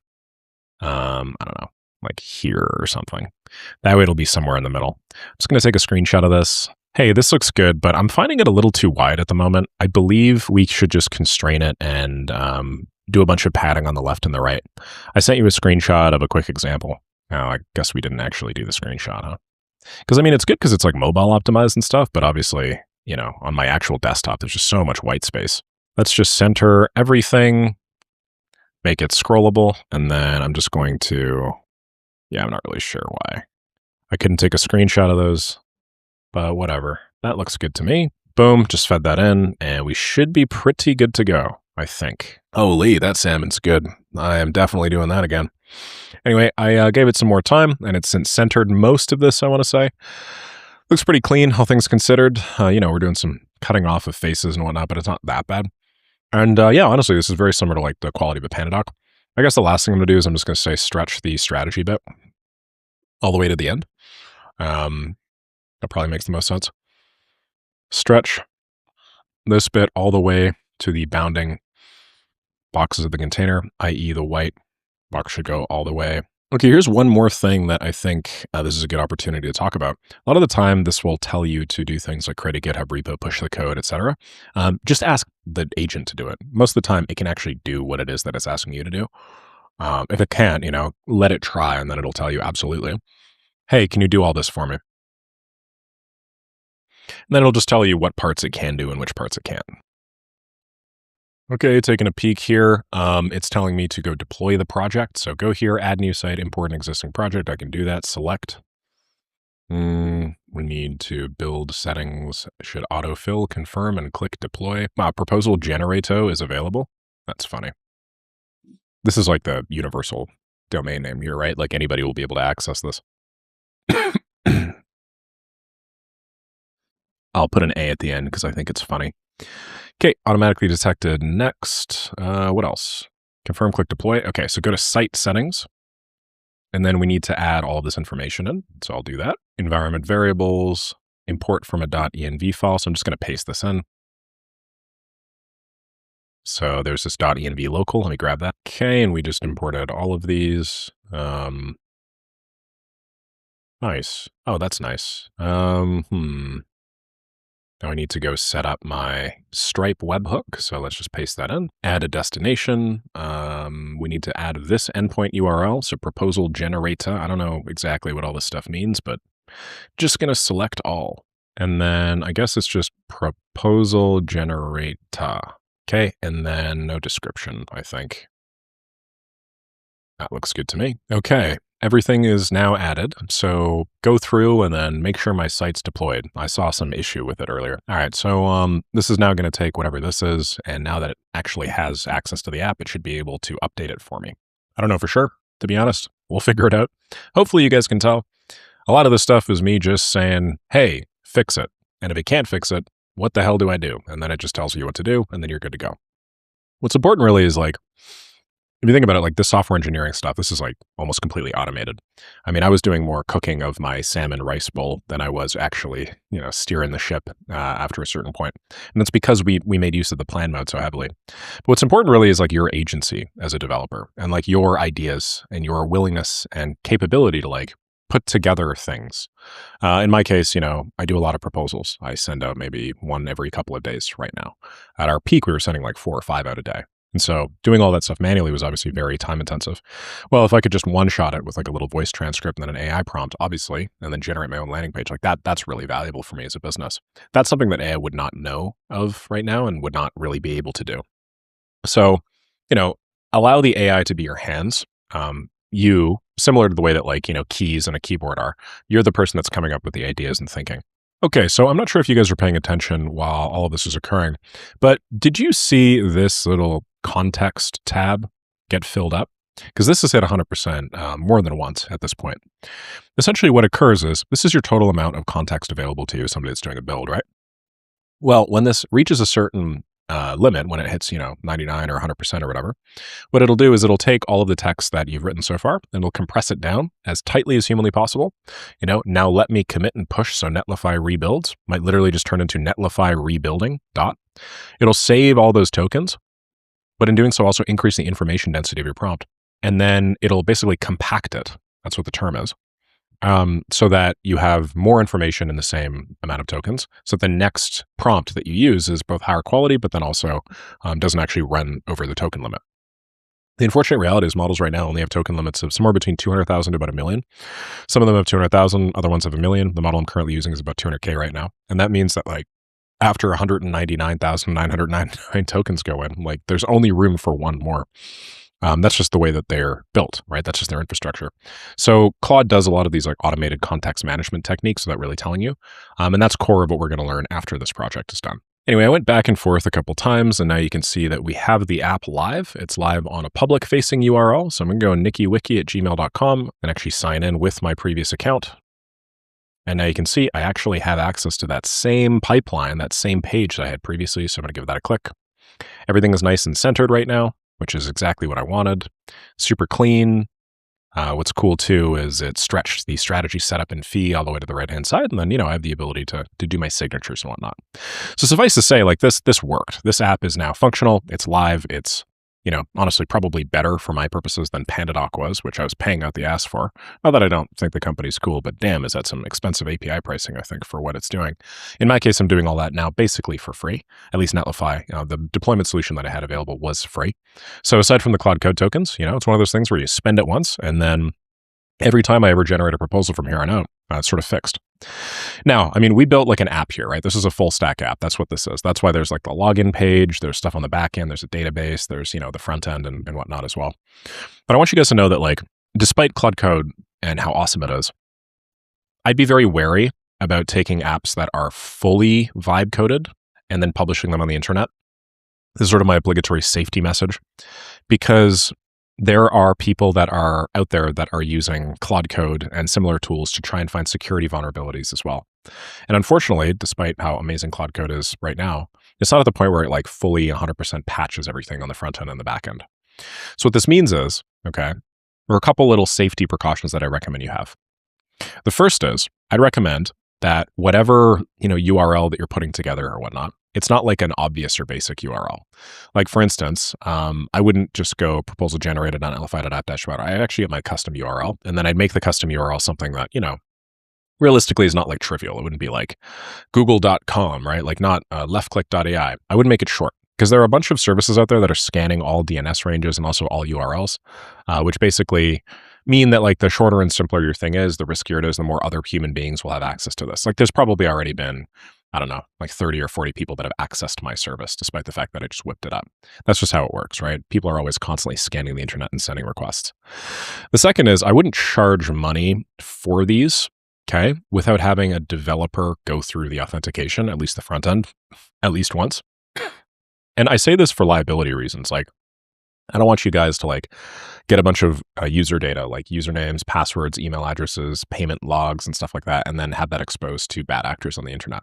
It just isn't really worth it right now. Like if you guys are looking to sell apps with this approach, just pay some person, a few $100s, have them look over your app. Let's be real, the software is not the moat anyway, so you can just give it to them, screw the NDA, and just like have them tell you how to secure your application. Hell, they can even give Claude Code some tips, or maybe like a prompt that you could use to do it almost automatically. But I guess what I'm trying to say is like, despite how compelling it may be to like make these apps public and stuff like that, and then charge people for their usage, I personally wouldn't. I personally only use apps right now internally within my teams or for my clients. I do not roll these things out and then like try and make money from them off the wider internet when like the app store or whatever. I've just seen too many horror stories. We saw Claudebot a couple of weeks ago, at least is the time of this recording, which later turned into Moltbot, which later turned into OpenClaud. It rebranded 5 million times because every frickin' version of it had major security issues, and then people were getting prompt injected and hacked and stuff like that. And I mean, like, there's a fair amount of your reputation that goes with that as somebody in a business context, but also you are playing with fire here. This is like, real human beings, consumer data. So I don't want to make safety too big a part of my thing. It's just Uncle Ben time. With great power comes great responsibility. And hopefully you guys see here, I mean, this took me, 15, 20 minutes realistically end to end. I was obviously making food and whatnot, coming back. I wasn't as efficient as I could have been. But you are certainly wielding great power right now. And if you're going to have other people trust you with their credentials and logins and passwords and everything like that, you need to make sure that, you're not using that power willy-nilly. Next up, I want to chat context management.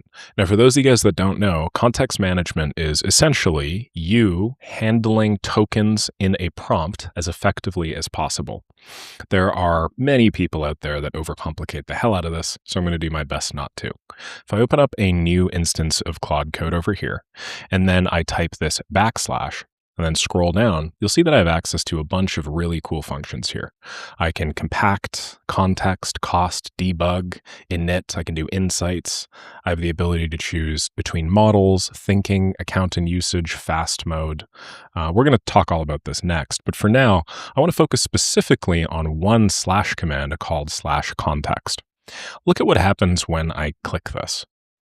If I scroll up and then zoom in a little bit, you can see here that at the very top, Claude tells us essentially what is currently using its context window. For those of you guys that don't know, context window in the domain of AI just refers to the total amount or total number of tokens that a specific model can deal with at once. So if you guys remember earlier where we were doing a build, I said it was about 200,000 for Claude Opus 4.6. That's the model that I'm currently using. There's some models out there like some Sonnet series models that can go up to 1 or 2 million tokens now. But the number of tokens in a context window aren't directly related to the performance of the model.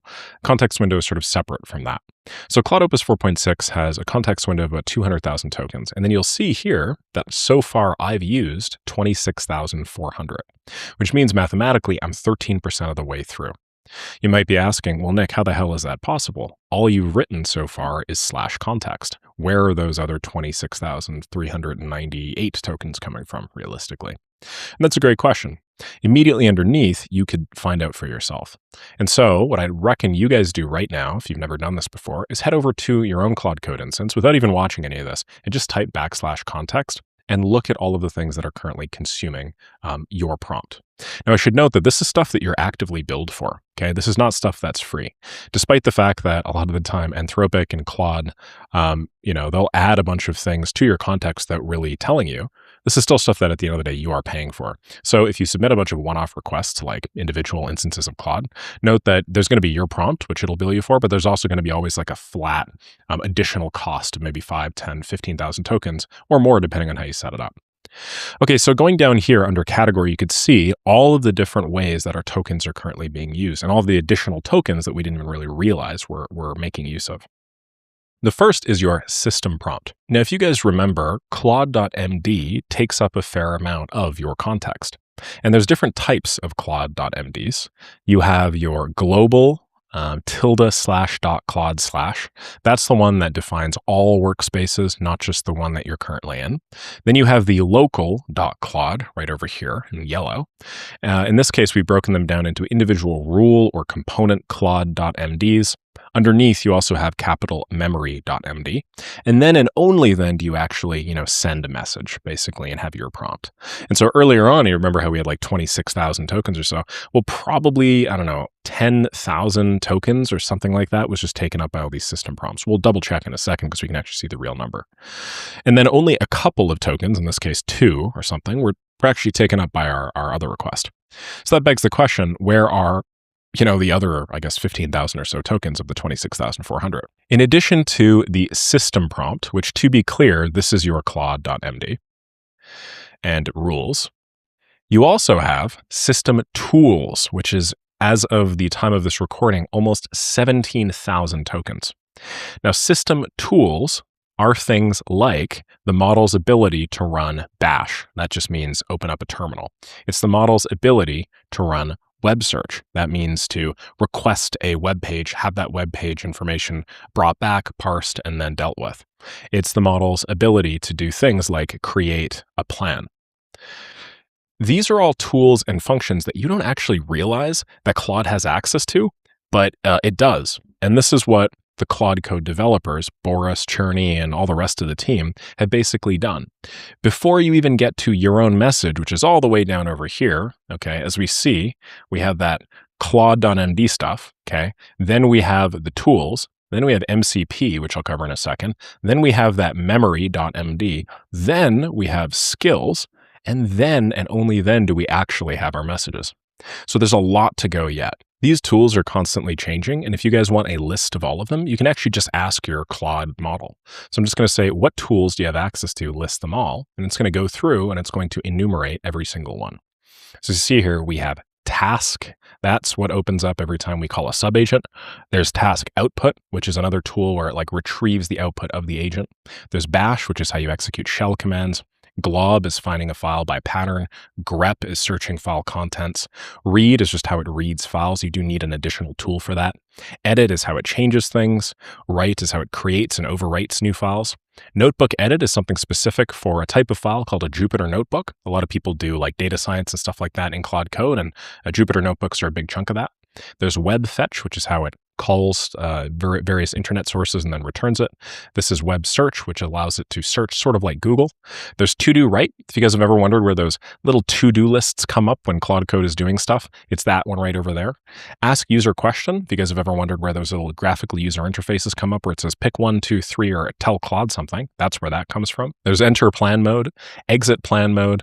There's skill, which is just a meta function, which more or less orchestrates how you call skills. Then there's task stop, which is useful because sometimes Claude needs to stop something that's running.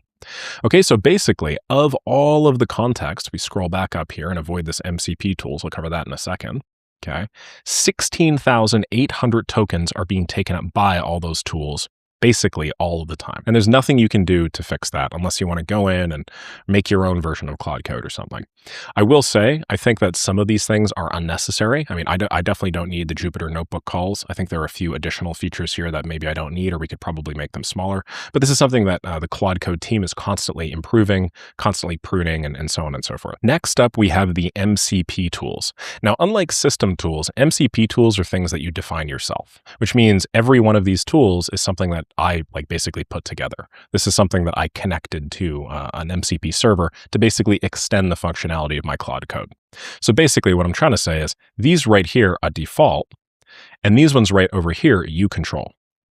And so, as a percentage of my total context, I'm spending 2.8% on customizing my own Claude instance, and then 8.4%, which is the default. Obviously, the default ones are a lot bigger, but some of these MCP tools can be pretty valuable. Issues with some MCP tools are, they're really, really big, as you guys are going to see when I screw around with a couple of crappy libraries. So you have to be pretty selective about how you choose them, and that's what this next section is down here called MCP tools. So, for instance, I downloaded an MCP, a Model Context Protocol toolkit, called Chrome DevTools. This just allows Claude to open my browser. So what I could do is I could say, hey, open a Chrome instance and go to nicksarive.com. If you think about it, the context that I put together here, let me change this and say, great work, go to leftclick.ai. If you think about it, immediately above each of my messages is obviously all of the tools, right? And so what these tools are is they're basically definitions that say, hello, Claude, you have access to the ability to take a screenshot. If you want to take a screenshot, just call this specific tool and it'll do the screenshotting for you. And so this is all above sort of my initial prompt where I say, great work, go to leftclick.ai. And so when I say go to leftclick.ai, Claude knows, okay, like earlier on it said, if a user asks you to go to a website, call this tool. It obviously just references the specific thing. And as you guys could see here, it's navigating, it's taking screenshots, and it's basically controlling my browser right now, which is really cool. So that's an example of a tool that I think is pretty valuable. That said, there are a lot of tools that aren't super valuable, and unfortunately, MCP tends to consume a fair amount of your context if you're not careful. As you see here, there's click, close page, drag, emulate, evaluate, script, fill form, and so on and so forth. I'm not going to cover all these because there's just so many different MCPs that you could use, and each of them have so many different tools. Underneath that, you have memory files. You guys remember earlier when I told you that there was this big like MOD SOMORY.MD. That memory is super straightforward, and in our case, that's only 88 tokens. Not that big of a deal, but it's basically Claude's scratchpad as it works. Next, you have skills. If you guys remember, we had a Claude skills folder in another repo. That Claude skills folder, basically in our case, like, I don't know, browsed Amazon and found something for us. In this one, we don't. So the only thing it's really storing is just the skills definition, which in this case is 61 tokens, expressed as a fraction of the total number of tokens we have available to us, 200,000. You can see that that's not even 0.1%. By the way, as I've communicated and kept talking with Claude, we've accumulated more tokens. So you can see how earlier it was at like 24,000. Well, now we're at 30,600, right? We've gone up from, I think, 13% to 15%. So that'll continue happening as we go on. Next up, of course, you have your messages. And so in our case, we're consuming 2.6% of our entire context window right now just through messages and just through back and forth. This is sort of inescapable or unavoidable, although there are ways to manage your context a lot more efficiently. A couple of ways are speak in high information density ways wherever possible. Obviously, voice transcript tools are kind of against that because they take into account all of your ums and ahs and whatnot. But if you wanted to be really, really efficient, what you would do is you would take your voice transcript, pump it into a cheaper model, one that doesn't cost you as much money, that's in a separate tab, have that summarize it into a very tight request, and then actually send that to the initial Claude agent. And that's a strategy that I've used to manage really small context windows in the past. Obligatory, this is where the conversation with Claude actually occurs. I should note that, I don't know if you guys remember, but sometimes you can ask Claude stuff and then a little thinking tab will pop up. Well, that thinking tab isn't actually included in the messages. You are still billed for this separately, but basically what happens is at the time that you make a request and at the time that the thinking occurs, it sticks all that onto the big message chain and then it uses that to figure out the next thing. So it uses basically this thinking area as almost a scratch pad to figure out more. And then what it does is it collapses it, disappears it, and then it just gives you the answer. And then it pretends as if the reasoning or thinking little section didn't even exist. So don't worry about thinking here, assuming you have extended thinking on. That doesn't really get included, although of course you are still paying for it. And then finally, the bulk of our context is free space, 67.7%, which is good for us. Not really sure why they include that here, but they do. The last thing that you guys need to understand is this idea of an auto-compact buffer. Now, an auto-compact buffer is basically just a certain amount of space that Claude's developers always leave available. And then basically what happens is when you hit that buffer, aka when there's only 33,000 tokens left, it'll automatically compact all of the previous conversation history. Now, this is done automatically, but you can also do this manually by going /compact.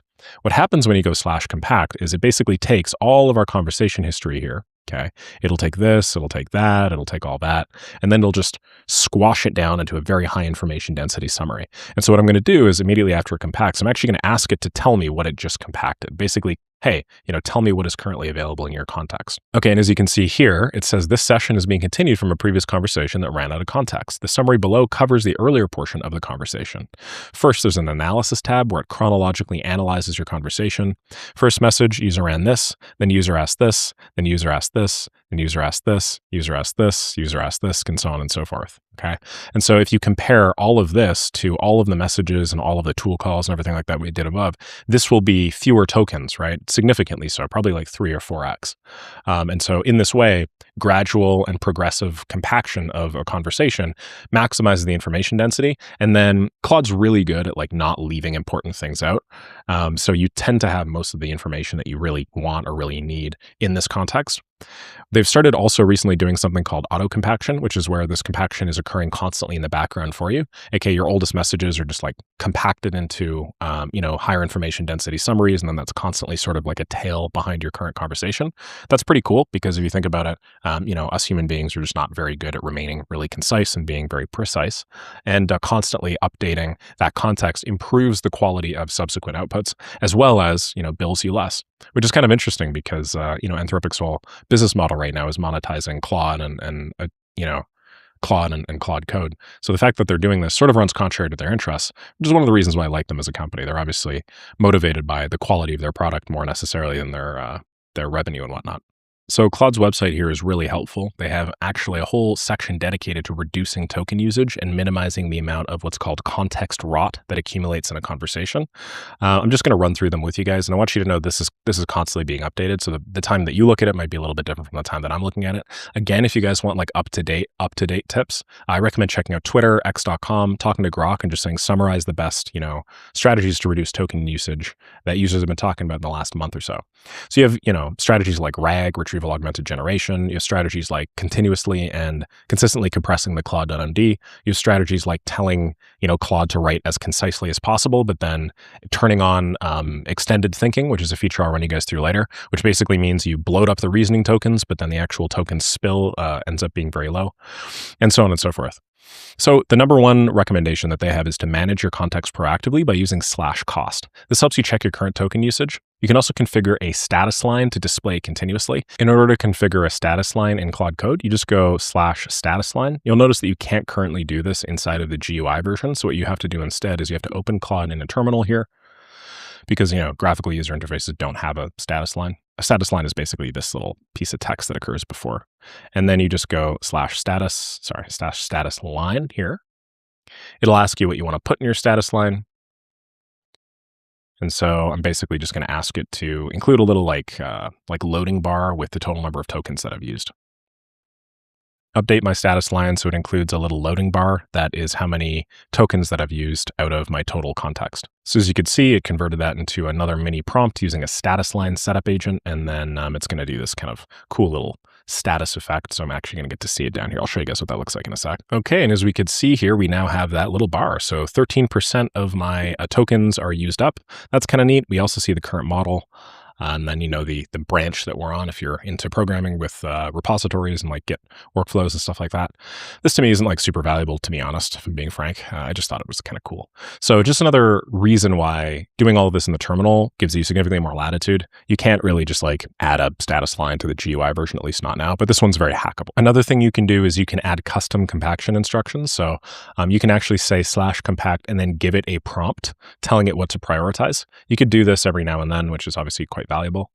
You can use /clear to start fresh when switching to something that is unrelated. So what I mean by this is if I just delete this little terminal instance down here, just go /clear. What it'll do is it'll clear the entire conversation so you have no context anymore. So now there's no previous context. If I go back to /context, you can see that scrolling up to messages, we have 152 tokens, which is basically everything that we've done here so far. Aside from that, you can use instructions inside of the claude.md to basically try and minimize the total number of tokens generated, as I mentioned. So you could say something like, hey, write as succinctly as possible. You can reason all that you want because that isn't added to the context. But when you actually give me something, just give me the bare bones information. If I need more, I'll actually ask you. Choosing the right model is really big. So if you're using a really simple sub-agent or something, we'll talk about how to develop those later on. I recommend using smaller models like Sonnet. These smaller models are typically less intelligent, but they have much larger context windows and then you're build less. So that allows you to like do all the heavy lifting inside of the sub-agent that's cheaper. And then they just return you those results, which is great. As you see here, the Anthropic team specifies to reduce the MCP server overhead. And that's because, as I mentioned to you guys, some MCP servers just suck. They just have a bajillion tools. You'll download one and 20% of your token usage will be gone immediately. That's obviously quite costly, and then it makes Claude much dumber. So, there are ways to reduce MCP server overhead. They have what's called advanced and automatic tool search now. When MCP tool descriptions exceed 10% of your context window, they won't actually load all of them. They'll just try and search for them before. So meaning you'll say, hey, can you open up a new page in Chrome DevTools? Or something. It won't actually have access to all that immediately. What it'll do is it'll search first a list of tools using grep or something like that, which is its own built-in search tool. And then it'll find one that says open Chrome DevTools, and then it'll load it. That helps you avoid, massive MCP server overheads and then obviously wasting a lot of tokens. Some other tips are to move instructions from claude.md to skills. So remember how earlier I said your claude.md should be like 200 to like 400 or 500 tokens lines maximum. Some people make it even longer, but you shouldn't. Instead, what you can do is you can break those down into specific rules. And then any rules that are more tasks than rules, you can actually just turn into skills. So skills will load on demand, meaning that only when you specifically invoke them will they be added to your context, which is quite helpful. You can also adjust extended thinking. We haven't chatted too much about extended thinking, but if you go back to Claude here, if you go to /model, you have the ability to switch which model you're using. And then additionally, if you go over here, There's also a thinking tab, which allows you to turn on and off that little reasoning or thinking window. As mentioned, thinking is pretty valuable because it avoids you wasting tons of tokens in the conversation chain itself. It offloads it to a little thinking tab. And what you can do is you can actually modify the effort level using /model. You can disable thinking completely, or you can turn the number of tokens that you give it to like maximum think from, I don't know, 8,000 to like 32,000 or more. Now, agent teams is another feature of Claude Code, which I'm looking forward to covering with you guys, but currently it costs a lot, about 7 times more tokens than standard sessions, especially when teammates run in plan mode, because every teammate maintains its own context window. So they actually kind of recommend against it if minimizing token usage is the number one thing that you want to do. And then finally, writing specific prompts is probably the highest ROI tip that I could give you here. Instead of improve this code base, you saying something specific, hey, fix this one feature that I found in this file, is a lot more precise. And as a result, despite the fact that it takes a little bit more thinking on your end, a little bit more of your extended thinking, Claude's token usage ends up being significantly decreased. Finally, even Anthropic says that planning for complex tasks is the way to go because this significantly reduces the total number of tokens you use when you're actually building solutions. Usually API calls and calling servers and requesting web pages and stuff, these load a ton of tokens into context. So avoiding doing research entirely is pretty valuable. Once you're at the building stage, just front load the research with plan and worry about it later. Now it's time to chat skills, which in my opinion is probably one of the most economically valuable ways that you can use Claude Code. This is a Claude Code in aggregate tutorial, obviously, so I don't just want to talk about skills. If you guys want to know more about how I personally use skills and things like skills, I do also have another course that talks all about what I call agentic workflows, which are analogous to skills. But for now, anybody that's not acquainted with this, I just want to run a quick demo. So if we open up this .claude folder in the top left-hand side, you can see that we also have a nested skills folder. And I have a bunch of different skills here. I have skills that allow me to classify leads, create proposals automatically, not dissimilar to the proposal generator app that we did before, find outliers in my niche, update and auto reply to emails, edit my YouTube videos for me, onboard new clients to my agency, apply to Upwork jobs, and so on and so forth, monitor and then classify my school posts. I mean, if you think about it, what this is this is a collection of all the things that I usually do in a daily basis, like for my own intellectually valuable knowledge work, the stuff that I basically get paid for. And then what I've done is I've just turned them into checklists, and then I've just given these checklists over to Claude. So let's pretend that I want to do one of these tasks today. In my case, I want to scrape some leads. So what I've done is I've created a skill up here called Scrape Leads that scrapes and verifies business leads using a service. Then it classifies with a large language model, enriches the emails, and saves it to a Google Sheet. Use when the user asks to find leads, scrape businesses, generate prospect lists, or build lead databases for any industry or location. I then have a goal up top, which is to scrape leads using a particular source. I have a bunch of inputs. I even have some scripts that I could use to run these. And then I have a process, and this is my checklist. Start with a test scrape, then do verification, then do a full scrape, then do LLM classification, upload to a Google Sheet, enrich missing emails, and so on and so on and so forth. Okay, so as you see here, big deal. This is a fair amount of time and energy that, I used to take to do these lead scraping things. As part of my work is both for my my dental company and then for LeftClick, for on behalf of my clients, lead scraping is like a major chunk of what makes a successful cold email campaign. And I just had to do it myself every time. It would take an hour or two. Well, what I can do now is I can just turn all of my own knowledge into a skill. Okay, I can define it in markdown format here, and I can write it with Claude, and then I could just say, scrape me 1K dentists, so 1,000 dentists in, across the United States. Now, when I press this button, what's happening now is it's successfully loading the skill. It's starting with a test scrape of 25 dentists to verify my quality.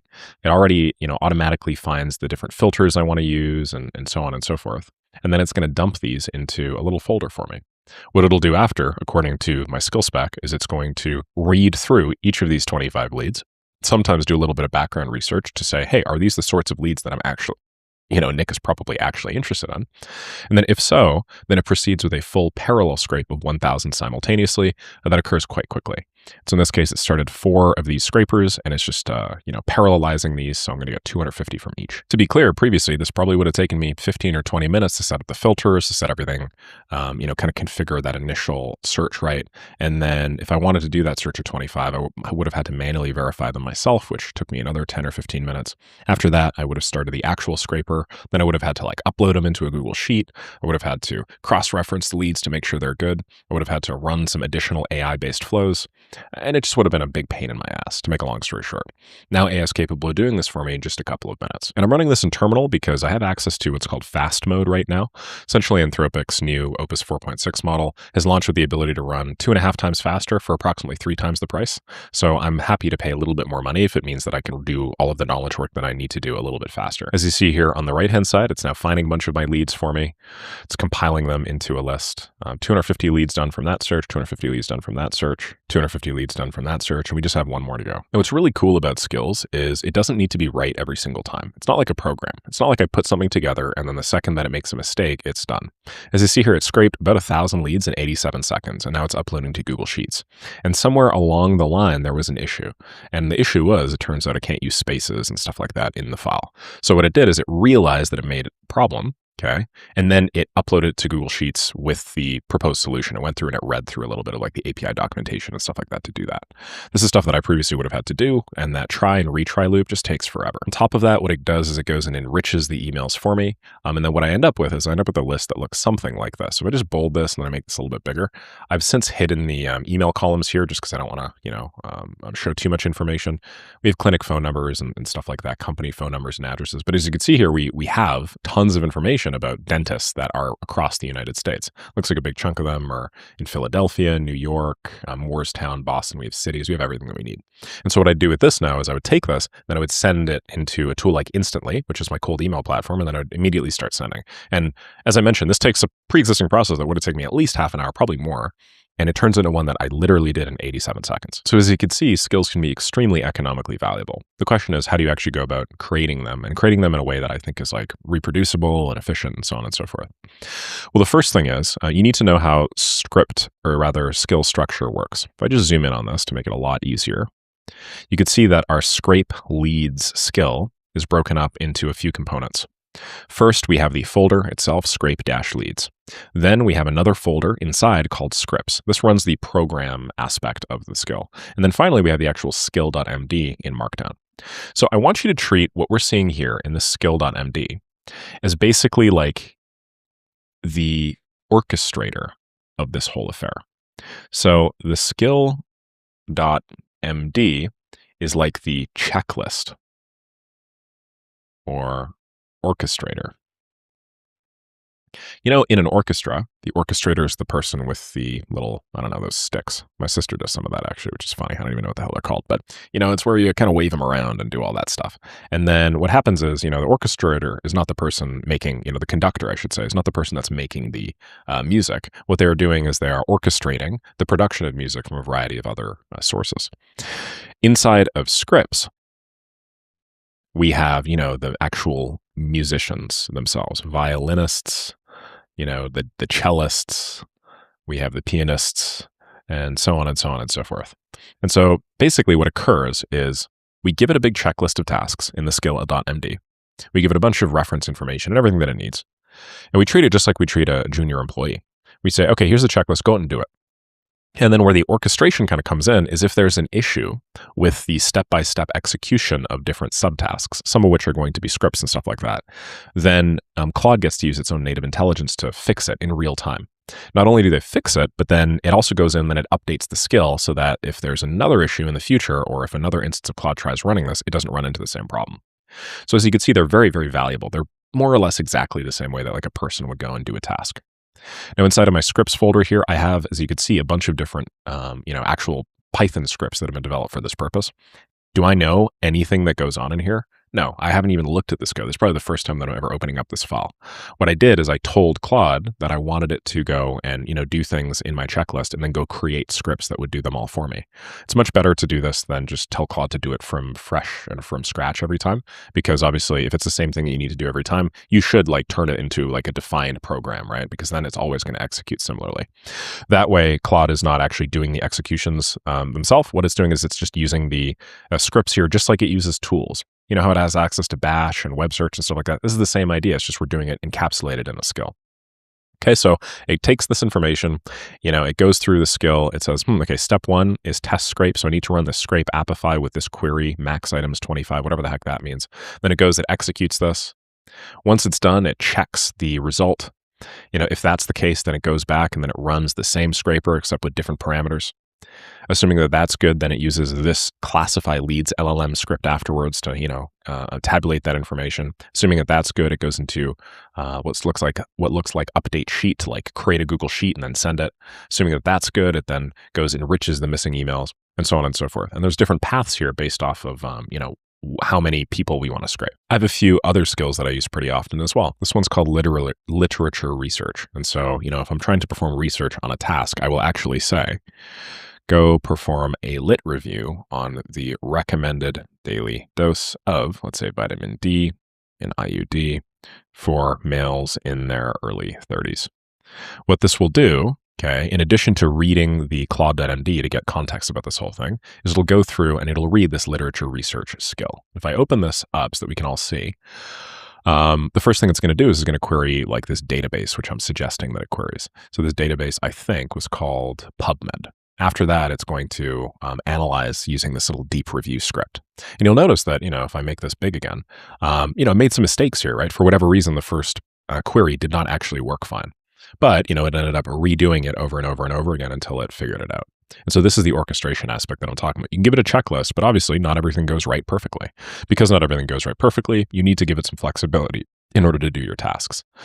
And that's what it's doing right now, right? It's gone through and it's, gone and created a bunch of literature review based information for me. Why would I use this versus, let's just say, telling Claude to go find that information? Because I've already just put in the, infrastructure to query specific databases that I really like. I've taught it how to like run parallel queries so I can do this research in a tenth of the time. I've taught it to use models that might be a little bit less capable, but might have much longer context windows and so on and so forth. And so this enables you to find a workflow that works really, really well and then just consolidate it and then do it the same every time. This is why I no longer hire. I mean, my businesses collectively still make over $300-something thousand per month right now in profit. That's a lot of money. I don't have staff members to do these things for me anymore. Anytime I want anything done, I'll just tell Claude to do it with one of these skills. Because to be honest, it's the exact same thing anyway. I would have just hired a contractor to do this sort of literature research. I would have hired a contractor to do my lead scraping. Why do I have to wait around a whole day or two for them now? If I could just execute a skill to go do the thing, retrieve me the results, and then, I don't know, maybe feed it into another skill in 100th of the time for like 100th of the cost. Okay, so while all of this is occurring in this tab and I'm doing that research, why don't I show you guys how to actually create a skill in practice? To make a skill, it's really straightforward. You basically just give it like a bullet point list of things that you want it to do. So I'm going to say, today we're creating a skill. And why don't I just use my voice transcript tool? That's way easier. This skill will design websites in a format that I really like using a template that I really like. I want the websites designed very similarly every time because I'm going to use them to pitch people. In short, what I'm going to give you is I'm going to give you a bunch of information about a prospect, and then I want you to design a website using a specific template.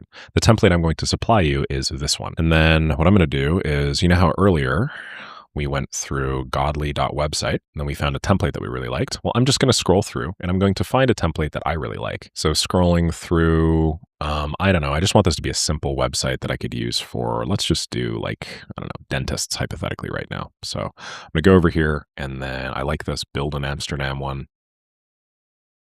Okay, and then what I'm going to do is I'm just going to, I think that's it, honestly. I think I'm just going to screenshot this and they'll just make one pager for Claude. Just going to screenshot it.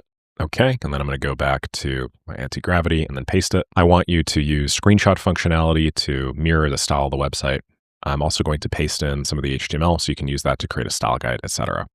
You'll receive as input like a Google Sheet with information about a prospect, and then you just create a website that matches. Find web images using publicly available sources. Make sure it's really pretty. And follow the template as closely as possible. Then I'm going to go on the website. I'm going to, let's just make it really wide because sometimes websites are different. And then what I'm going to do is I think I'm just going to copy all of this, which is really, really long, right? I'm just going to paste it in. So that's going to be huge. It's going to be a lot of stuff to paste, 474 lines. And then, anything else that we need to do?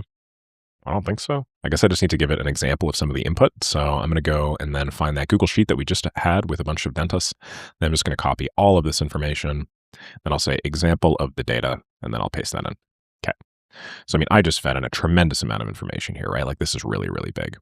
But with our little fast mode, plus, some pretty precise instructions, I think we can probably generate a cool skill in just a couple of minutes that does this sort of thing automatically. And after this, I'll have a system where I can basically just feed in a Google Sheet, and then I can generate a beautiful customized website for a prospect in like 2 seconds, which has information about them that clearly is customized and so on and so forth. And then I can just give it to them as sort of a lead magnet or something. That sounds pretty fun. And it's already gone through and it's done some stuff. Now, I'm not using plan mode for this, but you absolutely can. I just wanted to one-shot a skill with this fast mode just so that I could do something while I was waiting for the literature review to finish. As you can see, it's loaded in the skill pattern and structure from the other skills as well as the claude.md. And now it's just going to ask me some information. So where should the output of the skill be? A local HTML file? Yeah, let's just use local HTML for now. How will you provide prospect data? We'll just do Google Sheet URL. For images, which approach do you recommend? Yeah, sure, let's do the Unsplash API. Should the website be a mock-up of what their business site could like, or a pitch page about your services? Mock-up of their site. Cool, that looks great. So that's sort of its plan mode analogy, and this actually initiated plan mode without me even having to ask, basically. If I just make this a little bigger so you could see the entire chat.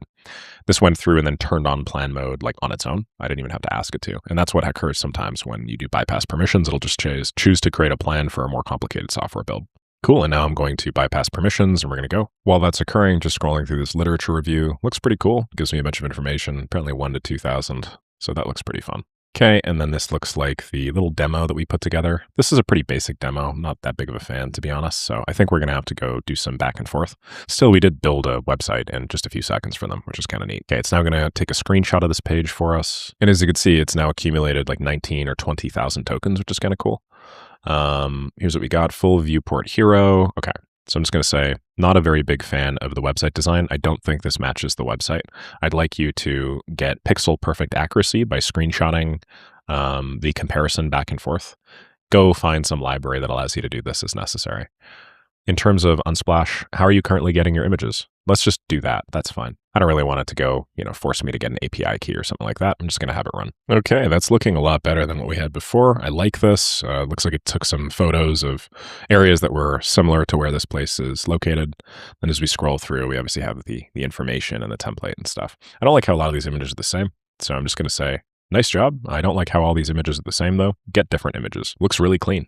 We even have like their phone numbers and stuff like that. So we're now capable of basically like one-shotting a website for somebody. And as you can see, we can generate these super, super easily and very quickly. What I'll do now that we have this is realistically, I'm going to try it with one row and then just see how quickly it can put together the site for me.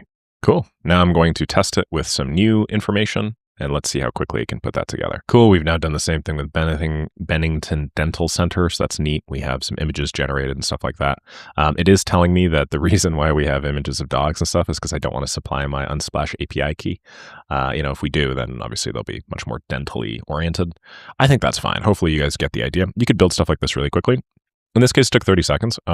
So I mean, like what we could do if we wanted to like build this out as a service and like actually just like generate custom websites for people, send them out and so on and so forth.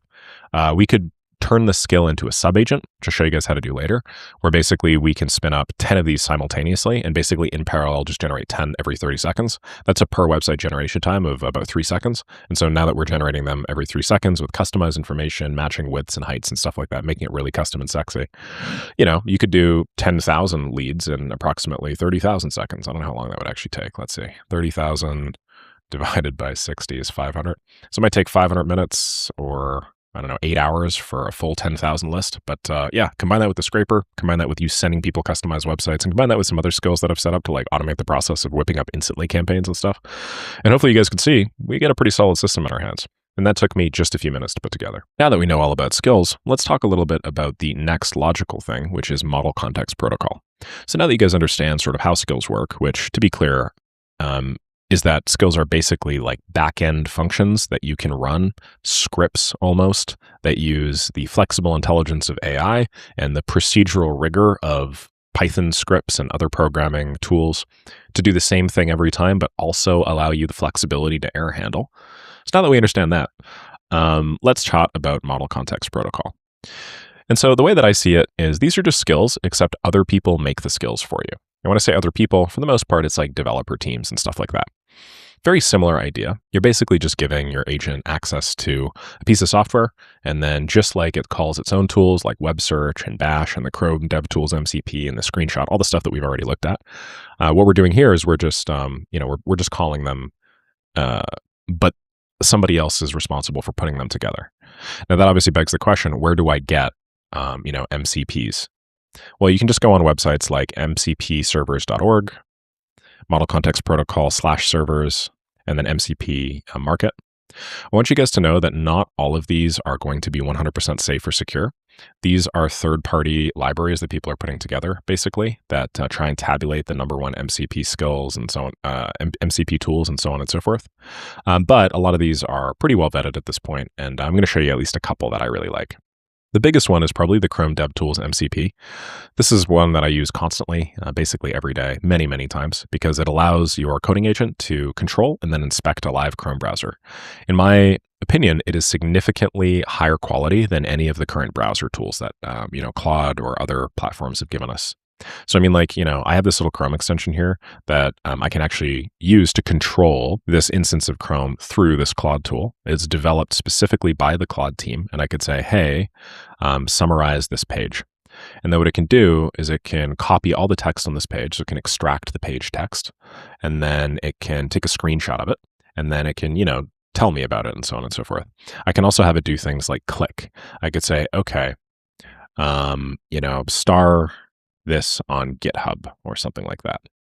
And then I can give it some additional instructions, and then it can go through, look for the GitHub link. I don't know, maybe click it. And then now that, we have this thing open, it's going to go and it's going to try and star this puppy. So that's pretty cool. But you'll find that it also takes a fair amount of time. And the Chrome DevTools MCP bypasses that completely, and it's like 100 times faster. And not only is it 100 times faster, because you can weave it into skill-based scenarios, you can actually just run really, really procedural things in the browser that previously would have taken you like a fair amount of time to automate. So, I already have access to this right now, but for the purpose of this demonstration, let me just open up a new Claude instance in my terminal and then double check that fast mode is on. Okay, it looks like it is. All I would really do if I wanted to download the MCP for any tool really now is I would just paste in this definition, which you can find right over here. Okay.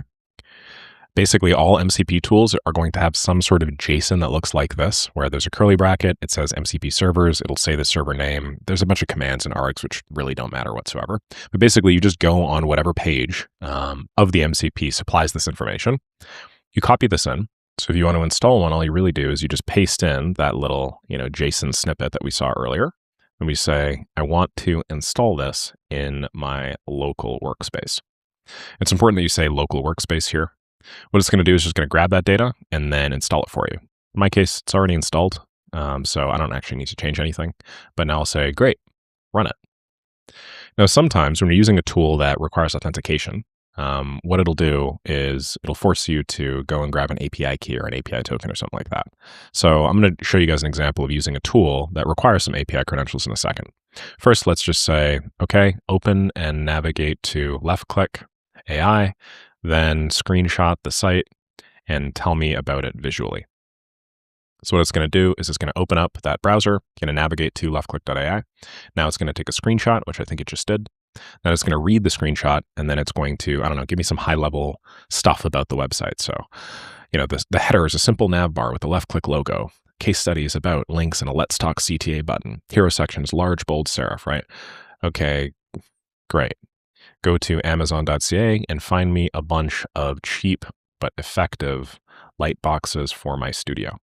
So now I'm going to open this up. It's going to do the same thing with Amazon. I'm in Canada, hence the .ca. And it's going to start, pumping in various search terms for light boxes and whatnot. I don't know why Twilight is recommended to me. Must say something about my browsing history. Now it's going through, finding a bunch of light boxes and stuff like that. It's going to take screenshots of the page and then, deliver me a bunch of options that I could choose from. And you can see all this occur underneath the tool call. So these little green boxes are, little green circles, I should say, are tool calls. They have the specific name of the MCP over here, and then they have the tool that they're calling from the MCP over here as well. And what they're doing here is now that it's taking a screenshot and stuff like that, it's giving me summaries of all the information. Then it's even recommending a certain one. Now, a lot of the time you can also just type in the name of the tool you want and then the word MCP server. And a lot of these tools will actually have gone through and then created this stuff. That'll take me to the ClickUp page with MCP server setup instructions. And then what I'm going to do is I'm just going to copy over this stuff just like I did before. Okay. And then we're going to go back to my agent. So what I'm going to do is I'll just go install this MCP. I'm going to paste this in. This includes all of the details and documentation here.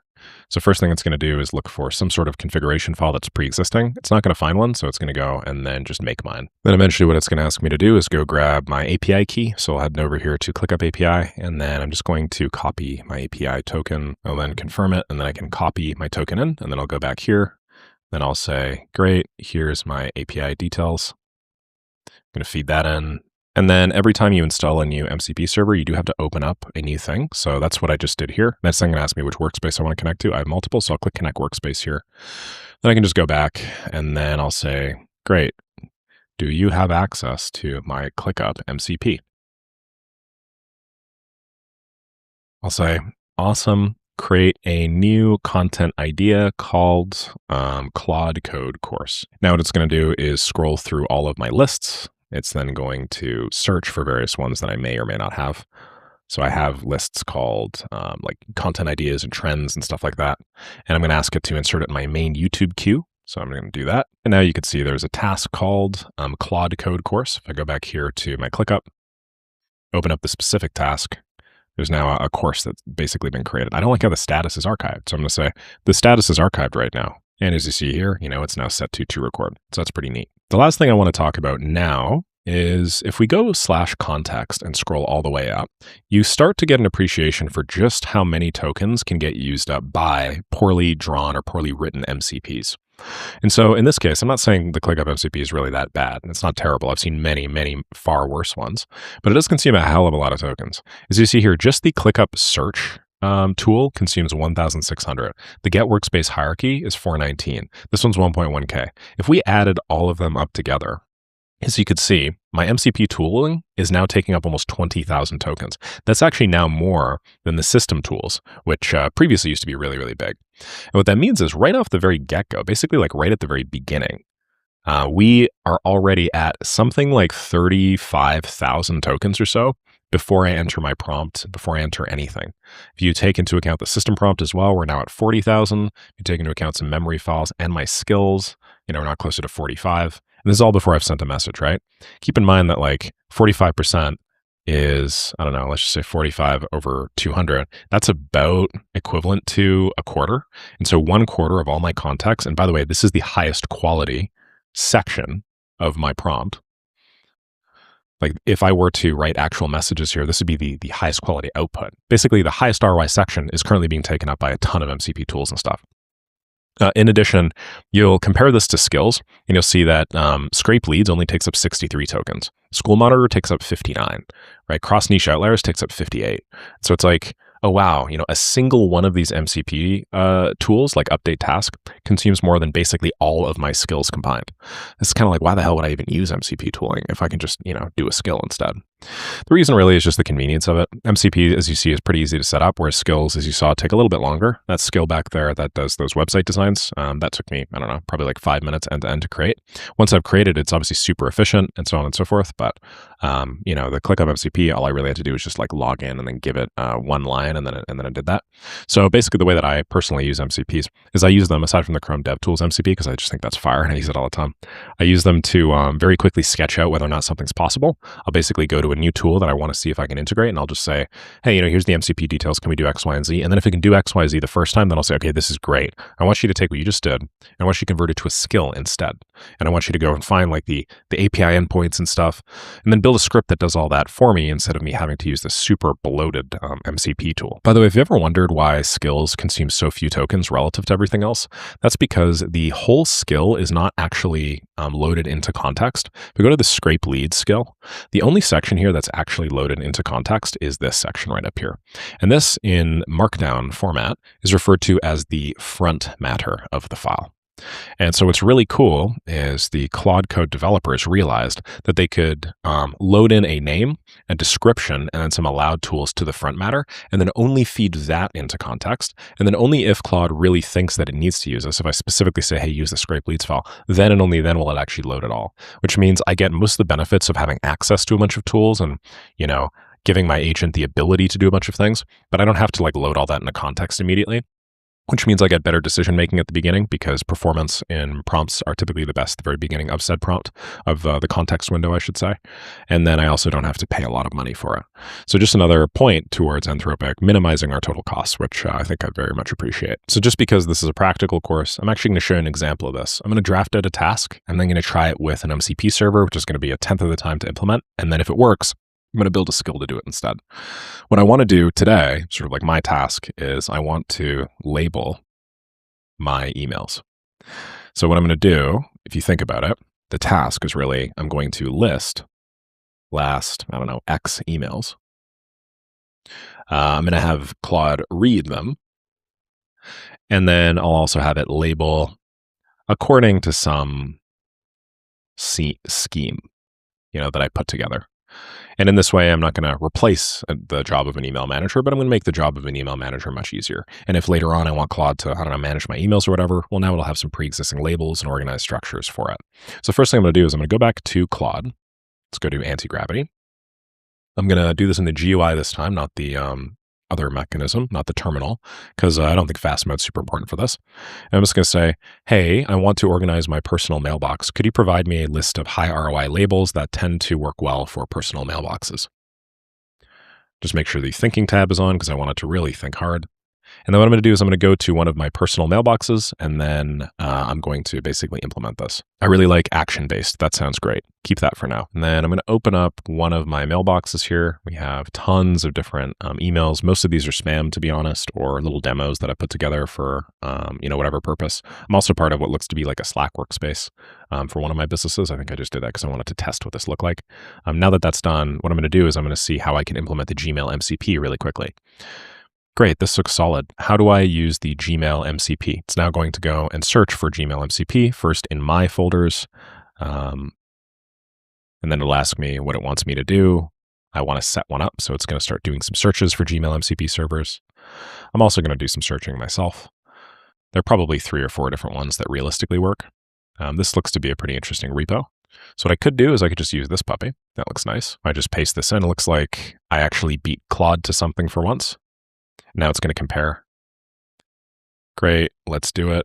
It's a personal Gmail. Is that okay? Okay, it's now going to walk me through.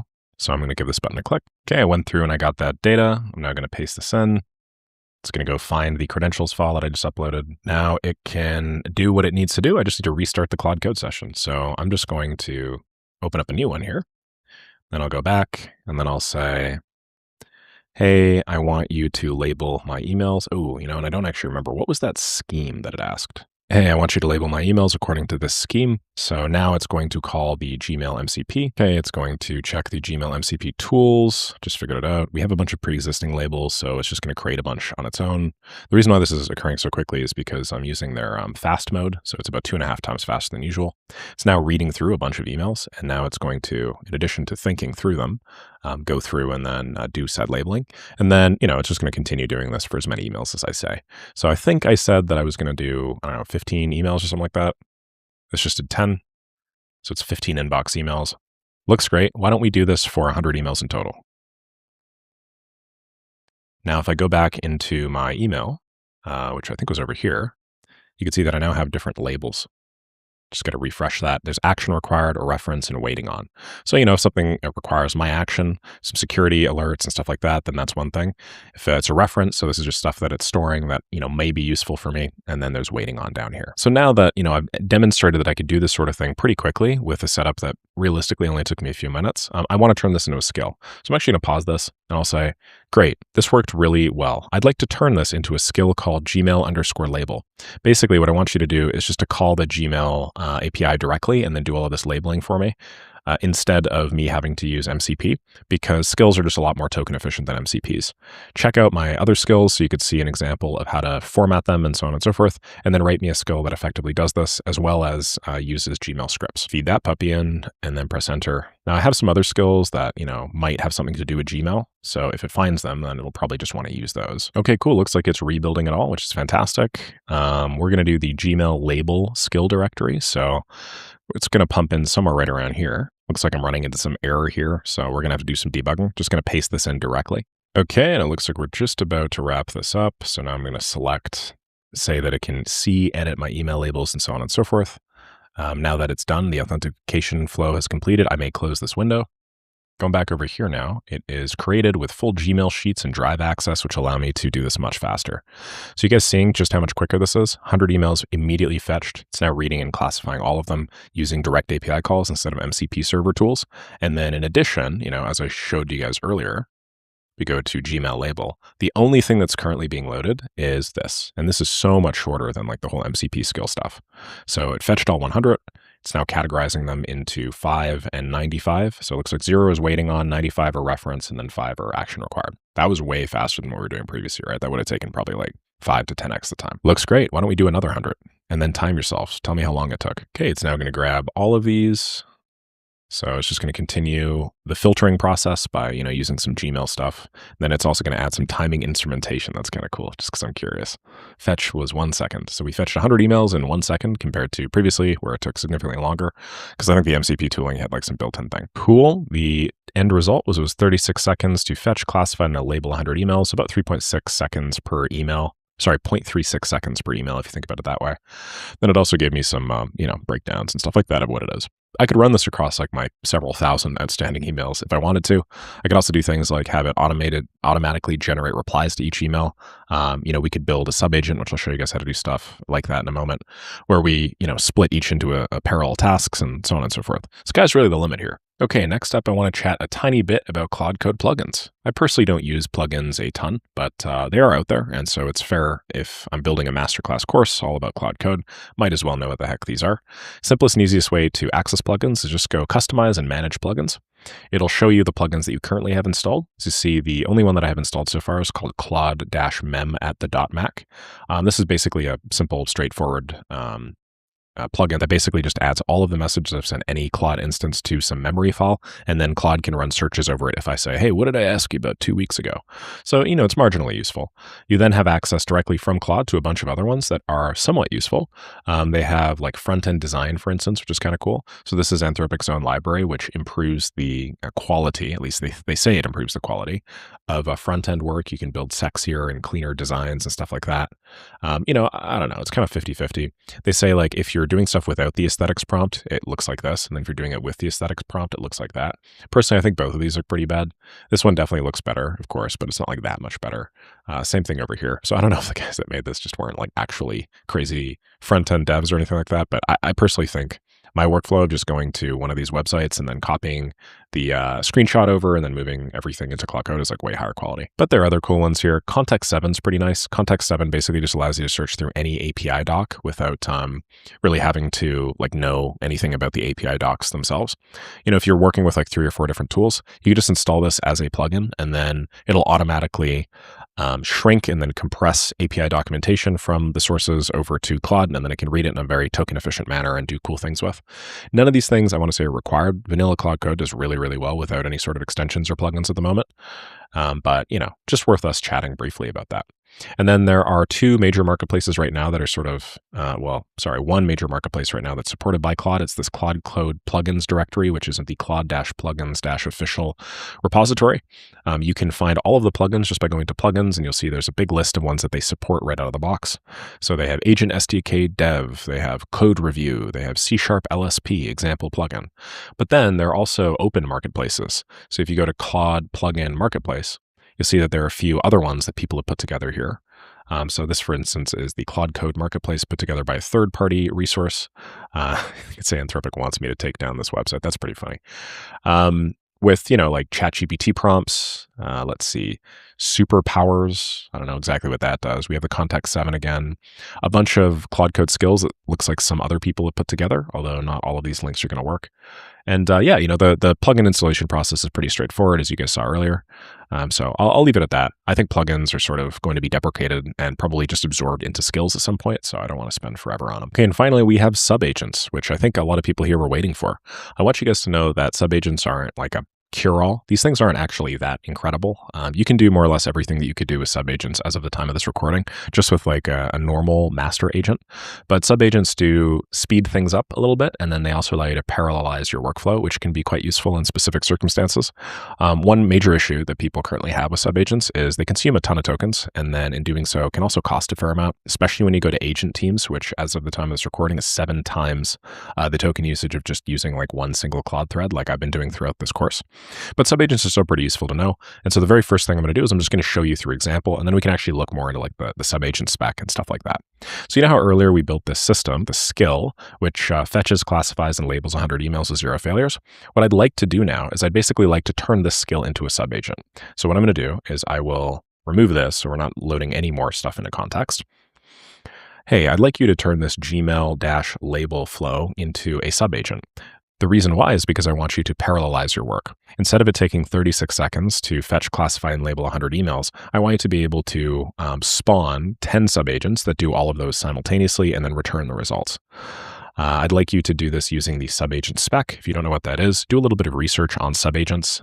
It's an Anthropic and Claude Code feature that's quite well supported by our current workspace structure. And once you've built the subagent using Sonnet-4.5, I want you to roll it out as a test and then show me how much faster it is with some sort of timing instrumentation. Okay, so I have all that here. I'm now just going to feed it into my prompt. If we open up this little thinking tab, it's going to start by researching the subagents and then building a parallelized Gmail label flow that spawns multiple subagents to classify emails simultaneously. It'll use Sonnet 4.5 because it can load much more into context, probably read all my emails, and then it can actually go through this whole process and then essentially parallelize it and significantly improve the probability and speed that these things are working well and fast. The very first thing it's going to do is actually spin up a bunch of subagents to do research. So that's what this task little bubble is, right? When it says research Claude Code subagents, what it's actually doing is it's giving this task to a subagent called the research subagent. There's another subagent as well, like the search subagent. So it'll actually search through my workspace to see if there are any pre-existing subagent patterns. And then because it's capable of spawning these simultaneously, typically retrieves the results much faster than normal. So that's kind of fun. It's a little bit meta of Claude Code to do that without really understanding what subagents are out of the box. Okay, it's now going to create a subagent directory inside of my .claude folder, and then it's going to populate it with all the subagent spec parts and everything else. And what's really cool is we're using subagents alongside skills in this instance, and that's what I'd usually recommend. I don't recommend just like creating subagents for the sake of subagents unless they're very specific ones. I'll show you guys a couple of them in a moment, but for the most part, like use them where it makes sense. Use them in situations where you want to parallelize the workflow and be a lot faster. Okay, and then because we just generated the subagents in a previous instance, we actually have to call the subagents in another Claude Code instance, so I just had to make a new one basically. What it's going to do now is spawn a bunch of subagents for me. Okay, so that's what these tasks are. So as you can see, classify email chunk 1, 2, 3, 4, 5, 6, 7, 8, 9. So all 10 classifiers are now running in parallel. We now have all 10 task outputs here, which is pretty cool. It's now absorbing all these task outputs, and we're operating at a much higher level of speed than we were before, right? So now it's recording the time, and then it's going to merge and apply. Classification took 19 seconds, wall clock time for 100 to complete. And then let's see the total time speed up. Okay, so in this instance, because we ran the same number of emails, we did 100 versus 100, we only saved 6 seconds. So what I want to show you guys now is I want to show you guys how to do this at scale. So instead of 100 emails, I want to do 1,000. Excellent work. I'd like you to classify 1,000. The benefits of the speed up are most likely not going to be at the same level of scale, but they will become evident when we go at a much higher level of scale. So now we're going to run 1,000 of these, aka 1,000 emails split into 10 chunks of 100 that are being classified in parallel with 10 subagents, considering that every time took, I think, like 19 seconds or something like that per.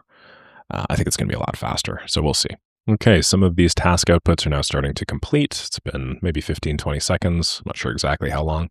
But as they're all coming back, you see these little gray bubbles turn into green bubbles. Okay, we ended up having an issue where the prompt was too long, essentially because all of these subagents returned massive strings of text with every single email for whatever reason when you combine all this into, the parent thread.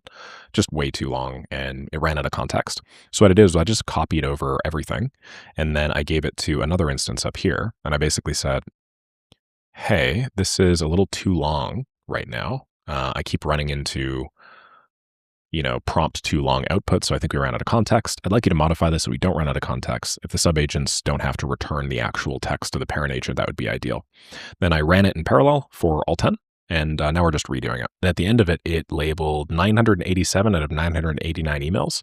I didn't time that end to end. If I had to guess, it'd probably be somewhere around like a minute or so, which means we are now classifying 1,000 emails in a minute, whereas 100 was at 36. And this is really the power of subagents. Subagents basically allow us to take some query and then split it up into 5, 10, 15, 20, whatever, run them all, synchronously at the same time. And then once they're done, they just take the outputs of each of these threads and then combine them into the main one.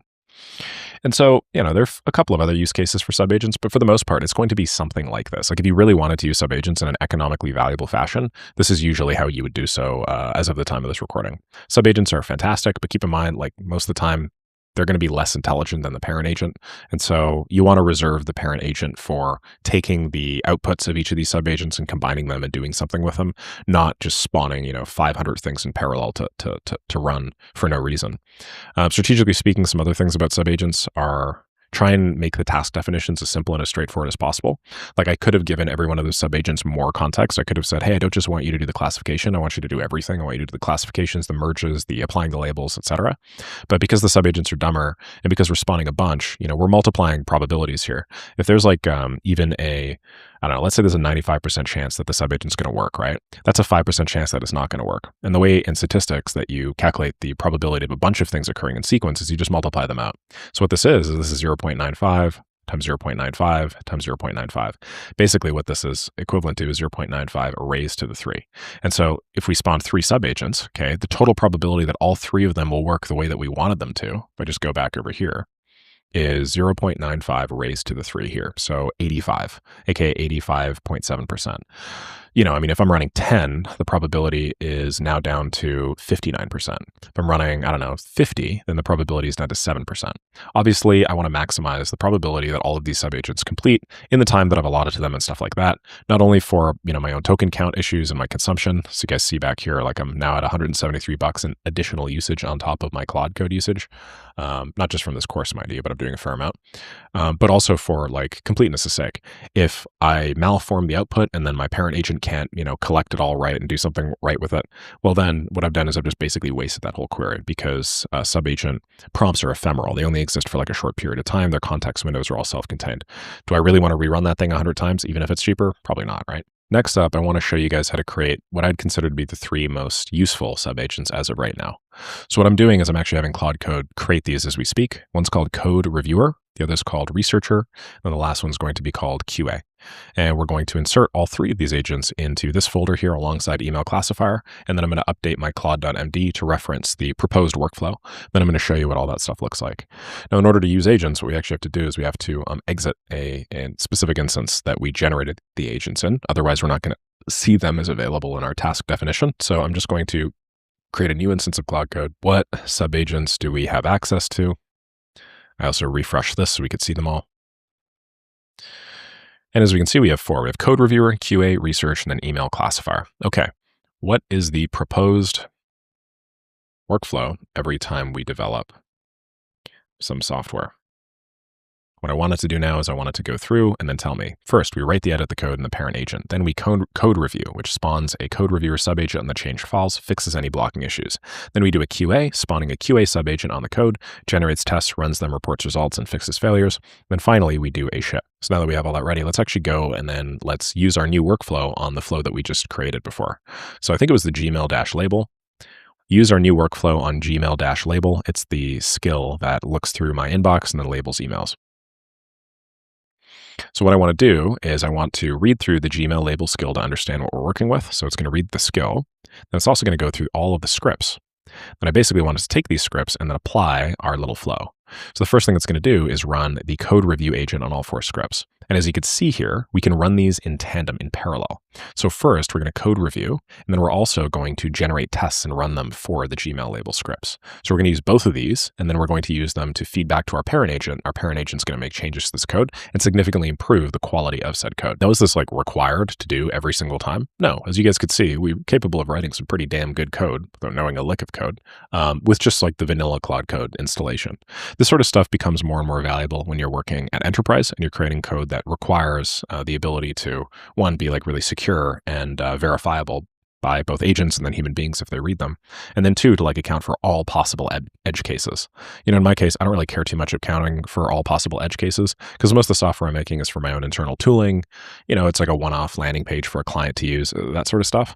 If I'm working in a big business, working in a Vercel, or I'm working in an OpenAI, or I'm working in a, I don't know, Oracle big database or whatnot, this stuff becomes significantly more important. And that's where these sorts of code design patterns become valuable. Okay, so we're still waiting on the output of the other task, but if I scroll down here, you can see there's actually some recommendations already. This is being provided inside of this task output, so it's not written very well or nice, so we're going to have to squint a bit, but code is correct, readable, and handles errors appropriately. Batch fetching uses 100 per batch, but could use the Gmail API max of 1,000 requests per batch. That means that we could significantly improve the total efficiency of this flow, and that's one piece of value that the code reviewer has already given for us. Then we have some callback stuff, so basically it's identified an error or an issue, which is quite useful. It's giving us some insights on the readability and, little commenting that we could be doing to make the code better, and so on and so forth. Okay, now the tests are completed, so it looks like we've passed most of the tests. There's only one that had a wrong exception, and now it's feeding in all of this information to the parent agent. The parent agent is going to go through and do the fix. So 16 to 18 characters. It's going to jump through, accepting uppercase and variable length hex IDs. No idea what that means, but of course this agent is now thinking dozens of times faster than I'd be able to. So I'm just going to trust that it's doing well. And then front load all of this double checking, triple checking, QA, and so on and so forth to minimize the possibility of longer term errors. So that looks great. We've now run our new flow, which has, yielded significantly better benefits. Okay, great. Now use the research subagent to go and find me the best MCP server currently available for PandaDoc. So now I want to show you guys the value of the research subagent.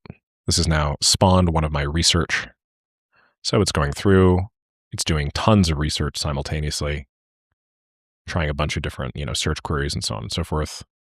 It's now returned one of the web search results. And as you can see, it's also doing tons of different like HTTP requests and stuff like that simultaneously.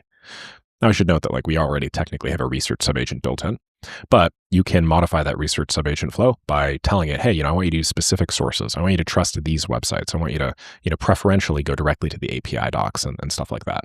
And so that's what that research subagent allows us to do. It allows us to research things the way that we typically research things, which is going to be different from just doing a general Google request for, good APIs for PandaDoc. So again, just to really impress upon you the value of these, really a big chunk of value is it's cheaper to use Sonnet as of right now versus Opus. And so rather than do your research or do your low, leverage or low ROI stuff, like reading through a large amount of data to extract something, it's better to use the cheaper models. The next is that it's parallelizable, which just means that you can spin up multiple simultaneously and then wait for all their inputs as opposed to going one at a time.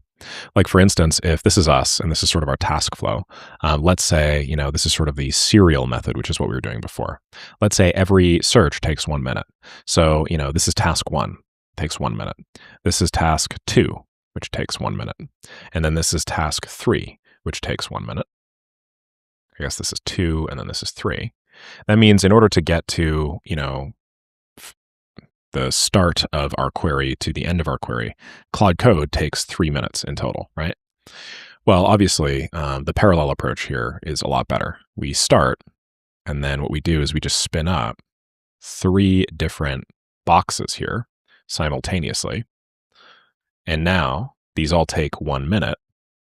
And, by the time that we end, what we've done is we basically taken 1 minute because each of these are executing sidelong sort of with each other. The last major benefit is the way that the context works. And so there's some situations like a, reviewer subagent where it's actually beneficial not to have any of the context of the code. It's not to have any of the biases of the decision-making of the previous parent agent. And sometimes, choosing a different model to do some of the reasoning can, reveal things that maybe the parent agent didn't necessarily think of. Sometimes it makes more sense to look at the ground at your feet, for instance, the dumbness, rather than look up in the sky at all the complex advanced stuff. Same thing with sort of like a QA agent. The value of both of these is they don't necessarily know what's going on in terms of the broader world. All they're really focused on is the code itself, the way that it was written. And so they get to optimize objectively at like the way to make that thing as efficient as possible. And that's subagents in a nutshell. It doesn't have to be any more complicated than that. It's basically just a folder structure, and it's very similar to skills. My recommendation is use this in conjunction with things like skills to accomplish pre-existing workflows many times faster because of parallelization. But don't rely on subagents, because a lot of the time it takes to spin up a subagent for a simple query can be just as long as it would take to use just a parent agent to do the thing instead. While subagents sound really sexy, and obviously everybody wants to have giant fleets and swarms of them working for you on your behalf, be pragmatic and be efficient here. And now it's time to discuss one of Claude Code's most commonly hyped and misunderstood, but also pretty powerful features, agent teams. If you're unaware, Claude Code recently unveiled new functionality where you can orchestrate a team of agents, and you actually don't do the orchestration yourself. You can actually spin up a team of agents that are managed by another agent for you, and then all you really need to do is just report back to that manager agent, let them know what you want to do, and so on and so forth. Obviously, given the fact that this is pretty interesting at first glance, a lot of people are pretty stoked about it, and they've made tons of videos talking all about how agent teams run their whole life and have revolutionized programming and so on and so forth. Hopefully, in this module, I'm going to show you that this is more of the same, and agent teams are just another way that you can parallelize your workflow. So the way I want you to think about agent teams are basically just a more advanced version of subagents. Basically, both agent teams and subagents are a mechanism of parallelization. Like we had earlier when I showed you that example of doing a bunch of classification, we have a task, and we could do the task one by one. And if we do the task one by one, what we're doing is we're incurring a fair amount of fixed time cost. Not to mention, there are some instances where task steps aren't even necessary. And so if each of these are 1 minute, obviously that's 1 minute plus 1 minute plus 1 minute equals a total time of 3 minutes to complete the task. Multiply this by 60, you get an hour, 3 hours. I'm sure you can start understanding why we parallelize work. Much better to be able to spin up 3 separate solutions, have those operate simultaneously, and then merely integrate their results into one thread. Okay. In a situation like this, assuming 1, 2, 3 take 1 minute, obviously the total time spent is about 1 minute. So just like subagents allows one agent to spin up a bunch of these different tasks and then parallelize them, so too do agent teams. It's just they operate one level even higher. Instead of splitting one thread into 3, what you end up doing is you basically end up splitting as many threads as you want into as many sub-threads as you want as well. And so in this specific case, basically, I have what's called team lead agent. And this team lead agent, as opposed to doing 1, 2, 3, 4, 5, and 6 himself, what he's doing is he's splitting things up into 2 separate agents here, having them both run 3 sub-agents on their own, and then combine that into, one call. At the end of it, this agent then combines them back into the main thread and then can reason about things and so on and so forth. Much in the same way that, if you think about it, organizational hierarchies work. You'll have like a manager up here in a business, and then you'll have, for the lack of better words, like grunts down at the bottom. The manager tells the grunt what to do. The grunt goes, does what they want, and then reports back. So too do we have sort of this same system with subagents and now manager agents as well. And then you basically sit outside of this whole thing, just watching it all occur and then nudging different people within the organization or letting the team lead know you want to change something where necessary. So if we break things down, subagents own all of the context window, and the results return to the agent that called them. So in our case, we have a parent agent, we have a child agent. Our child agent owns its own context window, and the results every time always go directly to the person, or the agent, I should say. Look at me anthropomorphizing these damn things, that called it. On agent teams, they own their own context window completely. They're also fully independent, and so they don't necessarily have to return their results back to the caller. In fact, agent teams can communicate between them. So earlier, where we saw the grunts communicating with the manager, grunts also have the ability to basically communicate between each other. And while I think that this is ultimately less powerful or less effective than communicating with the manager, because the manager is responsible for synthesis, there are some instances where, grunt 1 does have a interesting revelation or time saver for grunt 2 that could save him a fair amount of time. And in that way, this sort of cross contamination and cross-pollination of ideas, while consuming significantly more tokens can lead to a better quality final product. And that takes us to communication, right? With subagents, you always report back to the main agent only, but here teammates can message each other directly. Basically, what occurs in an agent team is they build this mutual scratch pad, which is almost like a message board or a BBS board, if you guys remember from way back in the day. It's like a forum. It's like their own mini Reddit.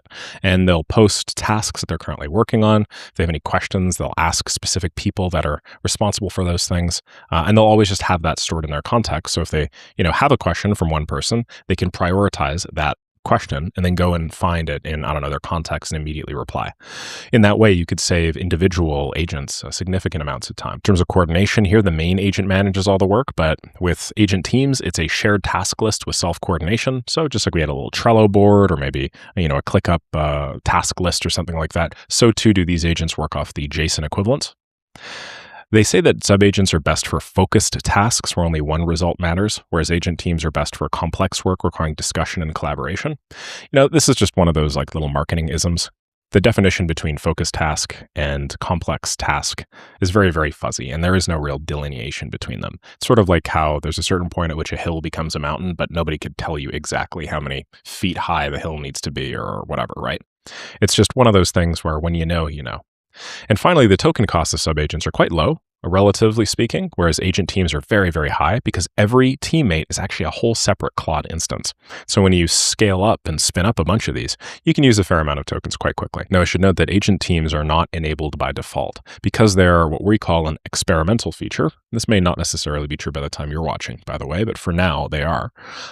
They have set them to off essentially by default. And so only advanced users really get to peer behind the curtain and use them. The way that you enable them is you edit your settings.json in your current workspace, and you just create this sort of little string. You have this curly brace, you have env, you have Claude Code experimental agent teams, you set that to 1, and then you have some closing curly brackets. You don't need to worry too much about that. We'll do that in like 5 seconds. Finally, the cool thing about agent teams, as mentioned, is you can't just, it's not only that you can communicate with the parent agent, you can communicate with all of the agents. So if, you want to context switch and tell agent 3 in the sequence to do something different than it was currently doing, you can absolutely do that really easily. There are 2 different ways to do so. There's what's called in-process mode and then split pane mode, at least as of the time of this recording. One is where you basically just like alt-tab through all of them. The other is where there's just multiple panes, and so you'll see agent 1 over here, you'll see agent 2 over here, agent 3 over here, and then you'll kind of get their feed. I will note I've done this before, unfortunately, because Claude Code renders your it's not just like a simple text terminal. Basically, they're like rendering this 2D image constantly on your screen. It can consume a fair amount of compute, so I don't actually like using it that way anymore. I basically always use it in process, but I'll run you through what that looks like if you did want to use split pane mode. And then obligatory agent team tokens cost way more because you're spawning tons of different Claude instances. And every single one has its own context window and can do its own stuff. So if you have like 10 active agents running, you're going to consume about 10 times the context, if not more, because there's also going to be some coordination and communication lag and overhead. So they have some recommendations here. They say use Sonnet for teammates. Keep teams really small because every teammate runs its own context window, so token usage is roughly proportional to team size. Keep the spawn prompts focused. We don't know what those are, so I'll tell you that in a second. Teammates will load their own Claude MD, MCP servers, and skills automatically, but everything in the spawn prompt will also add to their context from the start.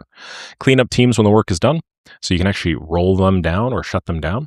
And then, agent teams are disabled by default because they don't want anybody blowing $10,000 on agent teams in a day, which you can absolutely do if you're not careful. That's why limits are so important. Okay, so first things first, we have to actually enable agent teams. So I'm just going to jump over here to this URL, and then I'm just going to copy all of the text on this page, and then I'm going to go over to anti-gravity, open that puppy up.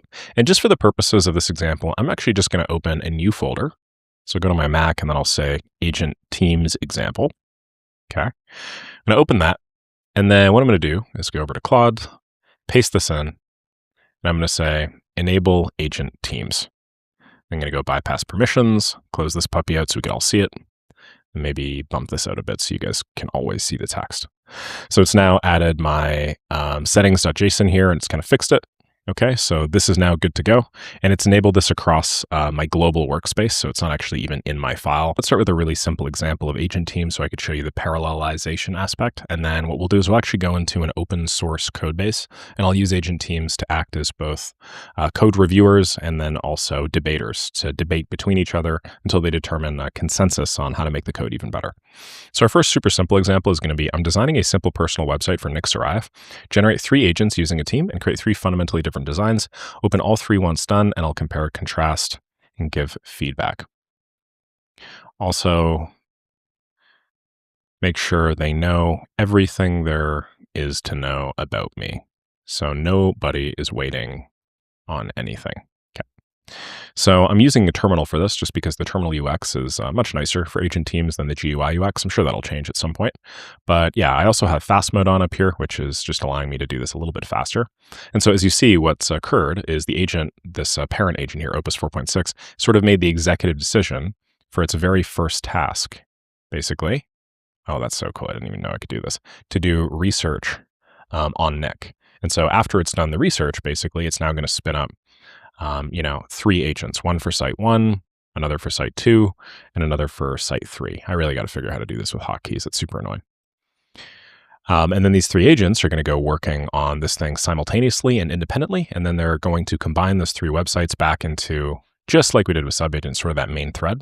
But what's cool is, these 3 different agent teams, since they're all individual Cloud Code instances, they get to do a variety of different things. They also get to access their own agents, use their own code base, and stuff like that. So what's really cool is we have 3 agents now working in parallel. The first is called Design Minimalist. The second is called Design Dark, and the third is called Design Warm. I asked for fundamentally different types of designs, which is why they're doing this. Now, if you wanted to see all these agents run simultaneously, all you'd have to do is just go Shift up or down. And so right now I'm in the team lead context, but I could actually go down here and then press enter, and now I'm in the Design Dark. As you see here, we got a ton of information here with some context about who Nick Sarayev is, and then it says you're designing a personal website, create a single self-contained file. It's now creating a bold, dark tech website. We could also go up to the main team lead, and then you could see that it's let me know that the Design Minimalist is done, and it's still waiting on Design Dark and Design Warm to finish their builds. So, how exactly is this different from, subagents right now? Well, it's different from subagents in that you can treat every one of these as basically having its own whole Claude Code instance available to it, okay? Whereas before, every individual subagent only had access to the context that the parent agent gave. Realistically, what I could do is I could add a claude.md, and all 3 of these would have access to claude.md, style guides and stuff like that. So I'm going to take a look at this, okay, saying that it's all done now, and it actually shut down all 3 of those agents as well, which is really, really important. If they're constantly running in the background, you're also going to be consuming compute resources just as well as you are tokens. Now I'm going to compare which ones I like more. This one up here is building at the intersection of AI and human ambition. Wow, look at that. That's nice. Jeez, insane. It's got a couple things wrong here. Definitely have more than 150K YouTube subs, but what are you going to do? Looks like it does have my links, which is kind of cool. This is dark coding one. Look at that. Isn't that neat? And this one over here is very interesting. There's no picture of me on it, but hey, what are you going to do? As my little nightclub promotions party business. That's a hell of a throwback. And what happens if I click this? Okay, cool. We go back to our YouTube. That's really exciting. So I don't know, maybe I really like the first one. So what I'm going to do is I'm going to go back and I'm going to say, hey, I really liked the warm narrative option. Looks great. I'd like you now to spin up 3 more agents.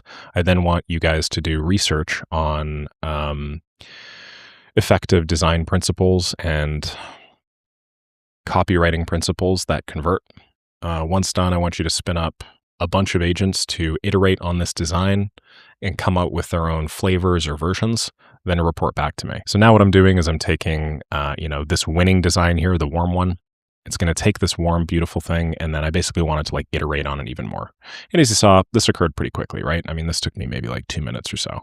Is it perfect? No, but because it's not perfect, I basically just want to have Claude do a bunch of iterations on it and then give me what I consider to be an even better version, which I think it can do pretty quick. So it's going to spin up a bunch more. We have research copy, research design, and research examples. This is a good, actual use case here. It's doing 3 research agents in parallel. We have one that's figuring out like strong design principles based off of, winning combinations. There's another that's doing some copywriting fundamentals. And then the third that is looking for high quality creator sites. So Ali Abdal, guy that I like, Hormozy, obviously, Danco, these guys are perfect, more or less exactly what I'm looking for. So it's going to go do a bunch of research on them, and then it's going to incorporate that in presumably some other type of designer. I could see the status by going shift up and down. So this person here, research copy, it's looking up, best hero copy formulas, personal brand, scannable web copy best practices, David Ogilvy copywriting principles, headlines that work, right? If I go down here to research examples, this agent is now writing up a bunch of high quality website styles. It's then analyzing the websites and, giving me all of the copy and stuff like that. Presumably it's going to integrate this into something nice. If I go back up to the team lead, then I can see that it's, basically just waiting on all three of these to finish. What's cool is these three all have their own token usages, as you see here. So 53,000, this one here is 56,000, this one here is 50,000. When they finish, it then says idle, and it tells you how many seconds that the agent is idle. This is, mildly useful. Obviously, not utilizing your Claude agents is one of like the biggest issues with them. So what this thing is going to do is basically wait for these other two to finish. And then if these other two don't finish after a certain amount of time, it'll actually just wind down the research design agent to stop consuming my compute and stuff. Probably the research examples is going to take the longest time just because I think that that's like less of a clear-cut definition of done, but we'll see. And then what's really nice is these are cheaper models, right? 58,000 tokens on the cheaper model, 56,000 tokens on the cheaper model, then only 2,000 tokens on the most expensive model.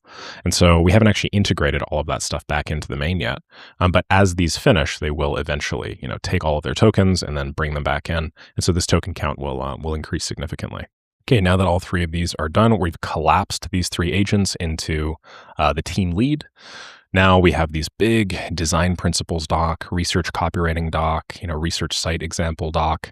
And because I've empowered the team lead to be able to spin up new agents based off of, various things like the conversion rate, the copy, the creative, and the style, it's now generating new ones. So there's an iterate dark, iterate conversion. I don't know how many of these it's going to spin up, but it's definitely going to spin up some. In the meantime, we also have these really dense research summaries, so I can actually open this research design principles doc. If I just scroll down a bit so you can see, we now have things like there's a Z pattern layout. Since the eye starts in the top left and moves to the top right, your nav and CTA should be at particular places. There's also an F pattern layout and different actionable recommendations on color psychology and so on and so forth. I mean, this is a tremendous amount of text. Is this the most efficient way to like get all this across? Probably not. But because these models just think so much quicker than we do at this point, we don't really need it to be as efficient. We can actually just throw a tremendous amount of text at a prompt and it can actually do a pretty good job. What I really like about this is it took key inspirations from different people. So in this case, Justin Welch's upside down homepage. I really like Justin Welch, so that's great. Dan Coe and Sahil Bloom's dark premium, bold typography origin story is some sort of cinematic centerpiece. Like it's taken inspiration from all these different people, then it's combining them with slightly different copywriting directions to create things that are ultimately new and presumably going to be quite different. And, I think a lot of people rag on agents and AI is not really being creative. But like, what is creativity if not just like combining things over and over and over again in like a million different combinations? I'd wager most things that you probably consider to be creative are things that like whose pre-existing pieces and principles existed before, and AI just combined them into something that maybe hadn't really been put together in that way. There are certain sentences that have never been said before or written before. You could be the first to write one. Some of them are quite creative. Okay, and we are done. So the first site here is I help aspiring AI entrepreneurs build their first 25K month automation agency. I like this. This is really clean. That's actually quite the value prop.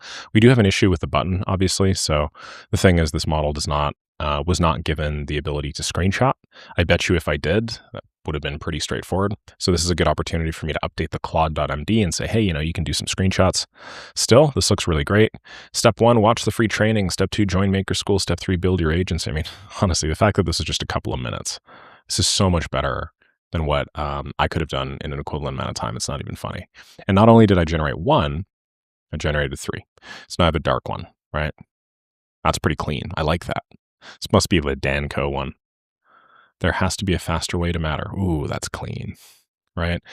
Again, it's taken that main website and then it's iterated on it based off of different styles and different approaches, which is more or less exactly what you do in any sort of copywriting and so on and so forth. So I really like this one. I mean, this one to me is probably my favorite. You want to build an AI automation business, but you don't know where to start. I really, really like that. So I think I'm actually going to take that. Great work. Build in screenshot functionality. Because you don't have the ability to screenshot, a couple things stand out. Also get pictures of me to put on the site. Let's choose the first one, which is the conversion machine. I think it's the conversion machine, right? Yep. Also, we need to update some stats. We have 2,100 or 2,200 people in Maker School right now. You can check that out just by Googling Maker School. And then, let me see, what else do we have? Grab the image of me, Alex Hormozy, and Sam Ovens and put that somewhere on the site and add more to the site. Right now it's good, but I want it longer and with pictures of me. Also, see if you could build some sort of animation on the main homepage. I think that would add a significant amount of visual appeal. Right now, it's pretty vague. I do quite like the gradient, though. While you're at it, spin up another 3 and continue doing more iterations, more sections, etc. Okay, as you can see, we're now searching significantly more of the total space of possible websites here, because not only did I spin up, 3 initially to build me these, and then 3 iterations on the one that I liked, I'm now spinning up another 4 based off of the one that I really liked from that previous iteration.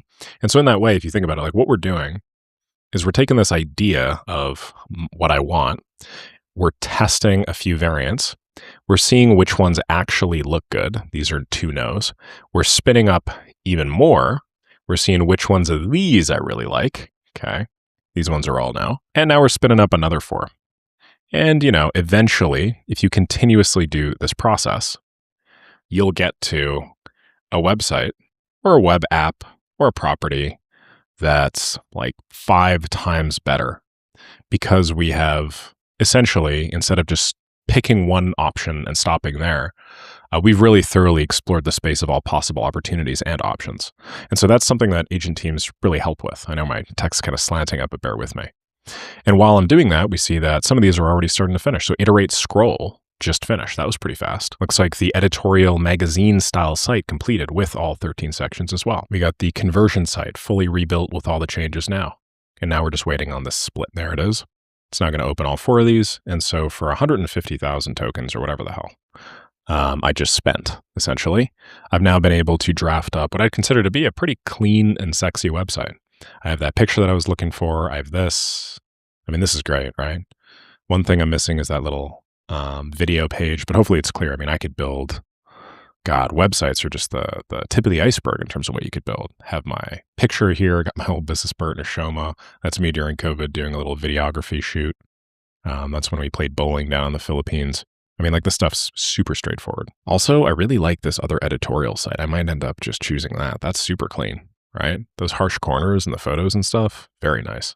Okay, but if you just use agent teams to design a bunch of websites, you're honestly leaving tons of potential on the table. Most people are kind of uncreative, and so obviously most of the demos you're going to see on the internet are going to be like, watch me rebuild this website 400 ways, like I just showed you. You can go a lot deeper than that. And actually, the number 1 recommended use for agent teams right now, at least my recommended use, is using it on pre-existing repos to do a tremendous amount of research in a short period of time. So what I'm going to do next is I'm actually going to go over here. I'm going to delete all of these websites that I built, because the websites are basically only worth the tokens that they're printed on. Okay, I'm going to full screen this, and then I'm going to say, clone this, and then open an anti-gravity instance inside of it. Then I'm going to paste in one of the repos for OpenClaw, which I've made some rather scathing videos of. OpenClaw is totally open source, which means you can muck around the code, take a peek at the way that things were written, make improvements if you really wanted to, and so on and so forth. Looks like it doesn't know what anti-gravity is. Anti-gravity, the app. It's like VS Code. Okay, cool. And it ended up opening up OpenClaw inside of this. As you see, we are now like in the folder of OpenClaw. It's just, instead of it being on GitHub, it's now on our computer. So that's just a quick and easy hack. You can basically do whatever the heck you want with these repos. Once you're inside, I'm just going to open in the terminal, because I think I can probably go significantly faster in the terminal. Let me just open this up. Okay, I have it right down over here. I'm going to pop this puppy open, make it go full screen by clicking that button in the top right. And now I'm going to use agent teams to go through this massive, massive file and then make improvements. Taking a look at this prompt, I wrote OpenClaw's great, but there are a bunch of security issues. I don't know exactly where they all are yet, but I want you to find them. First, create a team with 10 teammates to look through the code base very quickly.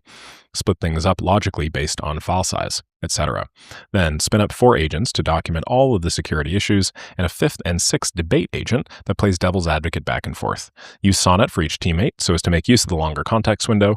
When you've identified all the security issues, then spin up 1 agent per security issue and make changes. Ensure each agent works only on the security issue it is given to minimize overlap, and if one agent steps on another agent's toes, have them rectify by talking back and forth. Now, I'm not going to fix this code base throughout the course of this video because that'll probably take several hours for it to go through, make changes, and then obviously there's Q&A and testing and so on and so forth. This is pretty similar to the workflow of the creator of this godforsaken repo. And if you're curious about why I have strong opinions on this, just check my channel for one of my videos from like 2 weeks ago or so. But this is pretty similar to the workflow that they're currently using in order to manage things. But suffice to say, you can use an approach like this on basically any open source library, not just to identify security issues, but also to improve the product. You could come up with different product angles. You could have it, go through, spawn 5 agents, each that propose different product ideas, and then you could have like debate agents that debate back and forth about why this would not be a good idea. And in doing so, they come to a consensus and improve the quality of the product at the end of the day. So what this just did is it spun up and listed all of the products here, so that I could build a simple and straightforward way of basically splitting this work up. So now we have 10 scanner agents that are running in parallel across the code base. This first one here has 83K lines. The second one has 43, 42, 42, 35, 49. So they're not all the same, obviously, but lines aren't all equal. So maybe this did some additional work behind the scenes or under the hood. Now this is going to consume a lot of tokens. As you see here, we're already at 1.3 million and counting. And, I'm consuming a fair amount of my own token budget to do this, but I figured it would just be interesting for us to do. If you're operating at like a massive scale like this with dozens, if not hundreds of these things, you will eventually spend several $1,000s on said tokens. And so you need to be prepared for that. Don't spin up an unlimited number of agents if you're not capable of paying the money for said unlimited number of agents, obviously. And be wary that the tokens that you are using here are tokens that, unfortunately, you will never get back. You can't spin this thing up and then ask for a refund on any of these. So be careful, I guess, to make a long story short. However, if you do have the money, you can basically convert it and translate it directly into time, as in time savings. What I've done here is I've taken $1.3 million Sonnet 4.5 tokens, and I've basically immediately translated them for probably several hours of my time because I don't actually have to go through this or do this a lot slower with like a more intelligent agent. So now that we've done this, the next step is we've compiled all of these security possibilities, I should say.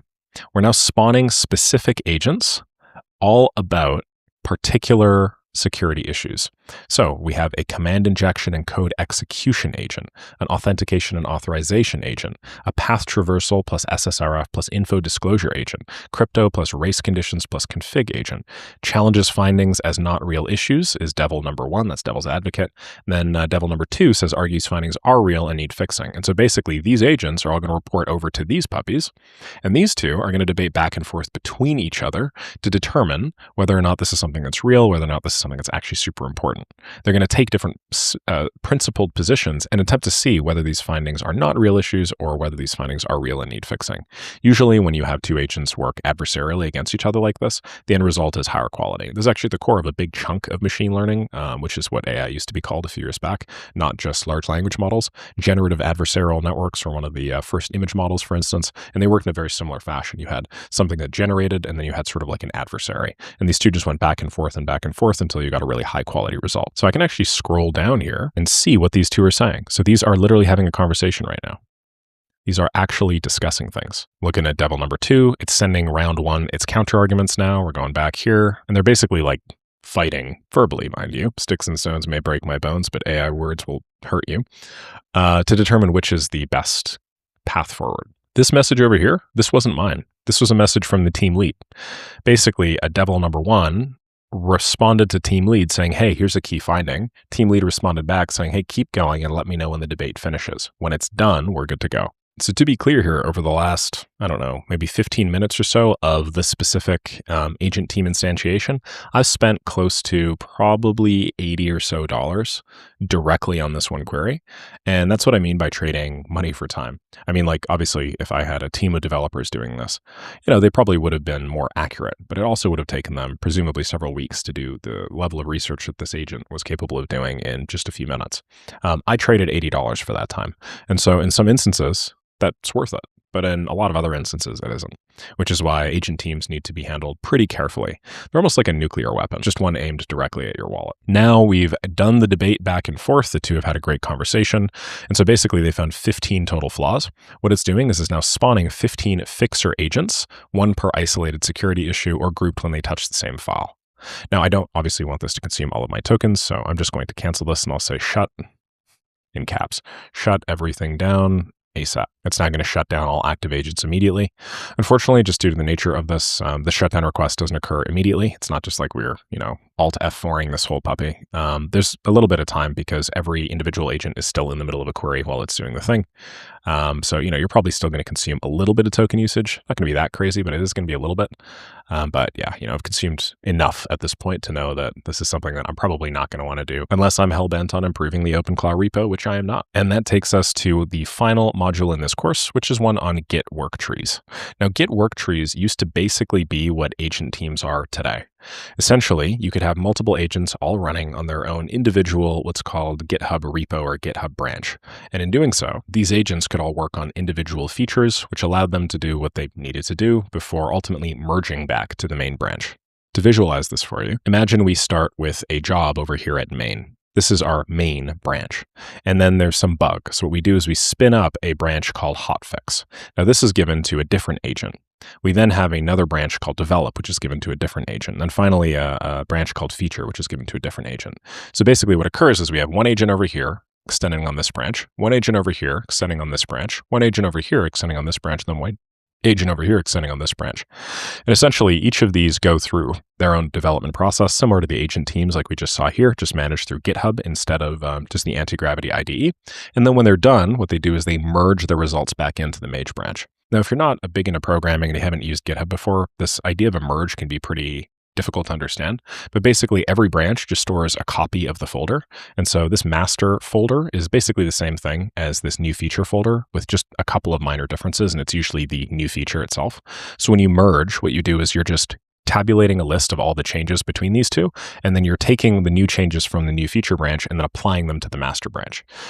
This merge process can typically be pretty messy, and so having agents around to mediate the merges and so on and so forth can be quite useful. So first of all, I have a really simple website set up here called left-click-agency. I made this for my own website a while ago, and had AI do the vast majority of the work in a very similar sort of workflow to what I just showed you guys a moment ago with agent teams. And what I want to do is, I want to design additional pages here. One page that's really long is not enough.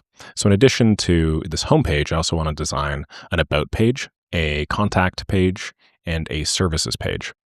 And I want to use the Git work tree workflow in order to do this. Now, because I've stored information on what I mean by Git work tree in my claude.md, which is basically that we use Git work trees for parallel development with Claude Code, where every work tree is an isolated working directory sharing the same Git history, allowing multiple Claude Code instances to work on different tasks simultaneously without interference.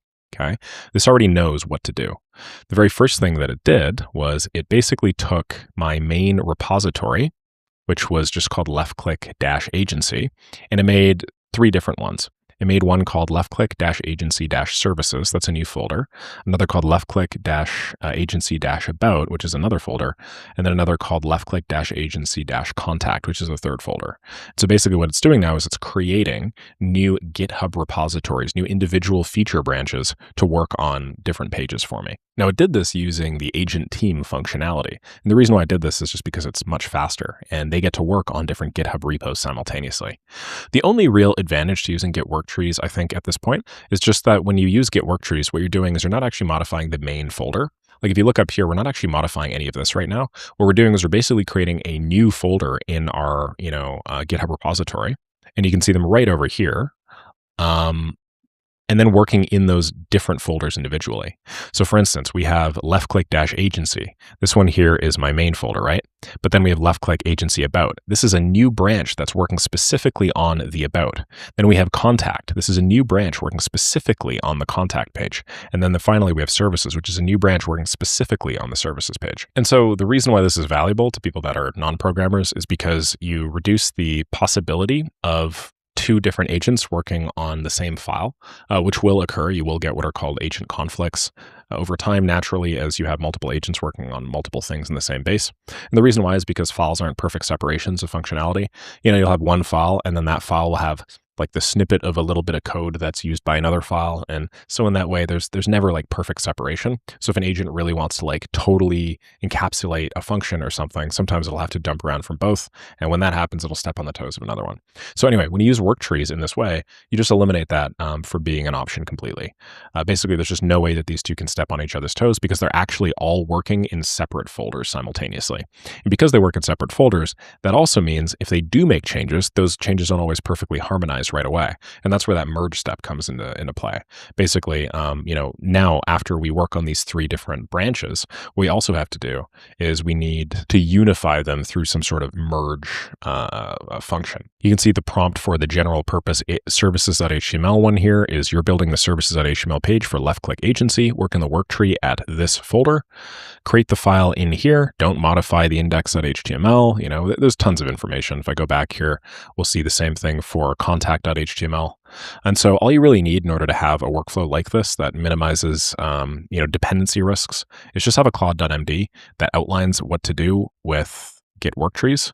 I'll include this file down below so you guys have everything that you need, but taking a look at the about.html here, which is one of the files that this thing just whipped up for me, we've now basically finished the page.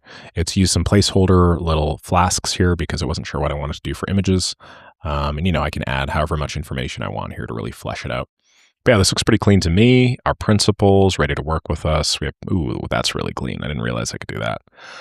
Likewise with the contact.html page. So now we have a beautiful contact.html page with like a little send us a message form and so on and so forth. I wonder if that works. Wow, it even has some validation. That's pretty neat. Okay, and then after it's done, what it'll do is it'll merge everything together. So we also have services.html up here too, which is really clean.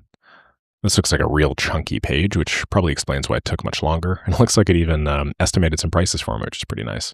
So yeah, suffice to say, Git work trees, while not necessarily the end-all be-all, can be an extra layer of insulation if you guys are using something like, agent teams, or even if you guys are using sub-agents, just using some sort of merge functionality like I talked about. If you guys want more on that, I'll include the claude.md below so you guys have everything that you need. Okay, so we've talked a lot about using Claude Code to build cool software apps and stuff like that. The last thing I want to talk about is basically just automating or significantly streamlining the process of deploying things to the internet.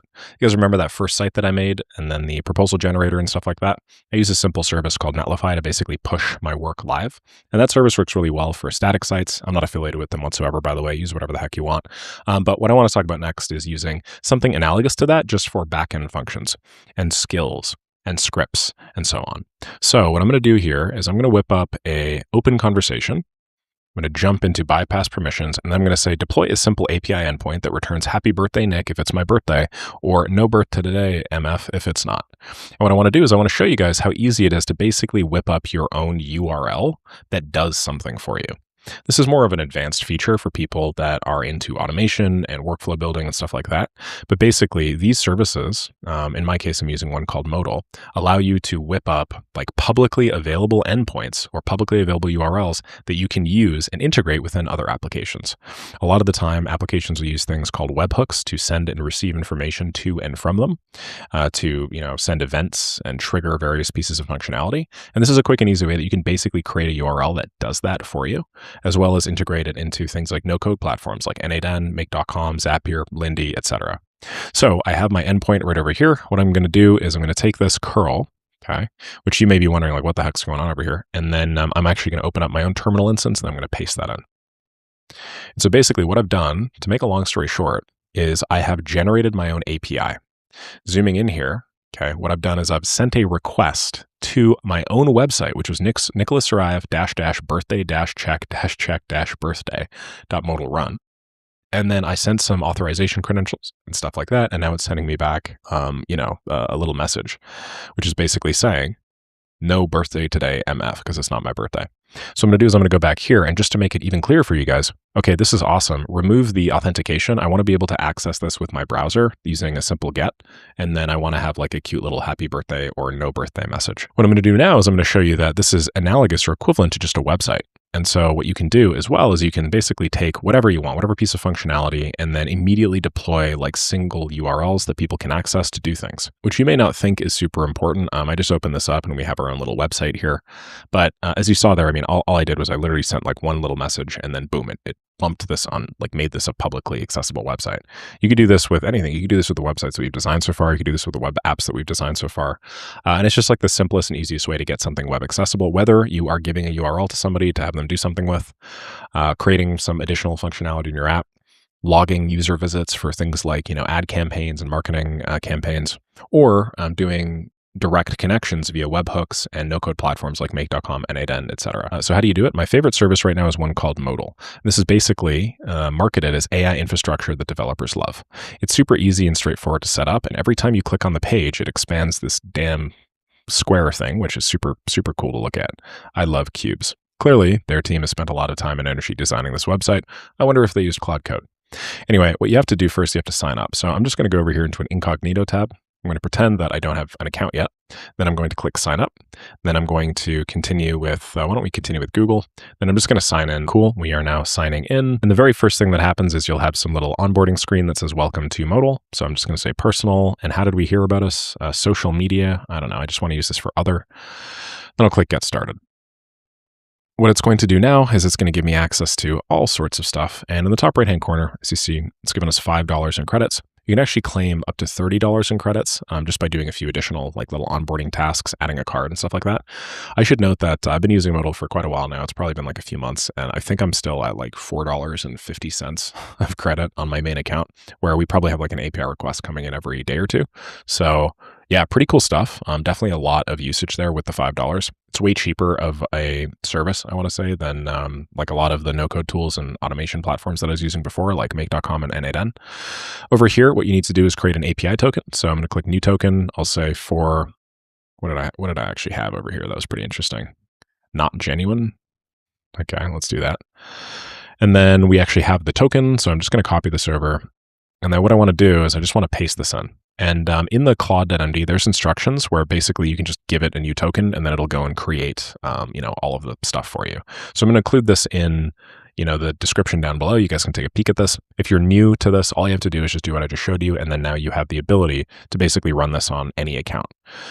And you know this because this new URL that I just popped up here, this is on a different service now. It's on my Nick J. Wells account, not my Nicholas Sarayev account, which I was on just a moment ago. But let's say you want to extend this. You don't just want to do a simple URL that, I don't know, like tells you whether or not it's your birthday. You actually want to do something for business purposes. Well, here's where things get really interesting. What you can do is you can take a skill that you've developed before. Then you can just put it up on a URL so that every time you or somebody else accesses the URL, it immediately triggers the workflow. Let me show you what I mean. Remember how when we chatted about skills, I had this one called scrape leads?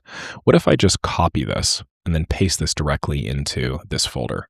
I'm also going to wrap it in a .claude and then a skills folder just for organization's sake, because I could tell this is probably going to get pretty complex if I don't. Okay, and now I have it inside of .claude/skills/scrape-leads. Now what I'm going to do is I'm going to say, this is great. What I'd like you to do now is I'd like you to put the scrape-leads workflow online. I want to be able to access it via a simple URL. Basically, when I access scrape-leads, I want a little form to pop up and ask me what I want to scrape. I then fill out that form, and then you execute the scrape-leads workflow, and then return me the leads in a CSV file when it's done. And this has taken us probably less than 2 minutes in total. I just filled out the request. We now have a URL. Just going to open up this URL, which is, as mentioned, the same as any other URL. The search query I'm going to do is I'll just do dentist. I'll say United States.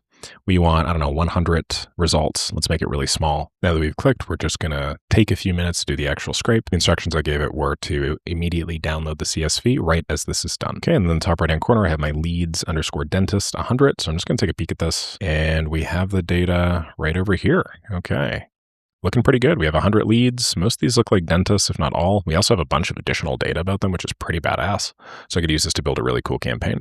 And yeah, hopefully you guys now see the power in having something as simple as Modal available to both whip up really quick web pages and internal tooling and even some external tooling, as well as use this to do things like run workflows, right? You can build your own API call or build your own API endpoint, I should say, at really just a couple of keystrokes. And that's that. I hope you guys enjoyed learning everything and anything to do with Claude Code today. You now have everything that you need to build the foundational base of knowledge, whether or not you guys are programmers or completely non-technical people coming into this to learn how to do things like build simple apps, websites, or workflows. I had a blast teaching you guys this sort of stuff. If you've ever wondered how to monetize work like this, whether it is custom app development or workflow building, definitely check out Maker School. It's my 90-day accountability program where I guide you through step by step and quite literally every single day through a sequence of actions necessary to get you your very first customer. And I also guarantee that you get your first customer by the end of a 90-day period. If you don't, I give you all your money back. That's my last and only pitch of this video. Aside from that, I hope you guys like what you saw. If you guys have any questions or need help with anything that I mentioned in the video, just drop it as a comment down below. Aside from that, have a lovely rest of the day, and I'll catch all y'all in my next course.